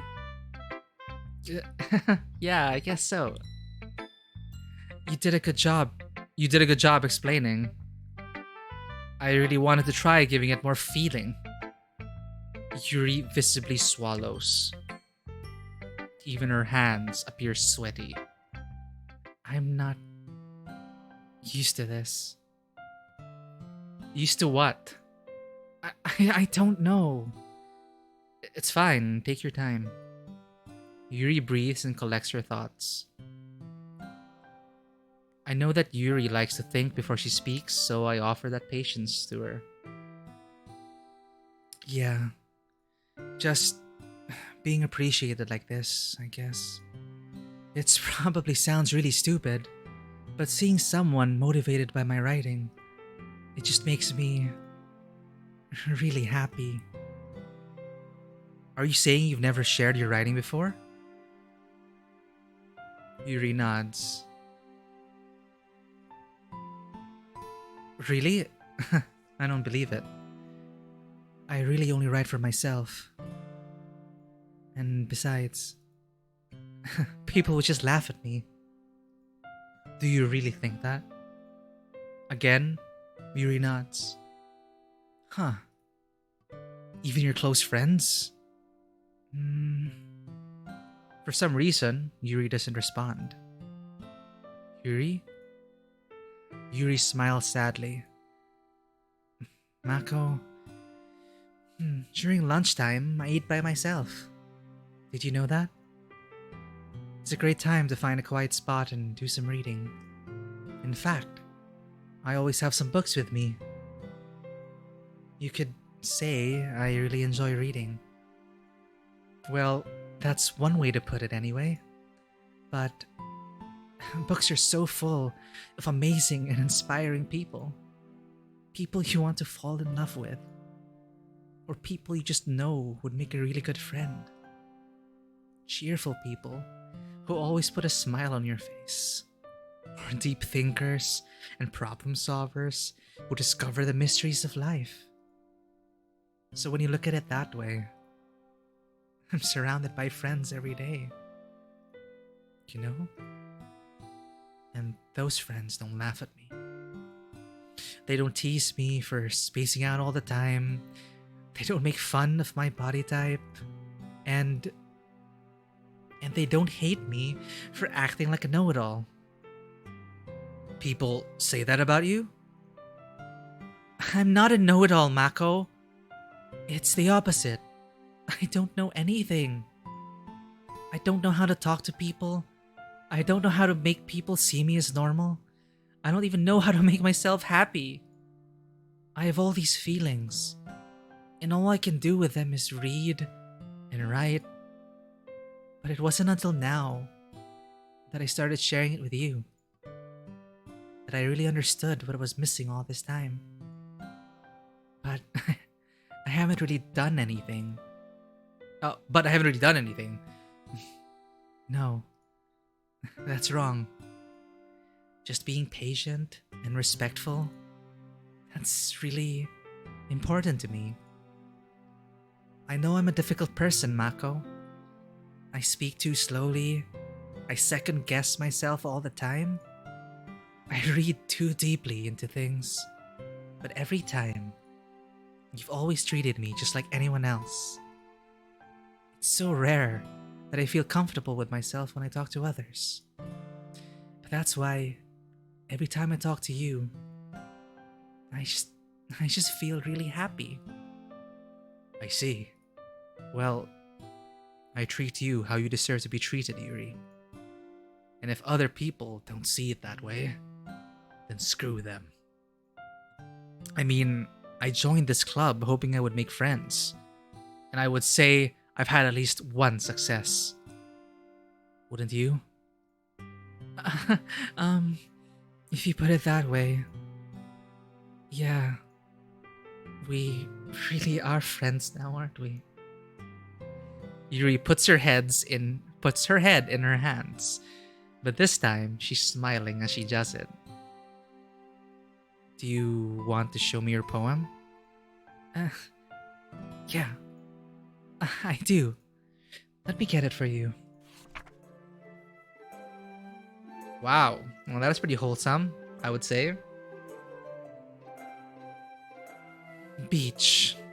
A marvel millions of years in the making, where the womb of Earth chaotically meets the surface, under a clear blue sky, an expanse of bliss.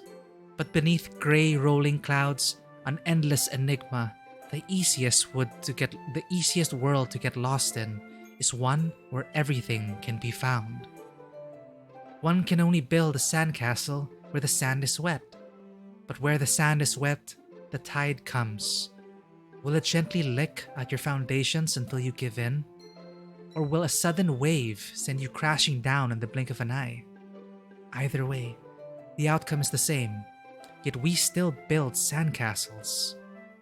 I stand where the foam wraps around my ankles, where my toes squish into the sand. The salty air is therapeutic, the breeze is gentle, yet powerful. I sink my toes into the ultimate boundary line, tempted by the foamy tendrils. Turn back, and I abandon my peace to erode at the shore. Drift forward, and I return to Earth forevermore. Damn. She really is in a dark place. I'm aware that the beach is kind of an inane thing to write about. Nope, Yuri, after playing Death Stranding, the beach to me is the capital B with a beach. We all have our own beaches. This is so amazing. Wait, I'm playing Death Stranding. We all have our own beach. I'm aware that the beach is kind of an inane thing to write about. But I did my best to take a metaphorical approach to it. You say that like you didn't even want to write about it. Oh, you haven't heard. After yesterday, Natsuki and I, well, it was amusing that we wrote about something similar in such different ways. So, Natsuki wanted us to write about the same topic as each other again. I suppose to better compare the differences in our writing styles, or thought processes. Anyway, it was her idea. Knowing her, it's no surprise that she'd want to do something like that. She probably just wants to show off. It's not like I have a particular interest in her writing style. I just went with the request. But, well, I suppose it's not so bad to write about something simple on occasion. It can be refreshing, you know? It's good for me to calm my thoughts once in a while. Yeah, I think I agree. Thanks for sharing. Yeah. I was gonna show my poem to Monica. Wait, no. Natsuki, because she just brought up Natsuki, and they're writing about the same thing. So let's jump directly into Natsuki.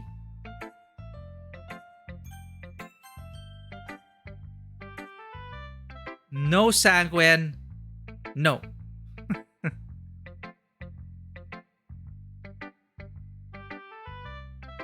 Okay, now I feel terrible. That's Mako, not me. Uh-oh. Meh. I guess you really haven't learned anything after all. Honestly, I don't know why I get my hopes up in the first place. What? I didn't think this one was that bad. What did I do wrong? Poems don't need to be all deep sounding to express something. It's going to just sound like you're forcing it, unless you really don't suck at it. She has a point, actually. Honestly, don't bother trying to write poems like this until you're on Yuri's level. She just admitted it, chat. Caught you, Natsuki. Caught you. Natsuki stopped short all of a sudden. Don't tell me. Huh? You're not just trying to impress Yuri, are you? Oh, what are you talking about? Keep your voice down. You know Yuri would love this angsty. Just because she's a talented writer doesn't mean, whoa. Looks like I'm in trouble. I somehow struck a nerve, though what I did is beyond me. Okay, I get it. That's why they always make it a point that Natsuki is still in the closet. We got that. And she's so upset that we're going after Yuri now. It's such a mess, chat. It's a mess. If I had gone with Monica, everyone would be happy. The question is, Sanguine, would I be happy?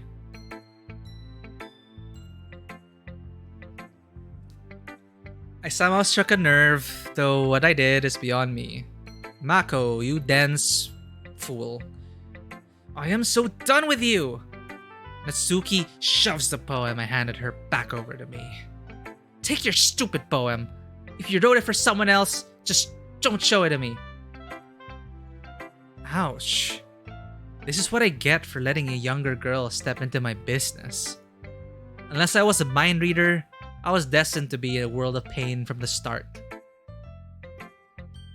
At least Natsuki wasn't really the girl I was trying to impress in the first place. Oh, I guess we're fighting now. Who should I show my poem to next? Monica, then Sayori. Or Sayori, then Monica.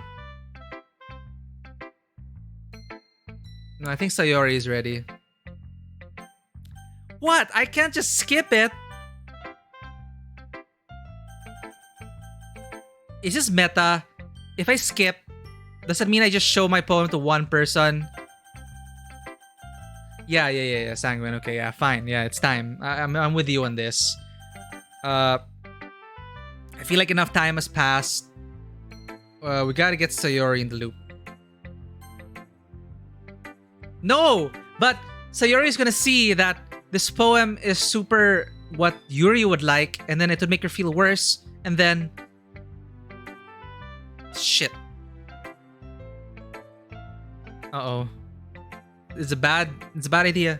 Showing Sayori your... Why do we have to show these poems? Can we just skip?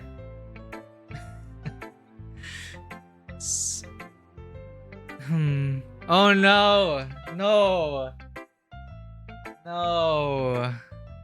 This just confirms it. She'll be like, oh, you really do like Yuri after all. It's nice, I guess. Come on, I can already tell you don't like it. No, that's bad. Note to that, Sanguine. Time out for you. Well, you don't need to worry about what I think. After all, you wrote this for someone else, didn't you? Shit. Probably Yuri. Yeah? I didn't write this for anyone specifically, which is true. That is true. Maybe... That's not really what I meant, though. But it's okay. You're making new friends, just like I was hoping. That makes me really happy. And you're happy too, right? In this club? Well, of course I am. Good. That's all that matters to me. Thank you, Mako. Sayori, is there something wrong? Huh? No, nothing. I'm just a little tired today. Alright, just tell me if you need anything. I need you, Mako. I will. Don't worry about me, okay? You can go play with everyone else now.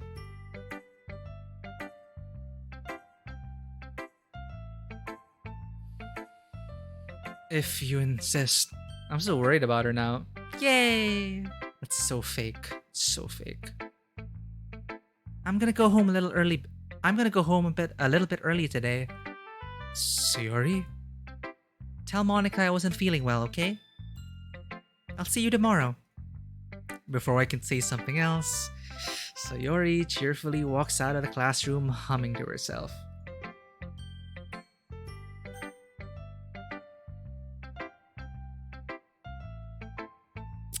Class president, I hope you like my poem. Club president. Hi, Mako. Have you thought about what you want to submit to perform at the festival? Well, being in this club is one thing, but performing in front of a bunch of people... I'll have to give it more thought. Okay, no pressure. But whatever you do, I'm sure it'll turn out great. It would also make me happy to see. Anyway, let's take a look at today's poem. Sure. I let Monica take the poem I'm holding in my hands. This one's good. It feels like you're not only getting more comfortable with your style, but the imagery is better than the last one I read. Just wondering, but have you been finding inspiration in Yuri's writing style? Thank you. This is the game. This is the game master. Monica's like the game master. I guess so. You can't deny that she's talented. Yeah, totally. I think her poems are the most romantic. That's the best way to describe it. She's like a totally different person when she picks up a pen. I noticed that too. Or when she's talking about literature, it's like a light turns on inside her. Sadly, it's hard to get much personal conversation out of her. Well, I respect Monica. It's totally cool. Trust me, I've tried. Who knows what goes on in that head of hers? I hope you don't mean that in a bad way. No, of course not. I just mean that I wish she didn't keep so much to herself. But still, defending her like that...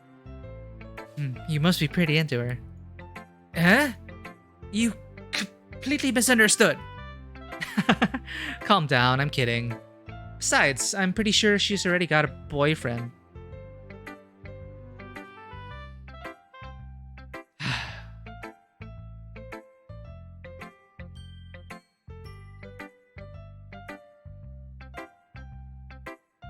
I swear, this Monica.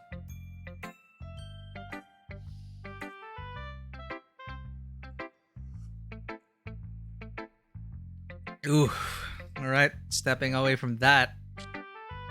Unless... Are you sure about Monica?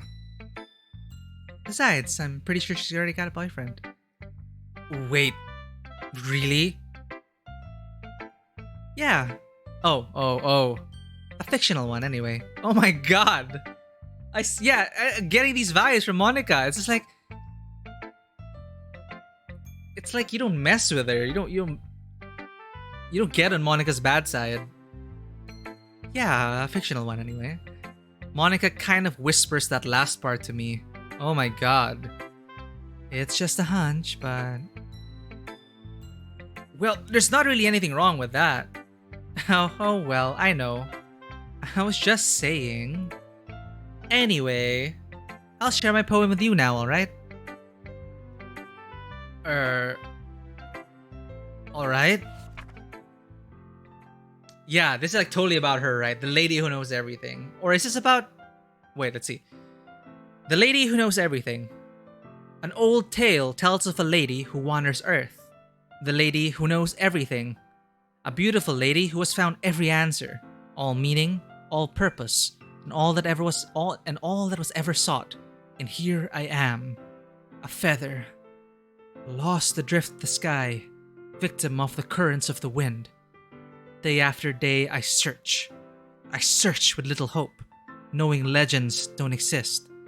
When all else has failed me, when all others have turned away, the legend is all that remains, the last dim star glimmering in the twilight sky. Until one day, the wind ceases to blow. I fall, and I fall and fall and fall even more gentle as a feather, a dry quill, expressionless. But a hand catches me between the thumb and forefinger, the hand of a beautiful lady. I look at her eyes and find no end to her gaze. The lady who knows everything knows what I am thinking. Before I can speak, she responds in a hollow voice. I have found every answer, all of which amount to nothing. There is no meaning. There is no purpose. And we seek only the impossible. I am not your legend. Your legend does not exist. And with a breath, she blows me back afloat, and I pick up a gust of wind.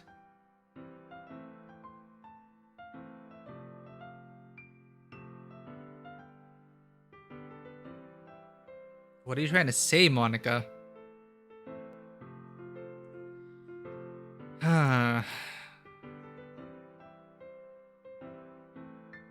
Is she the lady that knows everything?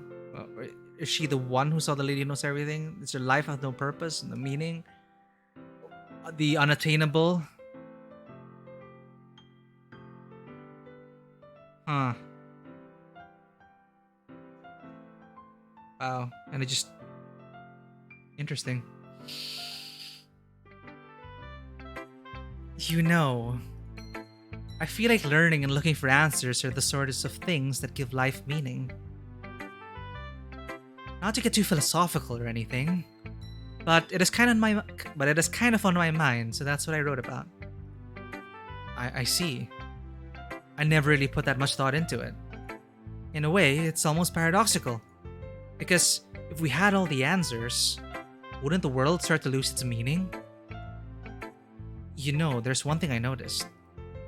It seems like everyone in the club prefers writing about things that are more sad than happy.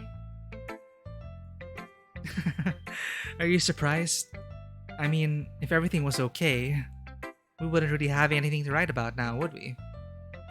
Well, I mean, humans aren't two-dimensional creatures. I think you'd know that better than anyone. You mean one-dimensional? Oh. Ah, yeah. That. One-dimensional being. Anyway, here's Monica's writing tip of the day. Oh my god. Are you ever too shy to share your writing because you're afraid it's not that good? It can really be disheartening to get lukewarm response to something you put so much into.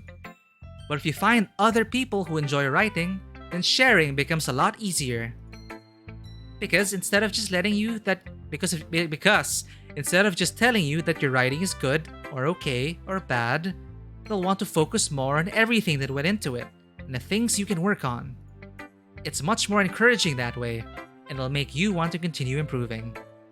It's almost like having your own little literature club, don't you think? You're so meta, Monica. Meta Monica! That's my advice for today. Thanks for listening. Okay, you three. We're all done sharing poems, right? Why don't we start figuring out... Hold on a second. Is it just me? Or did you say something strange just now? Huh? Something did sound a bit unusual. That's right. You deviated from your usual catchphrase when addressing the club. Okay, catchphrase? I don't have a catchphrase. Jeez, why is the mood so weird today? Look, even Yuri isn't immune to it. Ooh, the stagnating air is common foreshadowing that something terrible is about to happen. In your books, maybe. Look, the only thing different is that Sayori isn't here. Ah, it seems you're right. I need to be paying attention. What is Monica's supposed catchphrase? And that's my tip for today. And that's my writer's tip for today. I don't know. Sayori always helps lighten the mood a little bit, doesn't she? It's almost like everyone's balance is thrown off. It's like everyone's balance is thrown off a little when she's not around. Where the heck did she run off to anyway? I thought she just went to pee. Natsuki, please show some decency. Oh, come on. She actually wasn't feeling too well and went home early. Is that so? I hope she's alright. Seriously? Of all the times to not go home with her, you picked the time she's not feeling well? So much for you two being all lovey-dovey. No. First of all... Alright, okay everyone. Okay, you three. So, she noticed we left. I don't know. Anyway, first of all, stop misunderstanding my friendship with Sayori. And second, she's kind of been avoiding me today, so I didn't want to force it. Huh?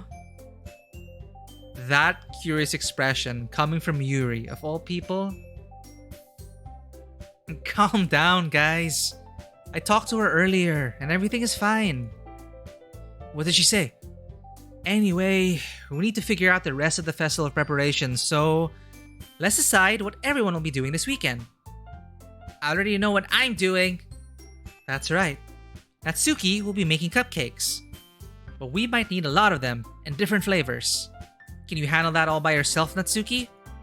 Challenge accepted! And as for myself, I'm going to be printing and assembling all the poetry pamphlets. Sayori will be helping me design them. And as for Yuri... you can... Huh? Guys, can you help me come up with something for Yuri?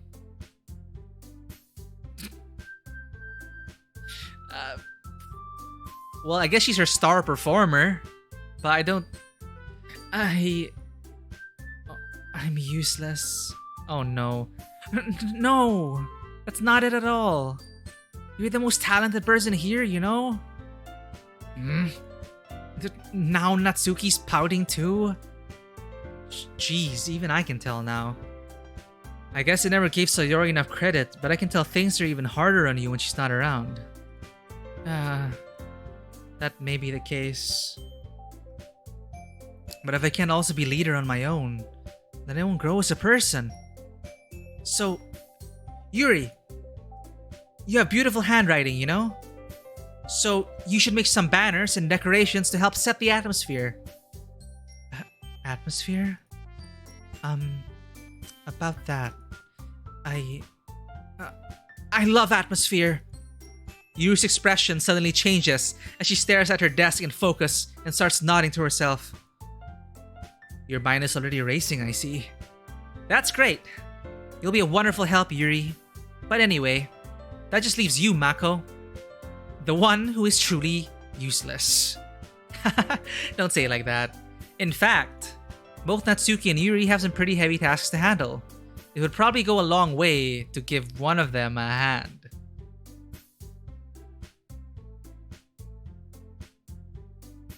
Do I have to choose again, Monica? Are you doing this to me? You could always help me out as well. Oh. You could always help me out as well. I would be really appreciative of that.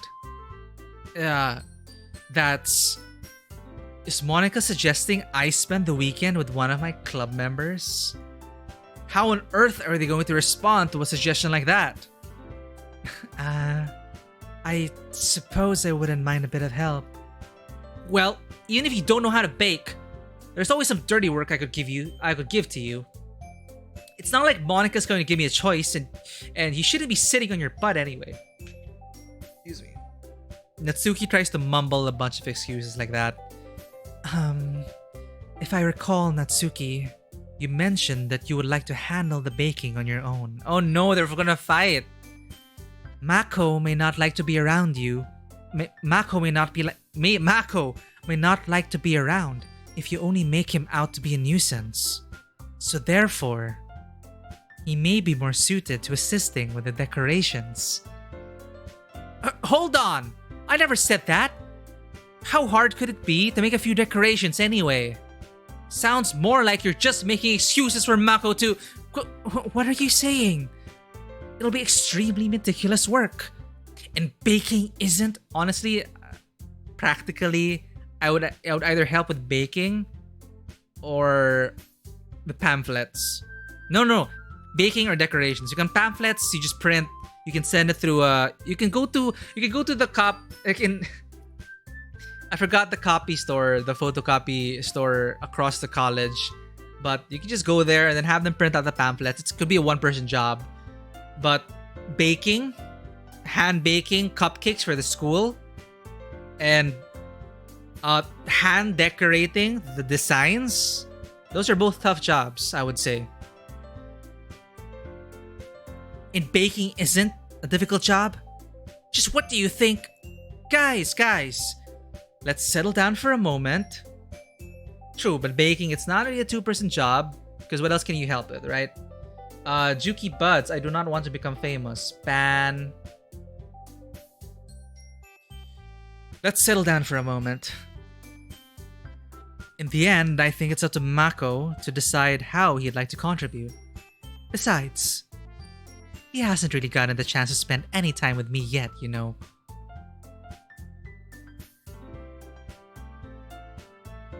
Oh, I see. I see why you chose this one, Sanguine. And I see why people are finding her quite popular. If people keep throwing around the word best girl, I don't know who you're talking about. So I don't have an opinion on that.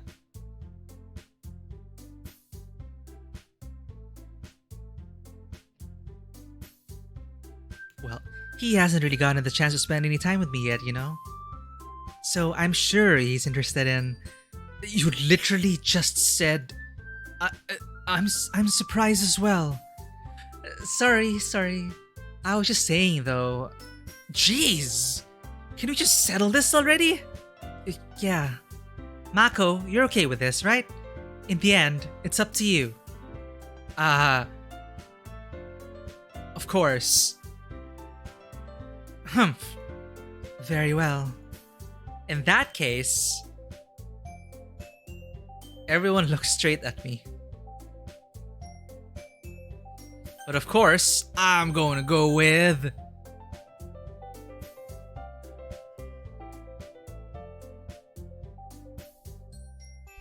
Sayori is clearly down in the dumps.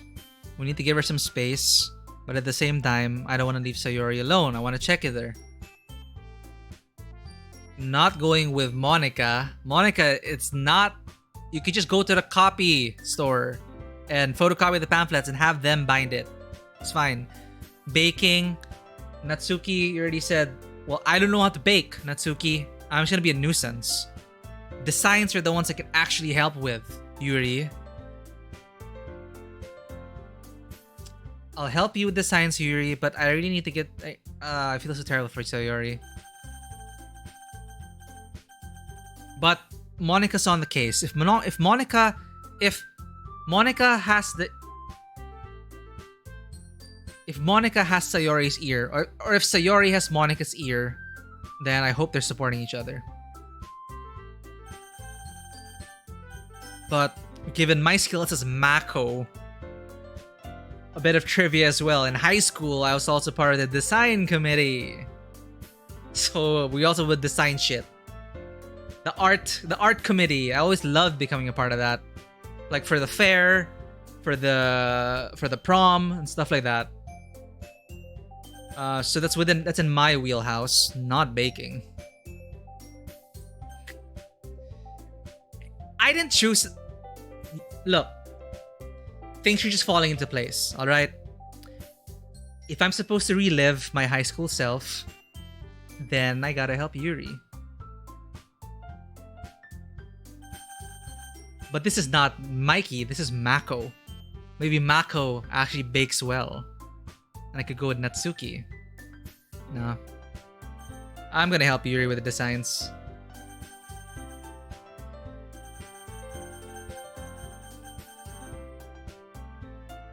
Look. Yeah, Mako didn't say he can't bake, but... she would... I could do the heavy lifting for her. I could still help out in the kitchen, but honestly, like, okay. I feel like the design would be more in my wheelhouse. She can't design the entire stage on her own. Alright? I'm making excuses to myself. What am I doing? I'm just gonna stick with it and pull the trigger. But see, that's the thing. Like, I don't know if it's the right thing to do. Sayori is clearly down in the dumps.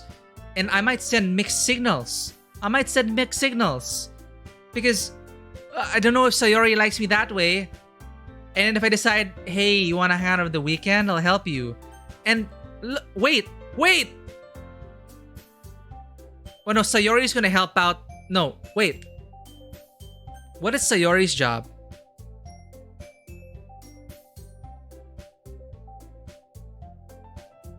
Oh, I can't even. No, did Monica say that Sayori would be helping her with the pamphlets? I think she did at some point. So Sayori and Monica will be together. So. Well, I'll probably be most useful helping out Yuri. Me? Are you serious? Why would you... Natsuki. I can already tell you're about to say something mean. Oh my god, but Natsuki's so into Yuri.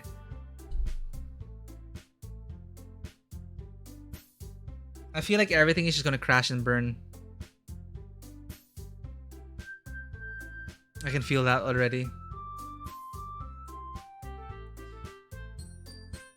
No. I was just saying. So you'll be helping Yuri then, Mako? Yeah. That's what I'm going to do. I'm glad. I have a bad habit of overthinking these sorts of things. So I think your assistance will be very useful. That's great to hear. I swear, that smile, that look, that stance. I feel like Monica has a dagger in her back and she's ready to stab me in the heart. That's great to hear. You know, right? Like, that's great to hear. So you admit she's pretty. So you admit you want to help her out. Because you think you want to spend more time with her. Jesus. Okay. That's great to hear. Natsuki, will you be able to handle the baking yourself? I mean... Yeah. I already said I would be fine. Okay. Everyone can tell that Natsuki is feeling a little sour. So, is that everything we needed to go over? Yeah, that should be about it. Are you guys excited? Well, excited might not be the right word, but I suppose I am looking forward to it a little bit. Do you feel the same way, Mako? Why are you asking me these questions, Monica? Me? I guess you could say I am interested to see how it'll turn out. That's good enough for me. What about you, Natsuki? Natsuki. What? Why is everyone yelling at me? I didn't even do anything. No, that's not what I meant at all. Yuri anxiously glances between everyone in the room. I'm sorry for this. I don't really know why Mako picked me. And also, your cupcakes are the best cupcakes I've ever had. They go really well with my tea. And nothing that I do for the event will compare to that, so... I get it. I'm kind of surprised though. Why? Well, I'm the one acting immature. I already know that, but you're trying to cheer me up all of a sudden. Oh no, they like each other? What am I doing?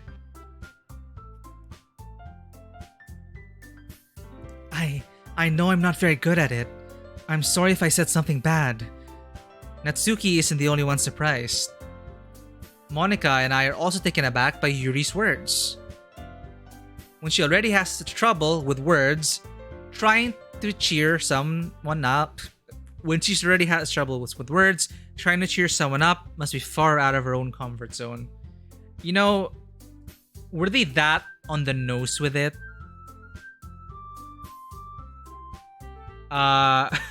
Because her name is literally Yuri. Is it a sign that you're not supposed to be going for that? Because they assume you're a boy. When she already has trouble with words. Look, we're just friends. When she already has trouble with words, trying to cheer someone up must be far out of... Or they named her Yuri to make you... to mislead you. Yeah, that's it. This game is all about subverting expectations, right?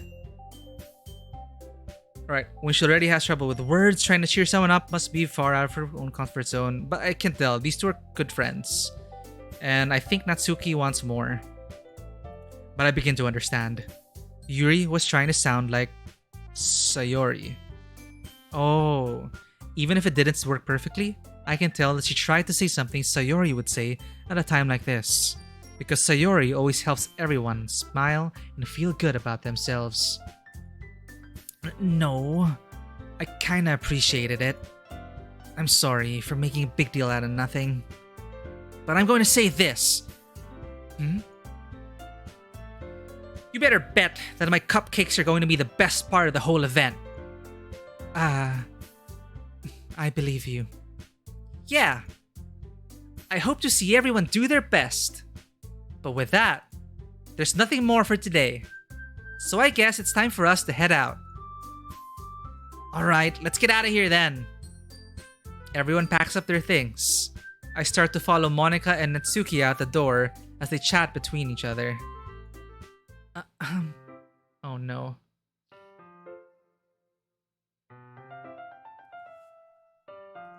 Eh? I turn around. Sorry. I realized that I don't have any way of contacting you this weekend. Oh, you're right. I can't believe that slipped my mind.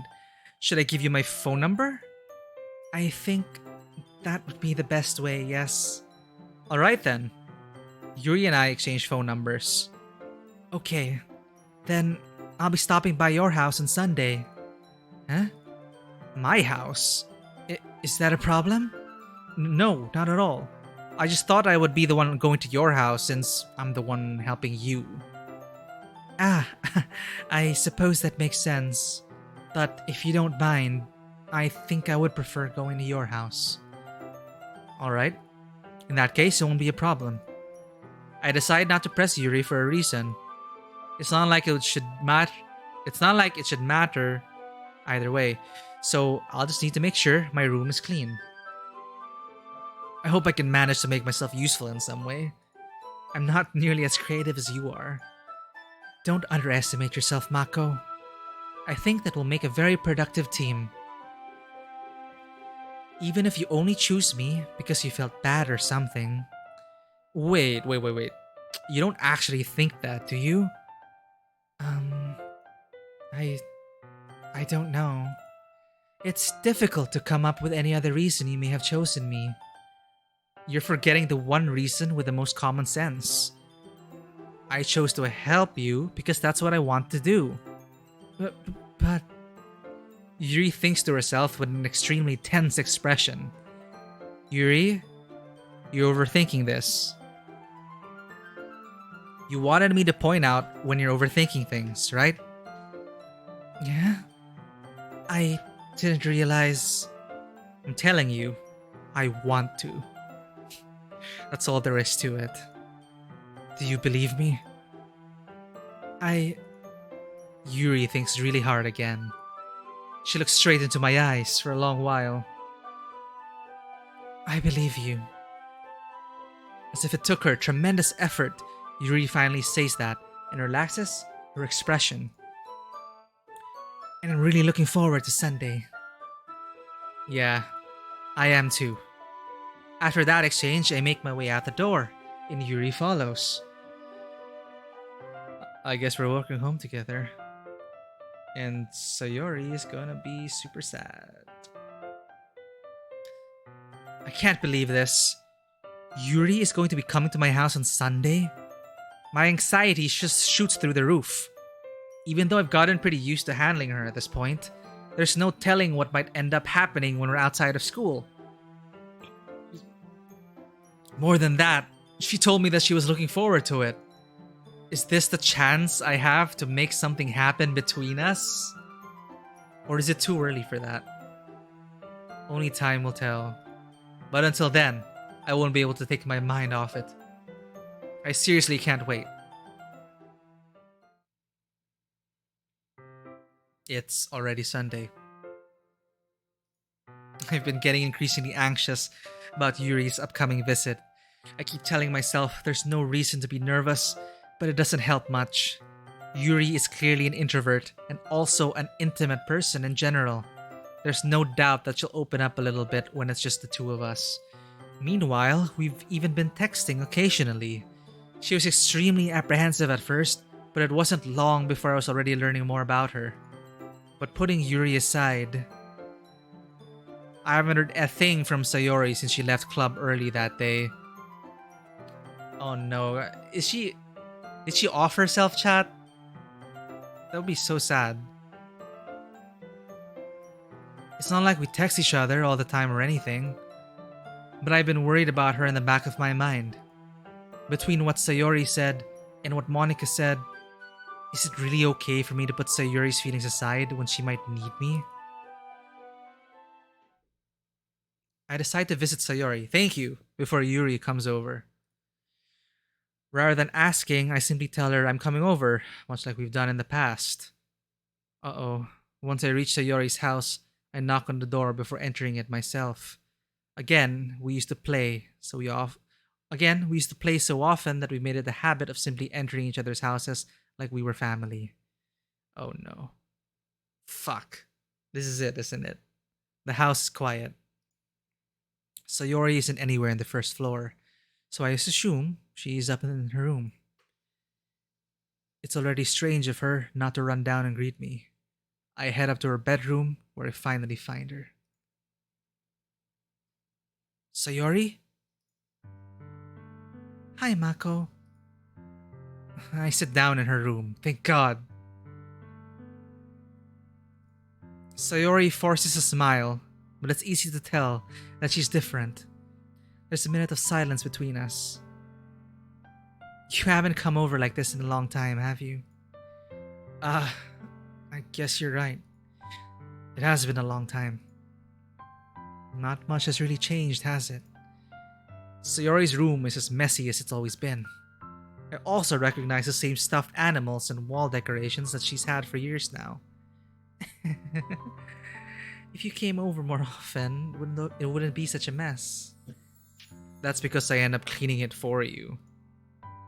How come you suddenly wanted to come over today? Aren't you supposed to see Yuri today? Is she like the canon choice when everyone is happy? Yeah, but... Wait, how did you know that? Sayori had already left by the time we decided that last meeting. So Monica's feeding her info? Monica told me. Monica told me. It's only natural for her to keep me informed about the festival preparations, right? Ah, that's true. But what about you? Aren't you going to be helping Monica today? Of course. But I'm just helping her online. We didn't plan to meet up or anything. Ah, so it's just me and Yuri then. Yep. There's more silence between us. Sayori stares in a random direction. Everything about her behavior is really uncharacteristic. I finally get to the point. I just wanted to see how you were doing after you left on Friday. When something's wrong, you can't hide it from me. I know you too well. So, Sayori smiles, shaking her head. That's no good, Mako. Eh? Why can't it just be like it's always been? This is all my fault. If I didn't get so weak and accidentally express my feelings, if I didn't make that stupid mistake, then you wouldn't have been worried about me at all. You wouldn't have come here. You wouldn't have been thinking about me right now. But this is just my punishment, isn't it? I'm getting punished for being so selfish. I think that's why the world decided to have you come over today. It just wants to torture me. Sayori! I grab Sayori by the shoulders. What on earth are you saying? Are you listening to yourself right now? I know something happened to you. There's no other explanation for you to be like this. So tell me already. Until I know, I won't be able to stop thinking about it. Sayori gives me an empty smile. You really put me in a trap, Mako. But you're wrong. Nothing happened to me. I've always been like this. You're just seeing it for the first time. Seeing what? What are you talking about, Sayori? You're really just gonna make me say it, aren't you, Mako? I guess I have no choice this time. The thing is, I've had really bad depression my whole life. Did you know that? Why do you think I'm late to school every day? Because most days, I can't even find a reason to get out of bed. What reason is there to do anything when I fully know how worthless I am? Why go to school? Why eat? Why make friends? Why make other people put their energy and caring to waste by having them spend it on me? That's what it feels like. And that's why I just want to make everyone happy. Without anyone worrying about me. I'm in shock. I can't even figure out how to respond. Well, we saw it through her poems.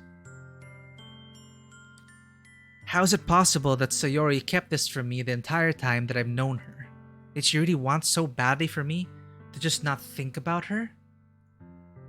Why, Sayori? Eh? Why is it that you've never told me about this? It almost feels like I've been betrayed as your close friend. Because if I knew, I would have done something, done everything I could to support you. Even if there's only so much that I could do, I would have tried a little bit harder to make every day a little better for you. That's why I'm your friend. All you had to do was tell me. You don't understand at all, Mako. Why do you think I didn't tell you? Because if I told you, then you would have to waste effort caring about me instead of doing important things. I don't want to be cared about. It's bittersweet when people try to care about me. It feels nice sometimes, but it feels like a bat being swung against my head. That's why I wanted so badly for you to make friends with everyone else. Helping everyone be happy together is the best thing for me. But then, I discovered something else too. Seeing you make friends and get closer with everyone in the club, it feels like a spear going through my heart. So that's why. That's why I decided the world just wants to torture me. Every path leads to nothing but hurt. You're right that I don't understand. I don't understand your feelings at all, Sayori. But I don't need to understand. Whatever it takes for me to help you stop hurting, that's what I'll do. No, Mako. There's nothing. Nothing at all. The only thing that could have helped is if everything could be like it always was. But I was selfish. I finally showed you what a horrible person I am. Tears streaked down Sayori's face. I made you join the literature club because I was selfish. And I was punished by my heart hurting in a way that I couldn't understand. And now you came here, and I made you hurt too. I'm just weak and selfish. That's all I am. And that's why I'm going to accept these punishments. Because I deserve every last one. Without thinking, I once again grabbed Sayori's shoulders. This time, I pulled her into a tight embrace. Mako. Sayori, I don't care if you feel selfish. I'm really happy that you convinced me to join the club. Seeing you every day makes it worthwhile enough. If I make friends with everyone else, then that's just a bonus. But please, never underestimate how much I care about you. I wouldn't have it any other way. Mako. Sayori isn't hugging me back. Despite my arms being wrapped around her, Sayori's arms remain at her sides. She starts sobbing next to my ear. No, don't do this to me. Please, don't do this. Mako, Sayori barely manages to speak between her sobs. I don't know if I'm doing the right thing, but all I want is for her to know that I care. If you have it in you to call yourself selfish, then you have to let me be selfish too. No matter what it takes, I'll figure out what needs to be changed. I'll make these feelings go away. And if there's anything that you need me to do, then you'd better tell me. I'll get mad if you don't. Oh no, chat.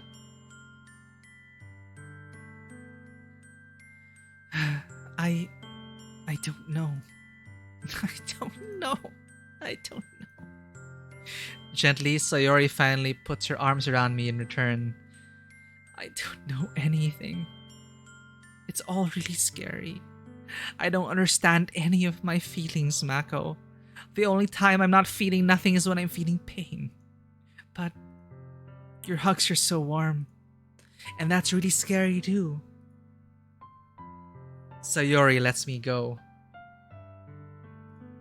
As she does so, I let her go as well.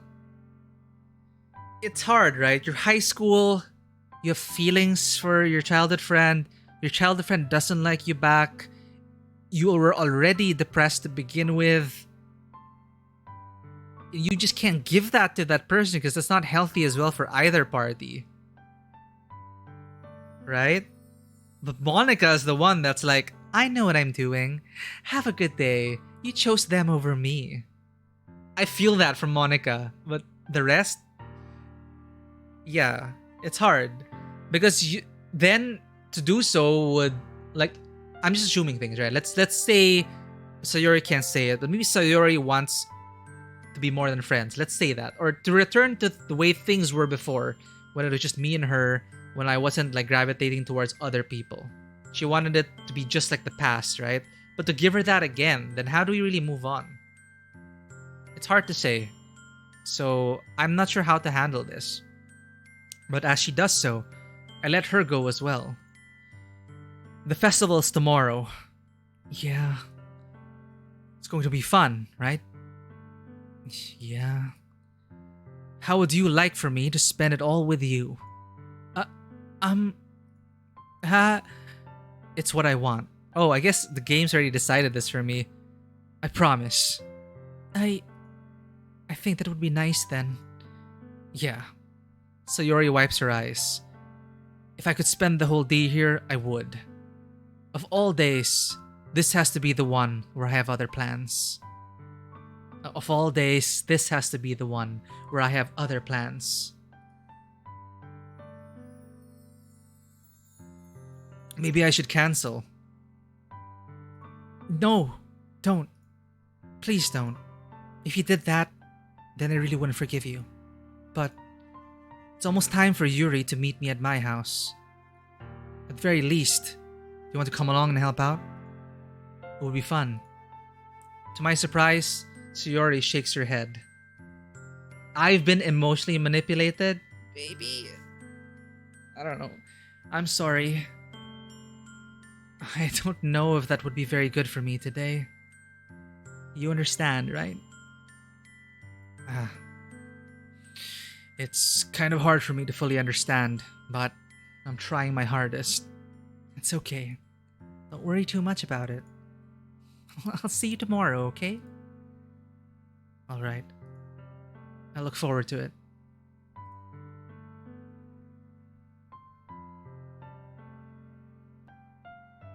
I say goodbye to Sayori and exit her house. No, but I actually get where Sayori is coming from. She just has to... It's hard to take a blow from it. Some people, they're fine. Yeah, this girl, this person's not into me. Whatever. Water off my back. But coming from someone who's been through that, who has actual clinical depression, to be rejected, it's not exactly... It hurts. And she's trying to manage it. And I think she's trying the best she can. Because in me as Sayori, I relate to Sayori, not with terms of the relationship bit, but in terms of not wanting to be a burden on other people. And it would hurt me more if Mako dropped everything, dropped his life just for me. That's there are probably side stories. I'll have to clarify it, but I'm just thinking about it in the moment right now. Like if I were in Sayori's shoes and Mako dropped plans, dropped everything for me, I'd feel even more of a burden. And that's a tragic spiral there. And how do you mix that with the fact that, if we're assuming correctly, she just wants her childhood friend back? I say goodbye to Sayori and exit her house. On the way home, I find myself still feeling uneasy. Now, this is where it really gets complicated, because we're not sure how far deep she is, and she's left home alone. Alright? That's why I was so worried. That's why I was so glad Mako checked up on her. Because I'm not lying when I say that when I have a personal experience with this, I've had to shake someone out of it and literally bring that person to the hospital because that person felt rejected. The person needed help she needed a therapist, she needed everything. They needed everything, but couldn't handle what was going on. And the worst thing to do was to leave that person alone. And it's hard because someone has to. It's hard to care for someone who's going through something like that. So to leave Sayori now, I'm leaving because I'm okay with it because Monica is on the call. So I have a feeling Monica actually knows all about this and she's just trying. That's why she was never really actively like I don't think she was trying to. I don't know Monica yet, okay? But if Monica is truly a good person, she's probably really been on Sayori's side and probably really letting her know, these feelings? Yeah, look, I'm just glad she's able to talk to Monica. If I'm assuming correctly that she's open up to this with Monica. Monica is her current support person, so let's go. On the way home, I find myself still feeling uneasy. But it's hard for me to keep thinking about it when Yuri's about to come over too. I think Sayori is right. I shouldn't be worrying too much. And we're definitely going to have a great time tomorrow. I should just focus on what's ahead of me. I don't know. We don't know Monica. She did point out that, you didn't spend any time with me yet. I haven't yet. As I approach my house, I see something that makes me feel a moment of panic. Yuri? Oh. Right, we're not in uniform anymore.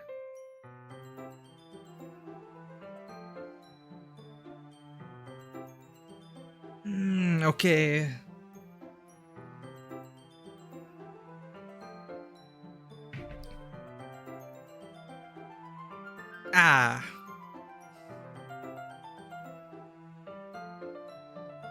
Look, okay. Yeah, this is Mako. This is like, these are high schoolers. Totally weird, but I do like this. I do like her outfit. That's it. Her outfit's cool. Thank goodness. You're a little early. I'm sorry I wasn't home yet. Were you waiting for a long time? Now you're scaring me, Sanguine. Is she gonna turn into a spider lady and then kill me? Were you waiting for a long time? No, I just got here. But I started to get really nervous when nobody answered the doorbell. You always could have texted me. If I had known, I would have reassured you and hurried more on my way home. I suppose that's true. I didn't think of that. For some reason. It should be common sense to do that, but I decided to ignore it. Anyway, let's go inside. I see you brought a lot of stuff with you. That's right. And did you manage to find everything I asked you to buy as well? Yep, pretty much. At least, I hope... I don't want to be gassy. At least I hope I got everything right. I'm sure it'll be fine. I take Yuri to my room. The first thing she does is glance around curiously, which makes me feel anxious. I wish my room was as neat and uncluttered. Damn, Mako.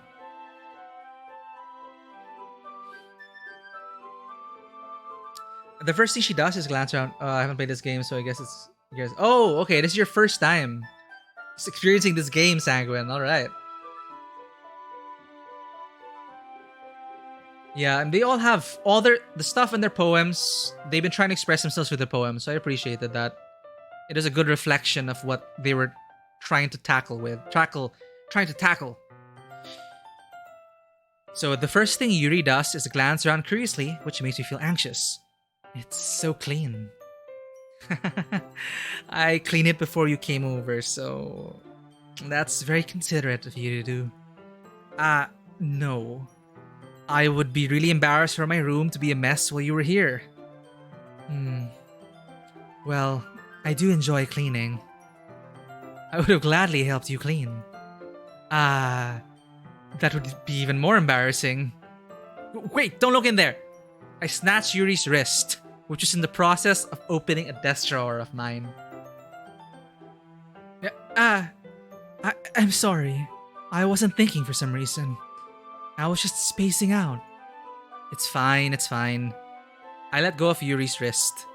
She puts both of her hands firmly in her lap, as if making sure she's keeping track of them. Wandering hands. Dangerous. So, should we get started? Yes. I have a few things planned that you can help with. Decorations and other atmospheric enhancements. Atmospheric enhancements? You know, mood lighting, aromatherapy candles. Oh, wow. Yes, Sanguine, I'm with you on that. What? Am I going to go into overtime? Hold up, I have to check something. I gotta check.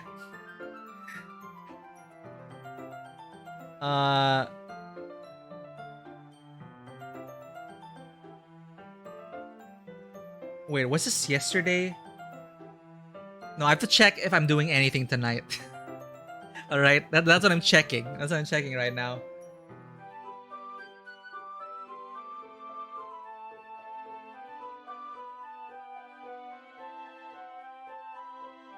Oh, okay.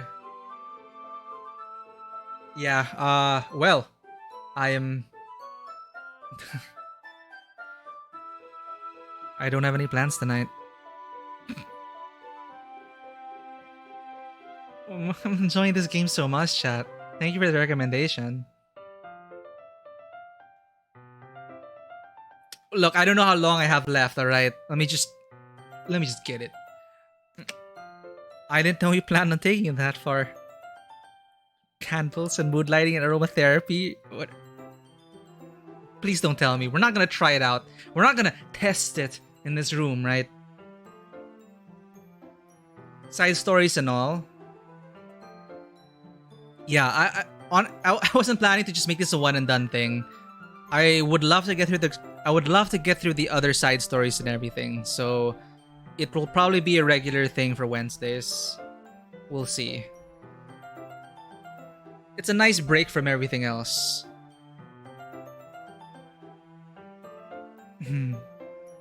Of course.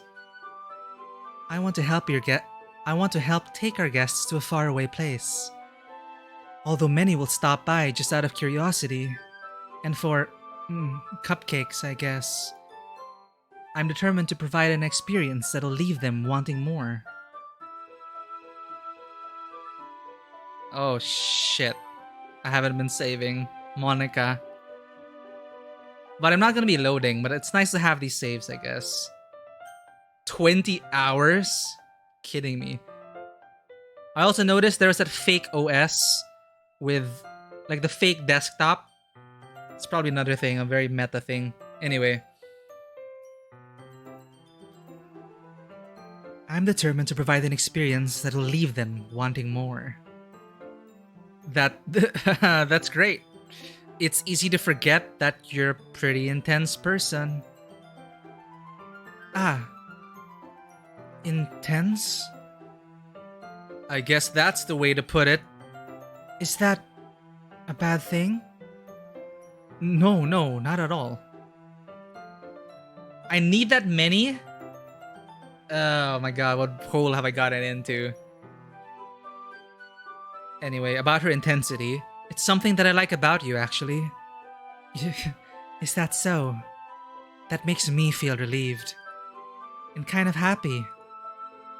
Yeah, no need to be so anxious. You can relax a little. Relax. I brought some things for relaxation.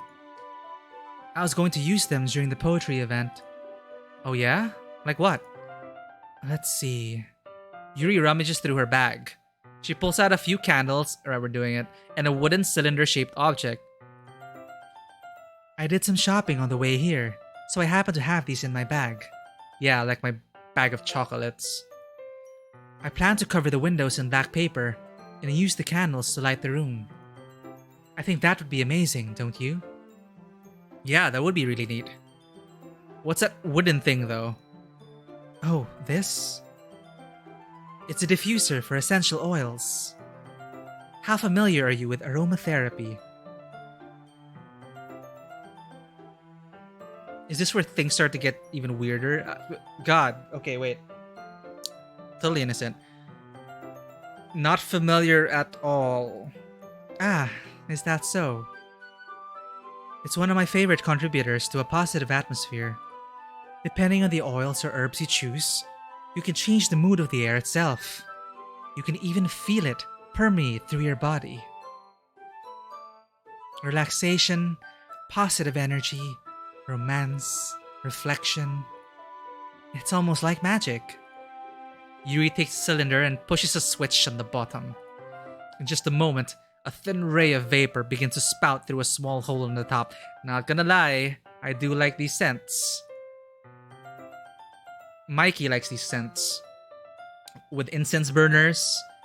Or always have to have an incense burner going on. Not incense burner, but you know, you put the oils in, and then you put the tea light under, and then, you know, incense.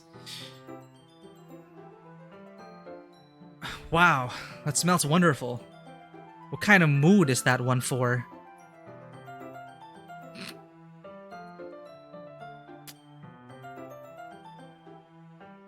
This is jasmine essential oil. It smells a little sweet and flowery, right? Yeah, that's a good way of describing it. I chose jasmine for the event because it provides more than relaxation. Jasmine enhances your emotions and helps you feel them flow through your body. You feel warmer and your heart pounds more heavily. Don't you think that'll be perfect for sharing our poems? It does sound suitable, but you seem to know a lot about this, so I'll trust your opinion with anything. Yuri smiles gently, clearly enjoying herself. She again reaches into her bag and pulls out several spools of thin ribbon. What are those for? Well, did you purchase the origami paper I asked you to get? Yeah, I have it over here. We won't be using the paper for folding origami. What I'd like to do is write a different word on each paper. We'll need about 100 of them. Oh yeah? What will those be used for? Well, I'm going to cut pieces of ribbon to hang from the doorway of the classroom. Then, we can fasten the paper onto the ribbons to create a doorway curtain. Wouldn't that be beautiful? It would also catch the eye of those passing by the room. It may attract some to peek inside. That's really creative. I had no idea you'd be so good at this, Yuri. Yeah, what are your favorite scents? Is that ironic? Chlorine gas? My favorite scent are... Currently, one of my favorite scents is the yellowed book smell. When you flip through it. When you flip through a yellow dog-eared book. I love that scent. And I think I remember seeing it on my feed. Someone with a candle. A scented candle. Like, it especially old book smell.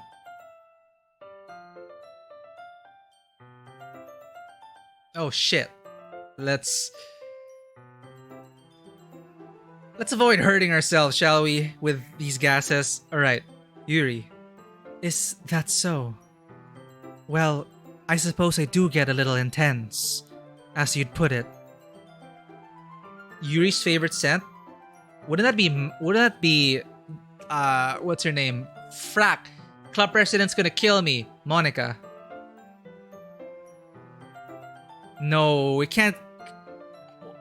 I'm so worried now. Okay, I'll look at chat in a bit. I'll finish this. I like this moment, what's happening. Well, I suppose I do get a little intense, as you'd put it. Oh no. Yuri giggles with red cheeks. Is it just me? Or is she more relaxed when it's just the two of us? Or maybe it's the excitement she feels from sharing something that she enjoys. Here's a marker, Mako. You can write any characters you want. I'll help you once I finish cutting the ribbons. Ah, alright. Sitting on the floor together, the two of us get to work.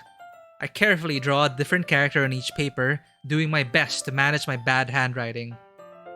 Yeah, my new book smell. I got that because of my reading teacher. What he did once, he made it a ritual. He told everyone to take out our books, our required reading, and just flip through and inhale. Like he'd insist on that. And the habit stuck ever since then. Whenever I have a new physical book, that's one of the first things I always do. I also do it with like a bag of chips, opening a new package, like a gadget, like a new gadget smell. Okay, yeah, Yuri's got us in the mood. I love my scents.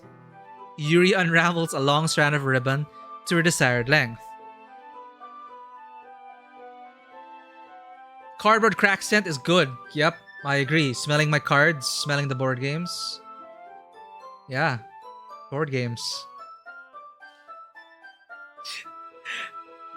Okay, we're getting through it.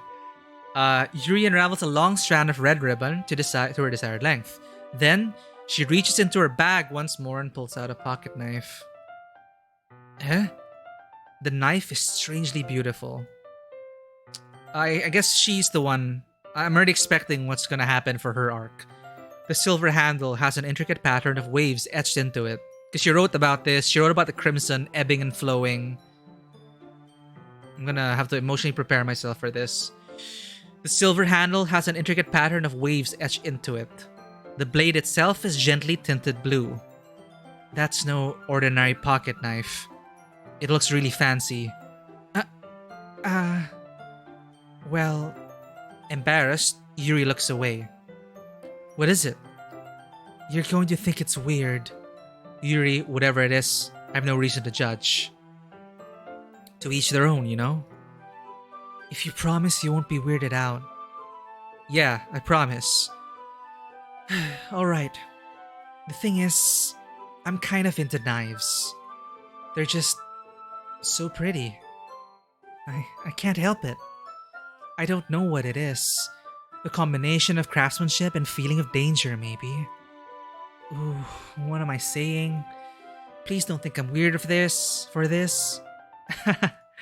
You're laughing at me. No, I'm not laughing at you. It's just funny how nervous you get about sharing. Yeah, I'm into swords. I'm into knives. Honestly, I really am. But I feel like I'm gonna end up becoming a cult sacrifice at some point. Yeah, I feel like it. It's just funny how nervous you get about sharing. It's an interesting thing to be into, I guess. But I think it kind of suits you. It suits me. Yeah, it's kind of intense. Besides, it's a really cool looking knife. I can't deny that. It is, isn't it? Yuri relaxes her expression once again.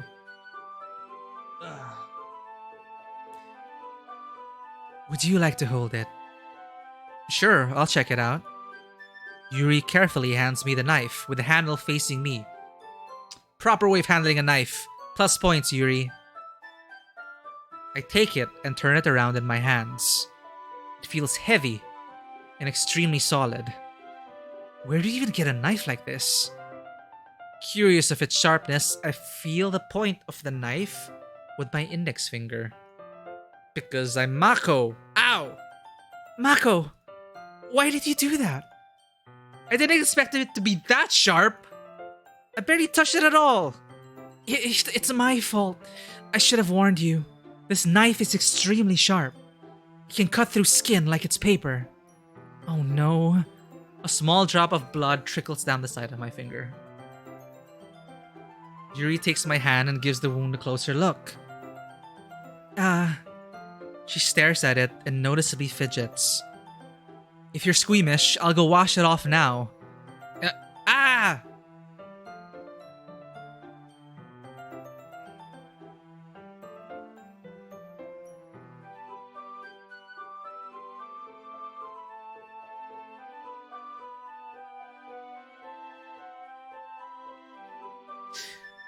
Without warning, Yuri puts my finger in her mouth and licks the wound.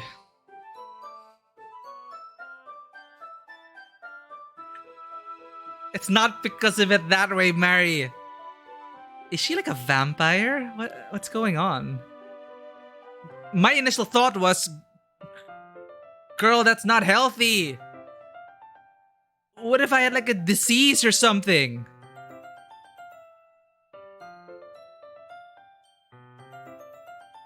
Whatever. Bloody Mary. Bloody hell. Without warning, Yuri puts my finger in her mouth and licks the wound. I feel her tongue curl around my finger. Startled, I instinctively pull my hand back. Please forgive me. I wasn't thinking. Yuri lowers her head, her face burning up. Yuri, that's the most embarrassing thing I've ever done. How could I do something like that? I'm sorry. Sure, it was a little weird and it took me by surprise, but I guess she was just trying to help, right? Yuri, I think you're overreacting a little. She doesn't lift her head. What if she doesn't recover from this for the rest of the afternoon? Alright, you know what? This might be a stupid thing to do, but I do it anyway. Am I going to grab her? I take Yuri's hand and lick her index finger in return. Alright, I guess we're getting into it. Mako! Did you just really do that? Now we're even. Yuri just looks at me like I did something wrong. I knew that would be a bad idea. If not for the sweet aroma of the jasmine oil, the air would be extremely heavy right now. You're so weird, Mako. Yuri giggles shyly. Eh? Yuri calling me weird? I have no response to that. Where do you keep your bandages? I don't think I need one actually. It was a tiny cut. Look, it's already stopped bleeding. I see. That's relieving. The tension is quickly lifted. Guys, you're forgetting about the decorations. Indeed. What was I even supposed to do? I was supposed to draw a character on each paper. My blood type's AB positive, if you want to know. We each resume our respective activities.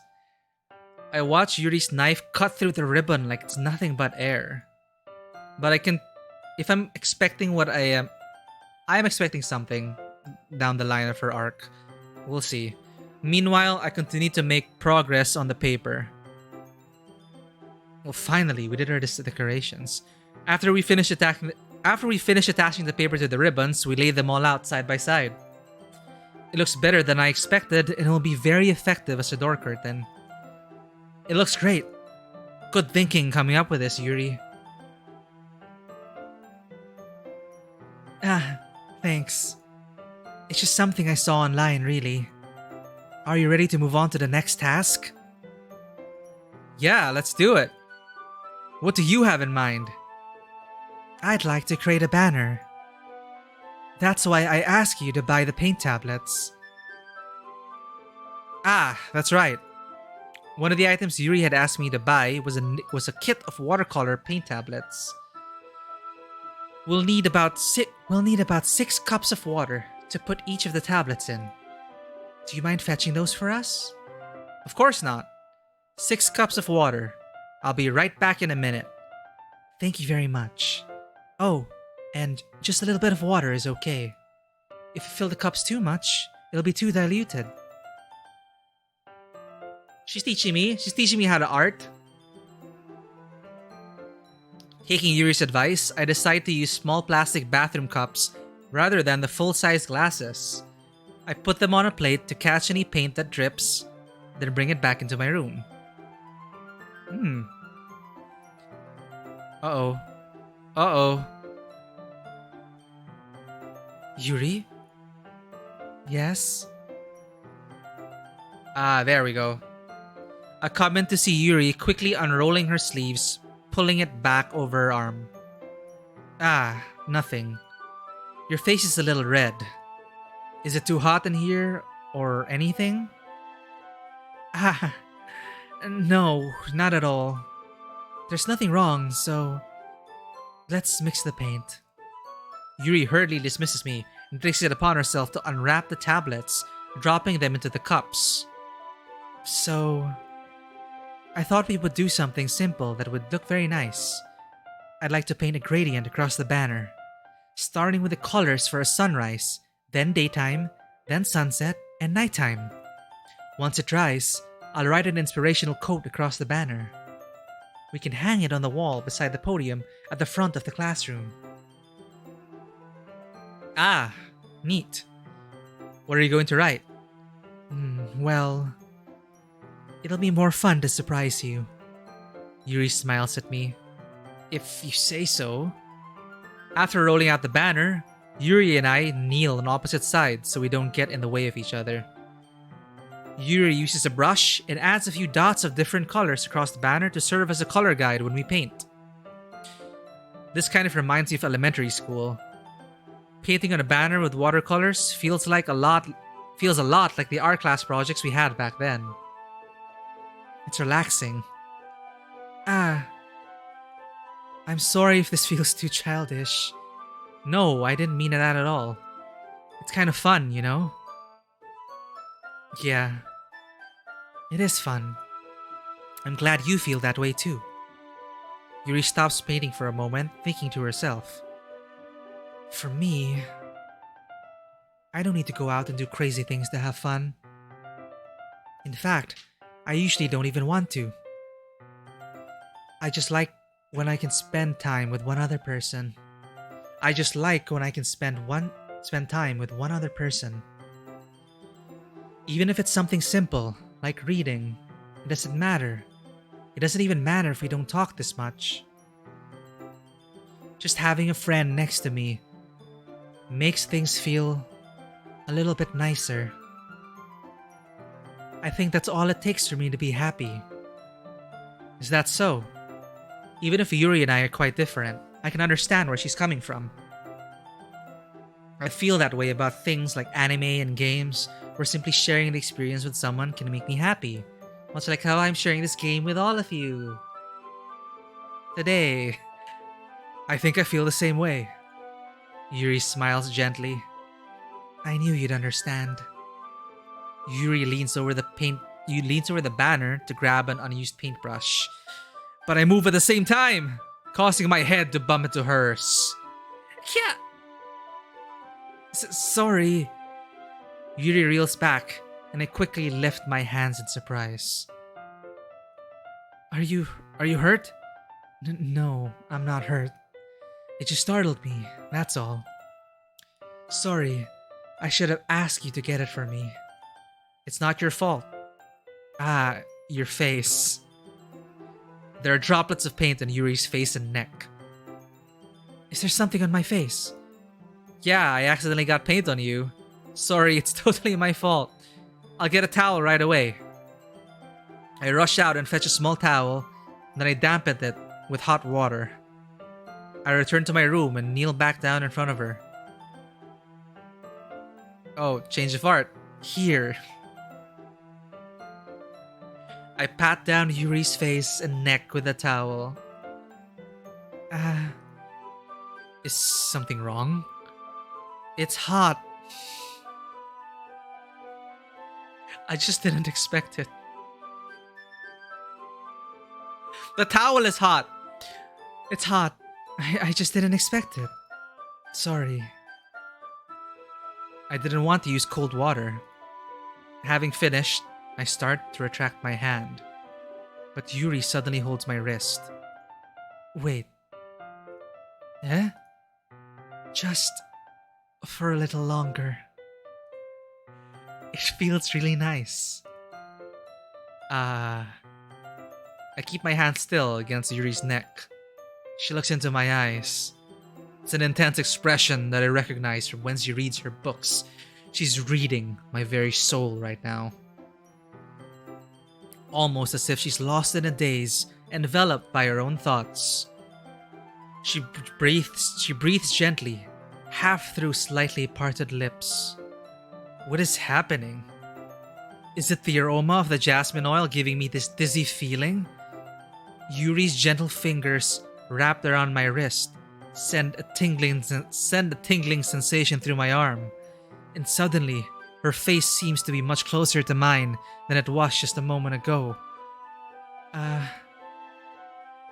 Yuri slowly pulls away. Sorry. I've been feeling a little lightheaded today. I didn't mean to space out. It's fine. The moment is over as soon as it began. Yuri picks up her brush again, but her movements seem clumsier, like she's unable to focus. I remain silent, forced to ignore the event that just transpired. I hesitantly retrieve my own brush and continue following Yuri's example. Yeah, leave the door open. Yep. I hesitantly retrieve my own brush and continue following, true Asian parent experience. They'll never trust you with the door closed. I hesitantly retrieve my own brush and continue following Yuri's example. That should do it. I finished filling the night sky with white dots that look like stars. Yeah, it's true. Looking at the banner as a whole, it's very pretty and natural looking. I think it came out better than I expected. I'm really happy with the results. Yeah, me too. Are you gonna add the lettering now? Not yet. It needs to dry first. That's true, but won't that take a while? Well, perhaps it would be best to leave it here, then have you bring it in the morning. I can do the lettering in the classroom before our event starts. Is that okay? That's totally fine. Wonderful.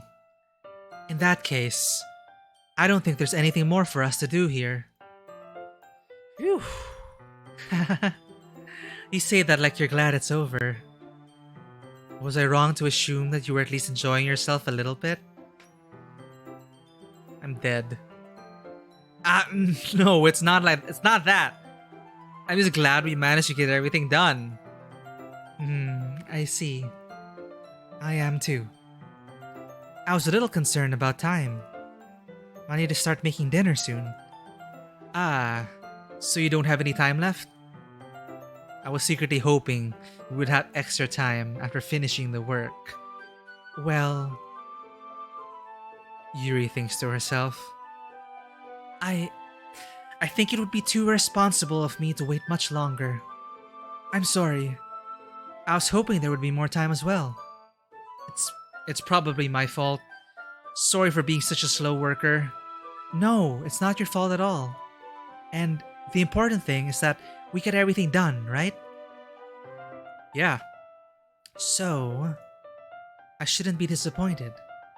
Or anything. Gathering all her things, Yuri seems to look a little downcast. I understand why. It sounded like she rarely gets the opportunity to spend time with friends in a relaxed environment.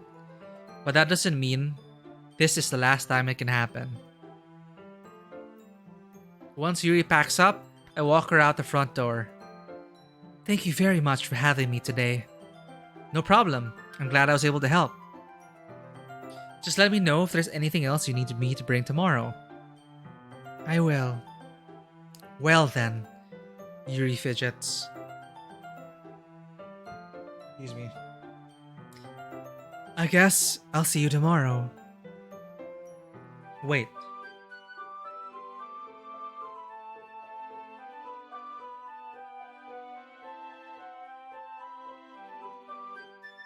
I kind of say that without thinking. About today. It's fine that we didn't have as much time as we wanted. Oh, that's true. It's still bright out. Unless 6 p.m. here is super bright still, like in other countries. Is it? I forget. In Japan, does it get dark really fast? Anyway, it's fine that we didn't have as much time as we wanted. Because we can do this again. Whenever you want, you can come over, or we can go out somewhere. Ah, I forgot you don't like going out much. As I stumble over my words, Yuri simply smiles bashfully. Anyway, you know what I'm trying to say, so... You're very thoughtful, Mako. Yuri takes a step closer to me, then briefly squeezes my hand. I kind of like that about you. Well, how am I supposed to respond to that? But I don't even get a chance to, as Yuri suddenly pulls back.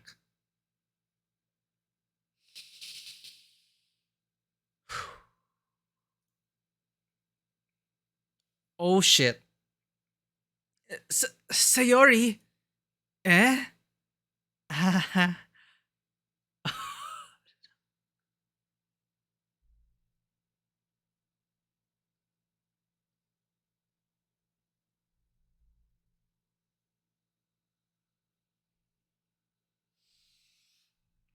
Mm,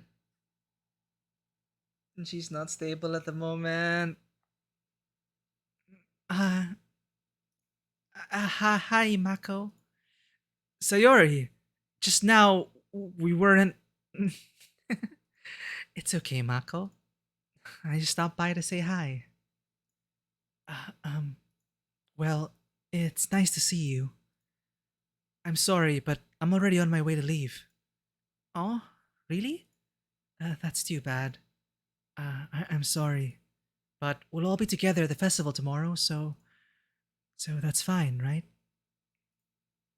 Of course. Sayori beams. Yeah, so I'll see you tomorrow. Clearly embarrassed, Yuri hurries off. It's really not something she should have seen today. Sayori waves goodbye after her. Sayori, I thought you didn't want to come over today. Well, I tried staying in my room, but my imagination was being really mean to me. So I had to come here and see it for myself. See what? What are you talking about? You know how much fun you were having with Yuri and how close you got to her. It makes me really happy that you've made such good friends. That's all that matters to me.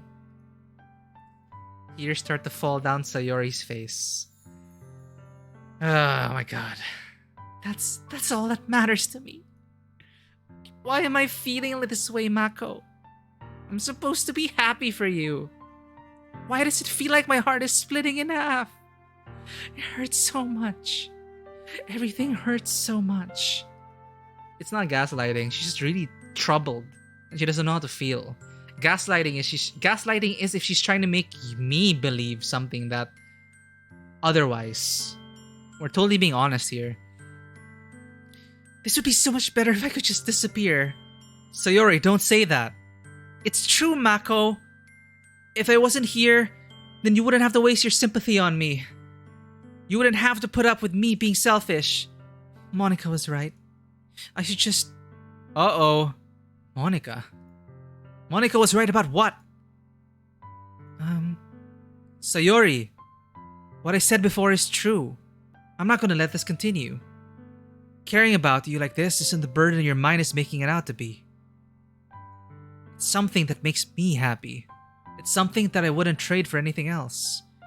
So even if it takes an entire lifetime, and all of this is just more daggers into the hearts of Sayori.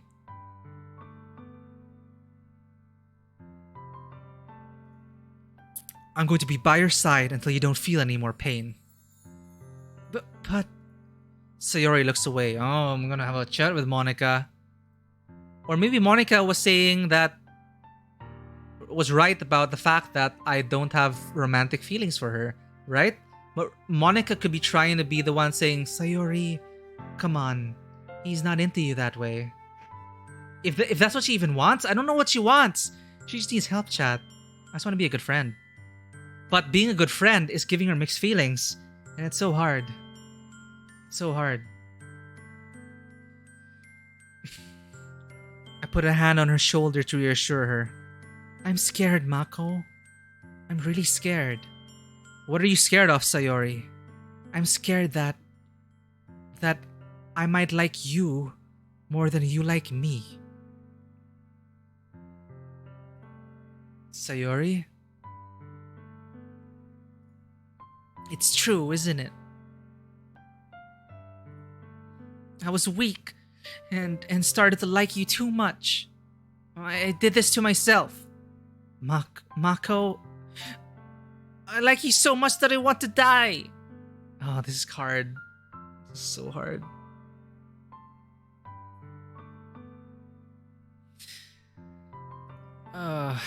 That's how I feel. And that's enough, Sayori. I don't want to hurt you anymore. I slide my hand down Sayori's arm and squeeze her hand in my own. And Mako, this might just be doing more harm than good. I don't know anymore. Do you remember how I said I always know what's best for you? Do you still believe me? Wordlessly, Sayori nods. Even if you don't understand all of your feelings, I know what you need the most right now. And that's what I'm going to give to you.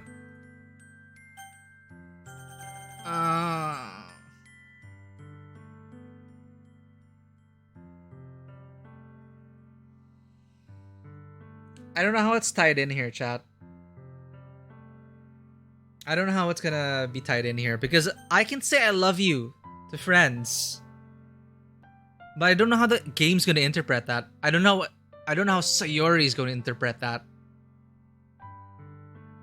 Look, I don't know. It's terrible to assume, but I guess a lot of the hints were there. Am I assuming too much? Sayori just said, I just want things to be the way they were before. I just want my childhood friend back. I want my dearest friend back. Save! Save! Save! Okay, now I feel safer. No, love I think is gonna be even more confusing for the both of us. So, oh my god, can I just say, I had to say this to someone in real life and it was so hard. No, Bloody Mary, I'm not gonna lead her on. I've learned my lesson. You gotta be honest.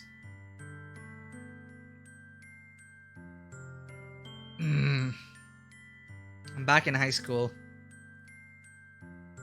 You'll always be my dearest friend.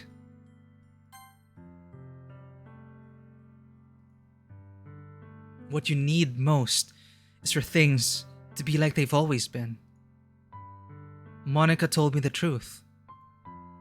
She told me how much happier you seemed after I joined the club.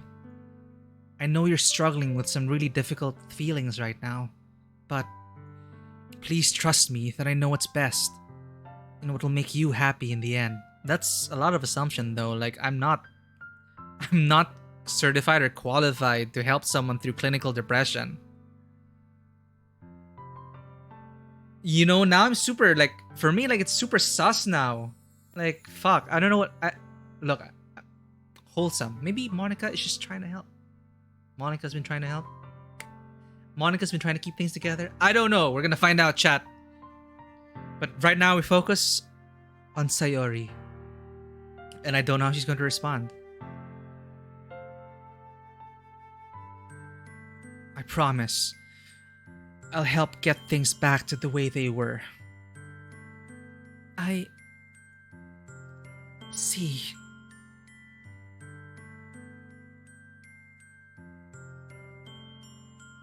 Sayori forces a smile through an incredibly pained expression. Is this what it feels like to get stabbed in the chest? Fuck.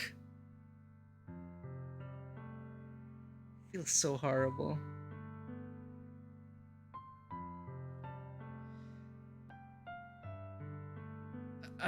Or Monica was encouraging her, right? Could go either way. I like that. I like how it's kept ambiguous until now. Like Monica chimes in once in a while, but we actually don't know much about her. So I'm actually super curious if I decided to spend time with Monica. We'll see. But shit, chat. Back to Sayori. Is this what it feels like to get stabbed in the chest? I should write a poem about this.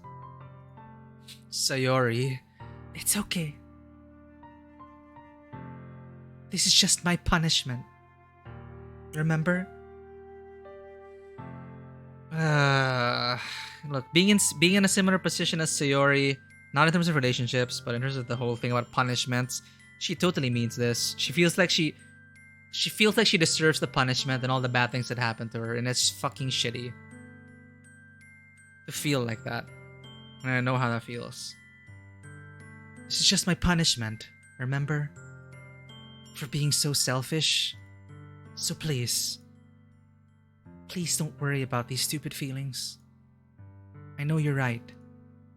I knew this whole time that there's no happiness down that path. That's why I came here. Just so I could get the answer I needed to hear. The other thing, you're also right that I just wanted to go back to the way it was. I realize that now. You really do know me better than anyone, Mako. I'll trust you with anything. Anything at all. So, Sayori's smile finally breaks. All of a sudden, she turns around and drops to her knees and screams. Oh man. Clutching her head with both hands, she screams as loudly as she can. I'm so shocked that I don't know how to react. Sayori looks over her shoulder and flashes me one more weak smile before turning around and running off. Sayori! I'm left helplessly standing in the front of my house.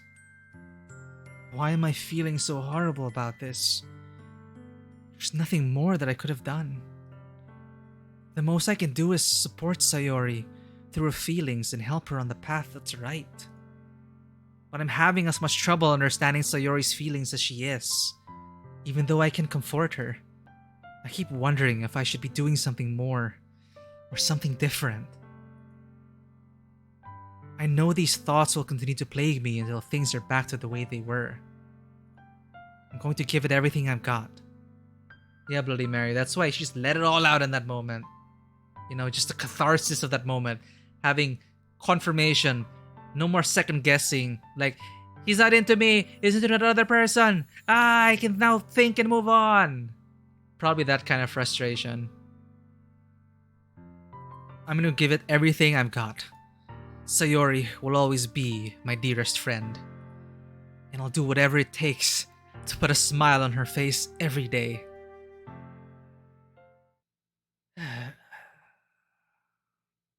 It's the day of the festival.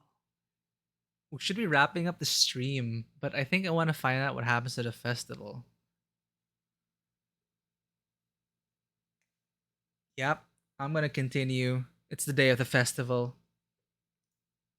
Of all days, I expected this to be the one where I'd be walking to school with Sayori. But Sayori isn't answering her phone. Fuck. I considered going to her house to wake her up, but decided that's a little too much. I hope she's there at the fair. Please be at the fair. Meanwhile, the preparations for the events should be nearly complete. The banner Yuri and I painted is dry, and I gently rolled it up to take with me. She sent me a pleasant text reminding me not to forget anything, and I reassured her. Funnily enough, I probably feel the same way as Natsuki about the event. I'm more excited for it to be over so I can spend time with Sayori and Yuri at the festival. But knowing Monica, I'm sure the event will be great too. Mako! Oh god. You're the first one here. Can you put on the music? It's getting kind of creepy. Thanks for being early. This is so awkward. That's funny. I thought at least Yuri would be here now. Monica is placing little booklets on each of the desks in the classroom. They must be the ones she prepared that have all the poems we're performing. There's no music, Bloody Mary. That's why it's so unnerving.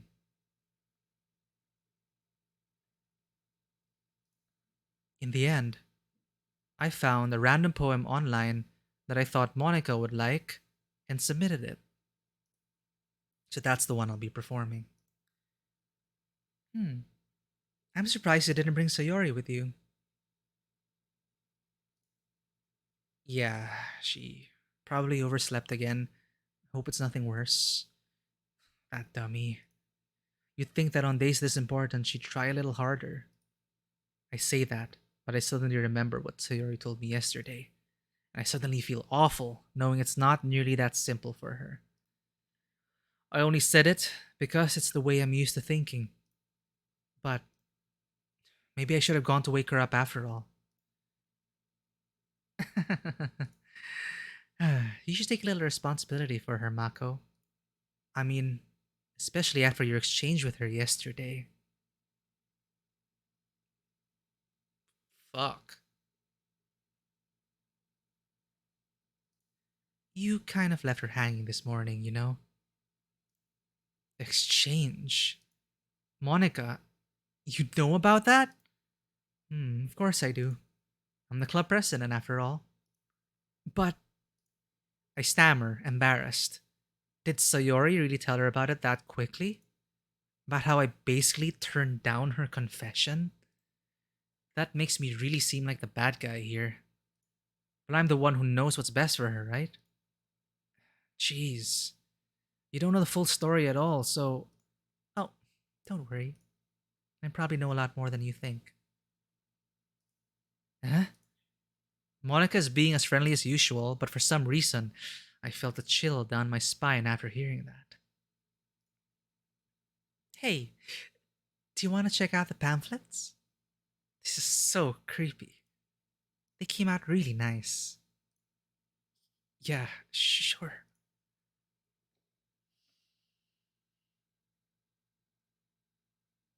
I grabbed one of the pamphlets laid out on the desks. Oh, yeah, they really did come out well. Something like this will definitely help people take the club more seriously. Yeah, I thought so too. I flip through the pages. Each member's poem is neatly printed on its own page, giving it an almost professional feel. Ugh, I love that feel. I recognize Natsuki's and Yuri's poems from the ones they performed during our practice. What's this? I flip to Sayori's poem. It's different from the ones she practiced. It's one that I haven't read before. Fuck. Fuck. I got chills. Get out of my head, get out of my head, get out of my head, get out of my head, get out of my head, Get out of my head before I do what I know is best for you. Get out of my head before I listen to everything she said to me. Get out of my head before I show you how much I love you. Get out of my head before I finish writing this poem. But a poem is never actually finished. It just stops moving.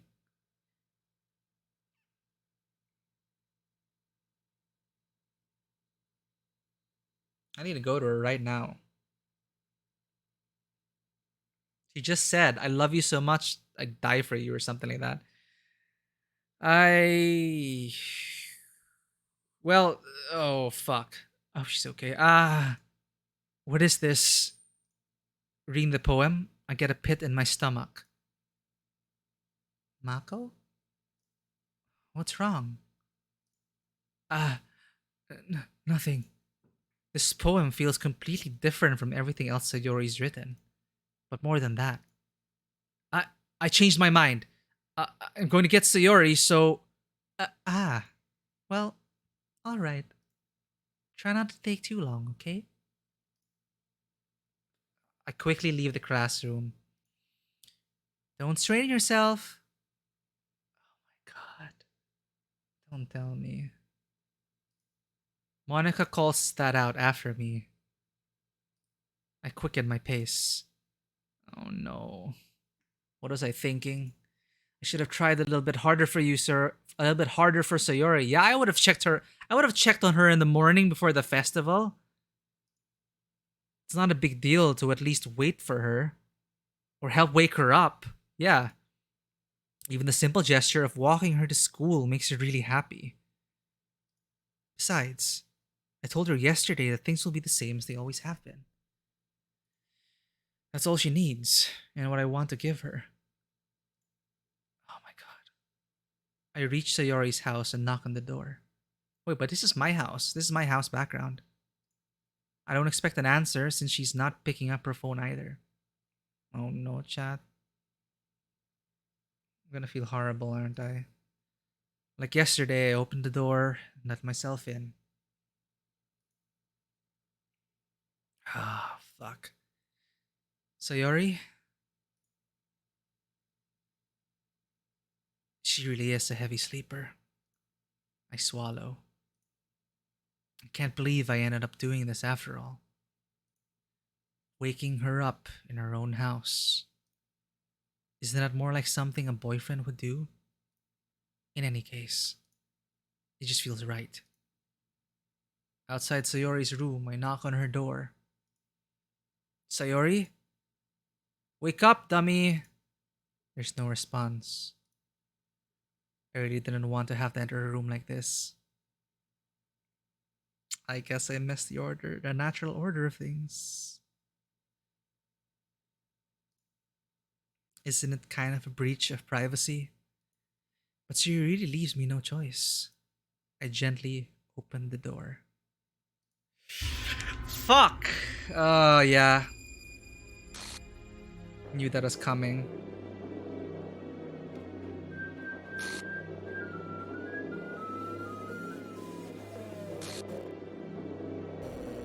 Oh, an exception has occurred. File, game script, Chat 5 replay, 307C3 spec for details.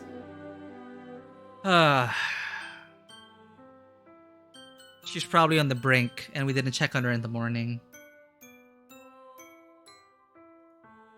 What the hell? What the hell? Is this a nightmare? It has to be. This isn't real. There's no way this can be real. Sayori wouldn't do this. Everything was normal up until a few days ago. That's why I can't believe what my eyes are showing me.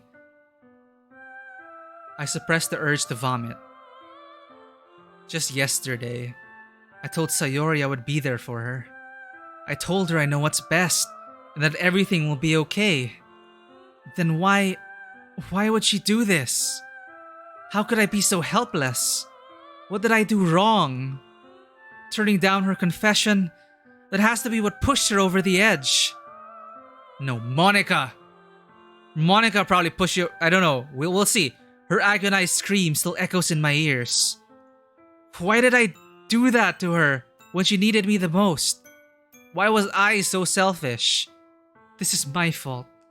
My swarming thoughts keep telling me everything I could have done to prevent this. If I just spent more time with her, walked her to school, and gave her what I know she wanted out of her relationship, then I could have prevented this. I know I could have prevented this. Screw the literature club. Screw the festival. I just lost my best friend. Someone I grew up with. She's gone forever now. Nothing I can do. Nothing I do can bring her back. This isn't some game where I can reset and try something different. I had only one chance, and I wasn't careful enough. And now I'll carry this guilt with me until I die. Nothing in my life is worth more than hers. But I still couldn't do what she needed from me. And now, I can never take it back. Never. Never. Never. Never. Never. Well, that is my first playthrough. Just on time. Not suitable for children, those who are easily disturbed. Now it's scrambled. What's up?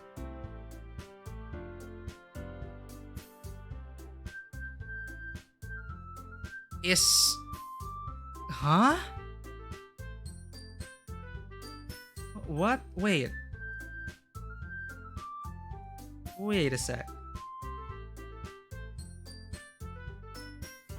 Hold up. I need to check something.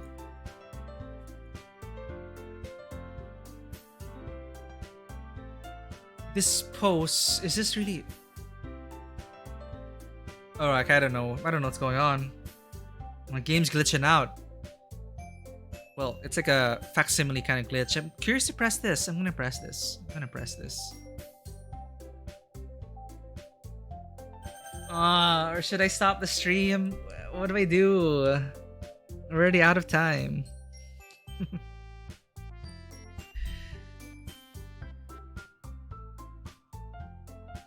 Let me just double check if I have anything in the evening.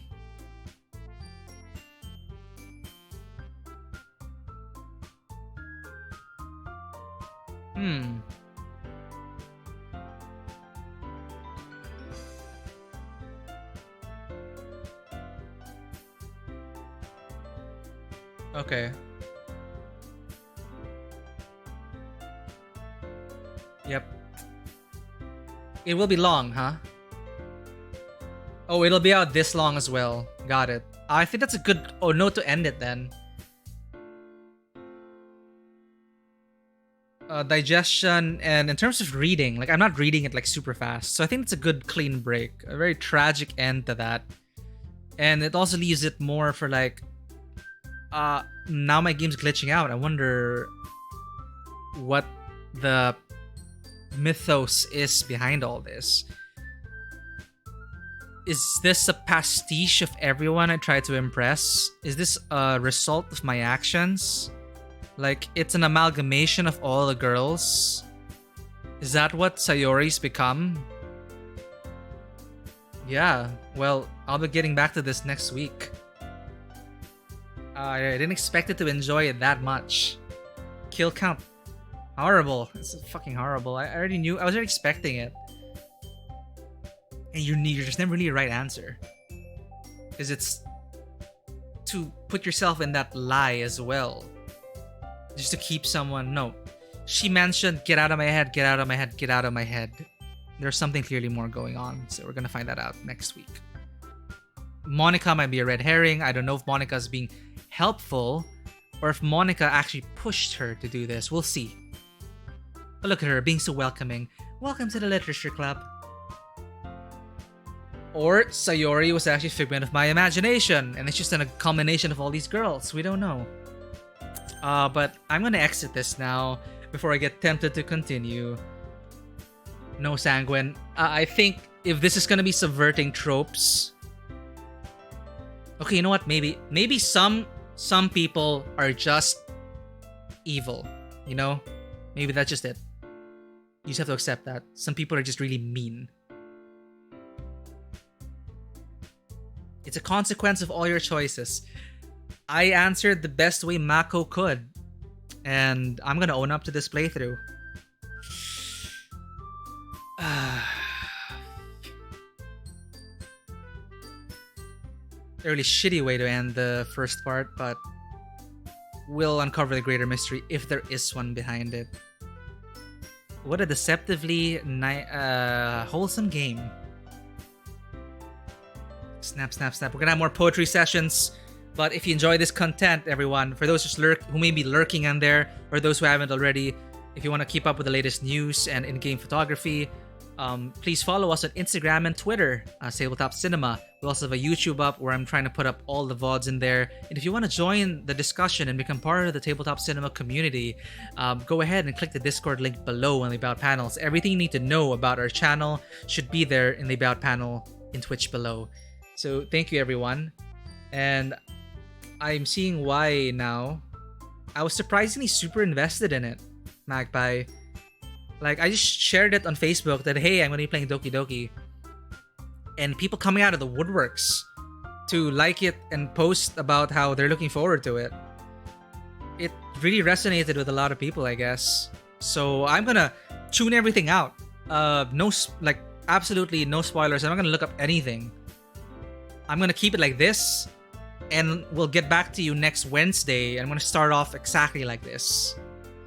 But I noticed something as well. If I exit DDLC and return to desktop, let's see if there's a surprise waiting for me. Because I know if I exit this way, I return to the desktop, the metaverse. This is so old school.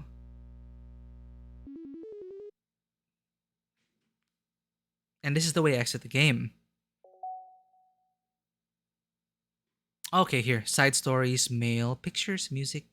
We'll have a look at these as we explore the meta aspect to these things. But that's all the time we have for today. We're going to continue next week. Tomorrow, I will be returning to Returnal. And the great news from what I heard in Returnal is that just yesterday, they just patched it 2.0. So now, remember our problem last week with Returnal where I had to drop the entire run because you couldn't suspend the save? Now we can. They put in saves mid-run. Temporary saves mid-run. So it'll be less of a hassle and we'll be able to take more of our time to explore each biome in Returnal. So Returnal is tomorrow. I'm not clicking any of this yet, Sanguine. We're going to explore it together next week. Alright? There's pictures and music here. I'm so tempted, but I'm going to exit out of this. And yeah, tomorrow we'll be having Returnal. We're going to do more runs for that. And on Friday is another new game to try and wrap up October nice and tight. I'm not sure if I'll be able to... I don't know. This is surprisingly longer than I expected. And I'd love to explore it a bit more. So we'll see how that goes. But yeah, thank you everyone for tuning in and showing all your support. It has been so awesome having an active chat. I can see how passionate some of you are really passionate about this game. And Sanguine, this is our first time, man. And we're experiencing it together. I may not have made the same choices you would, or would we? How synchronized were we on that? So I'm interested to know about that as well. You're totally going after Monica first, but then now we're seeing more nuances to Monica's character, so we're gonna figure that out next week. The full album, yeah, the soundtrack's on Steam. If I don't know, if I really end up really liking the game, I might consider buying it. Oh my god, that's so horrible. Hey, but I did enjoy coming up with some random poetic shit on the move, on the go, just like that. Just words that touched me. And honestly, over time, I found you kind of get an idea of what the terms should be, which terms of the poem, which words would resonate with, the fellow members. But I'd like to say that I still kept it kind of true to my own style as Mako. But I'm fucking sad about Sayori, okay? Really, really torn up about that. I really hope there's something more to that. And yeah, objectively, literally, it's we we help push her over the edge, in spite wanting to try and help her, and that's why it's so complicated and so difficult.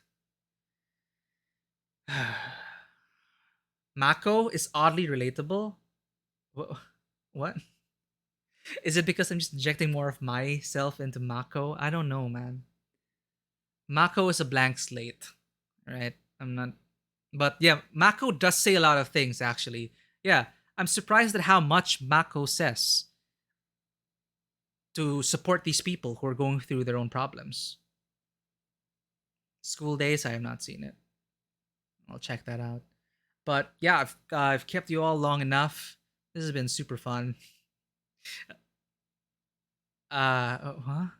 Okay. Well, we'll see. We'll be back with more Mako. Harem protagonist life is suffering. Suffering, indeed. Yeah, you're a good guy. That's why the girls are into you. What? Okay. Yeah, but uh, hey, yeah, good guys win. You just gotta be good to each other, all right? Show each other some kindness. It's just really difficult.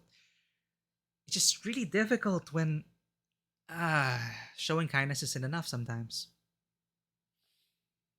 And yeah, yeah. Honestly, I was super like when we went to the festival. In my head, I was already expecting it because I was thinking, dude, you didn't check up on Sayori. What's wrong with you? And then Monica's like, oh, where's Sayori? You should read the pamphlet. Yeah, something's wrong. You should check on her.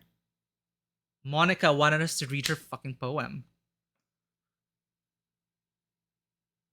So Monica's a bit of ambiguous right now. We're not sure. He passed by, he knocked, and then no answer, right?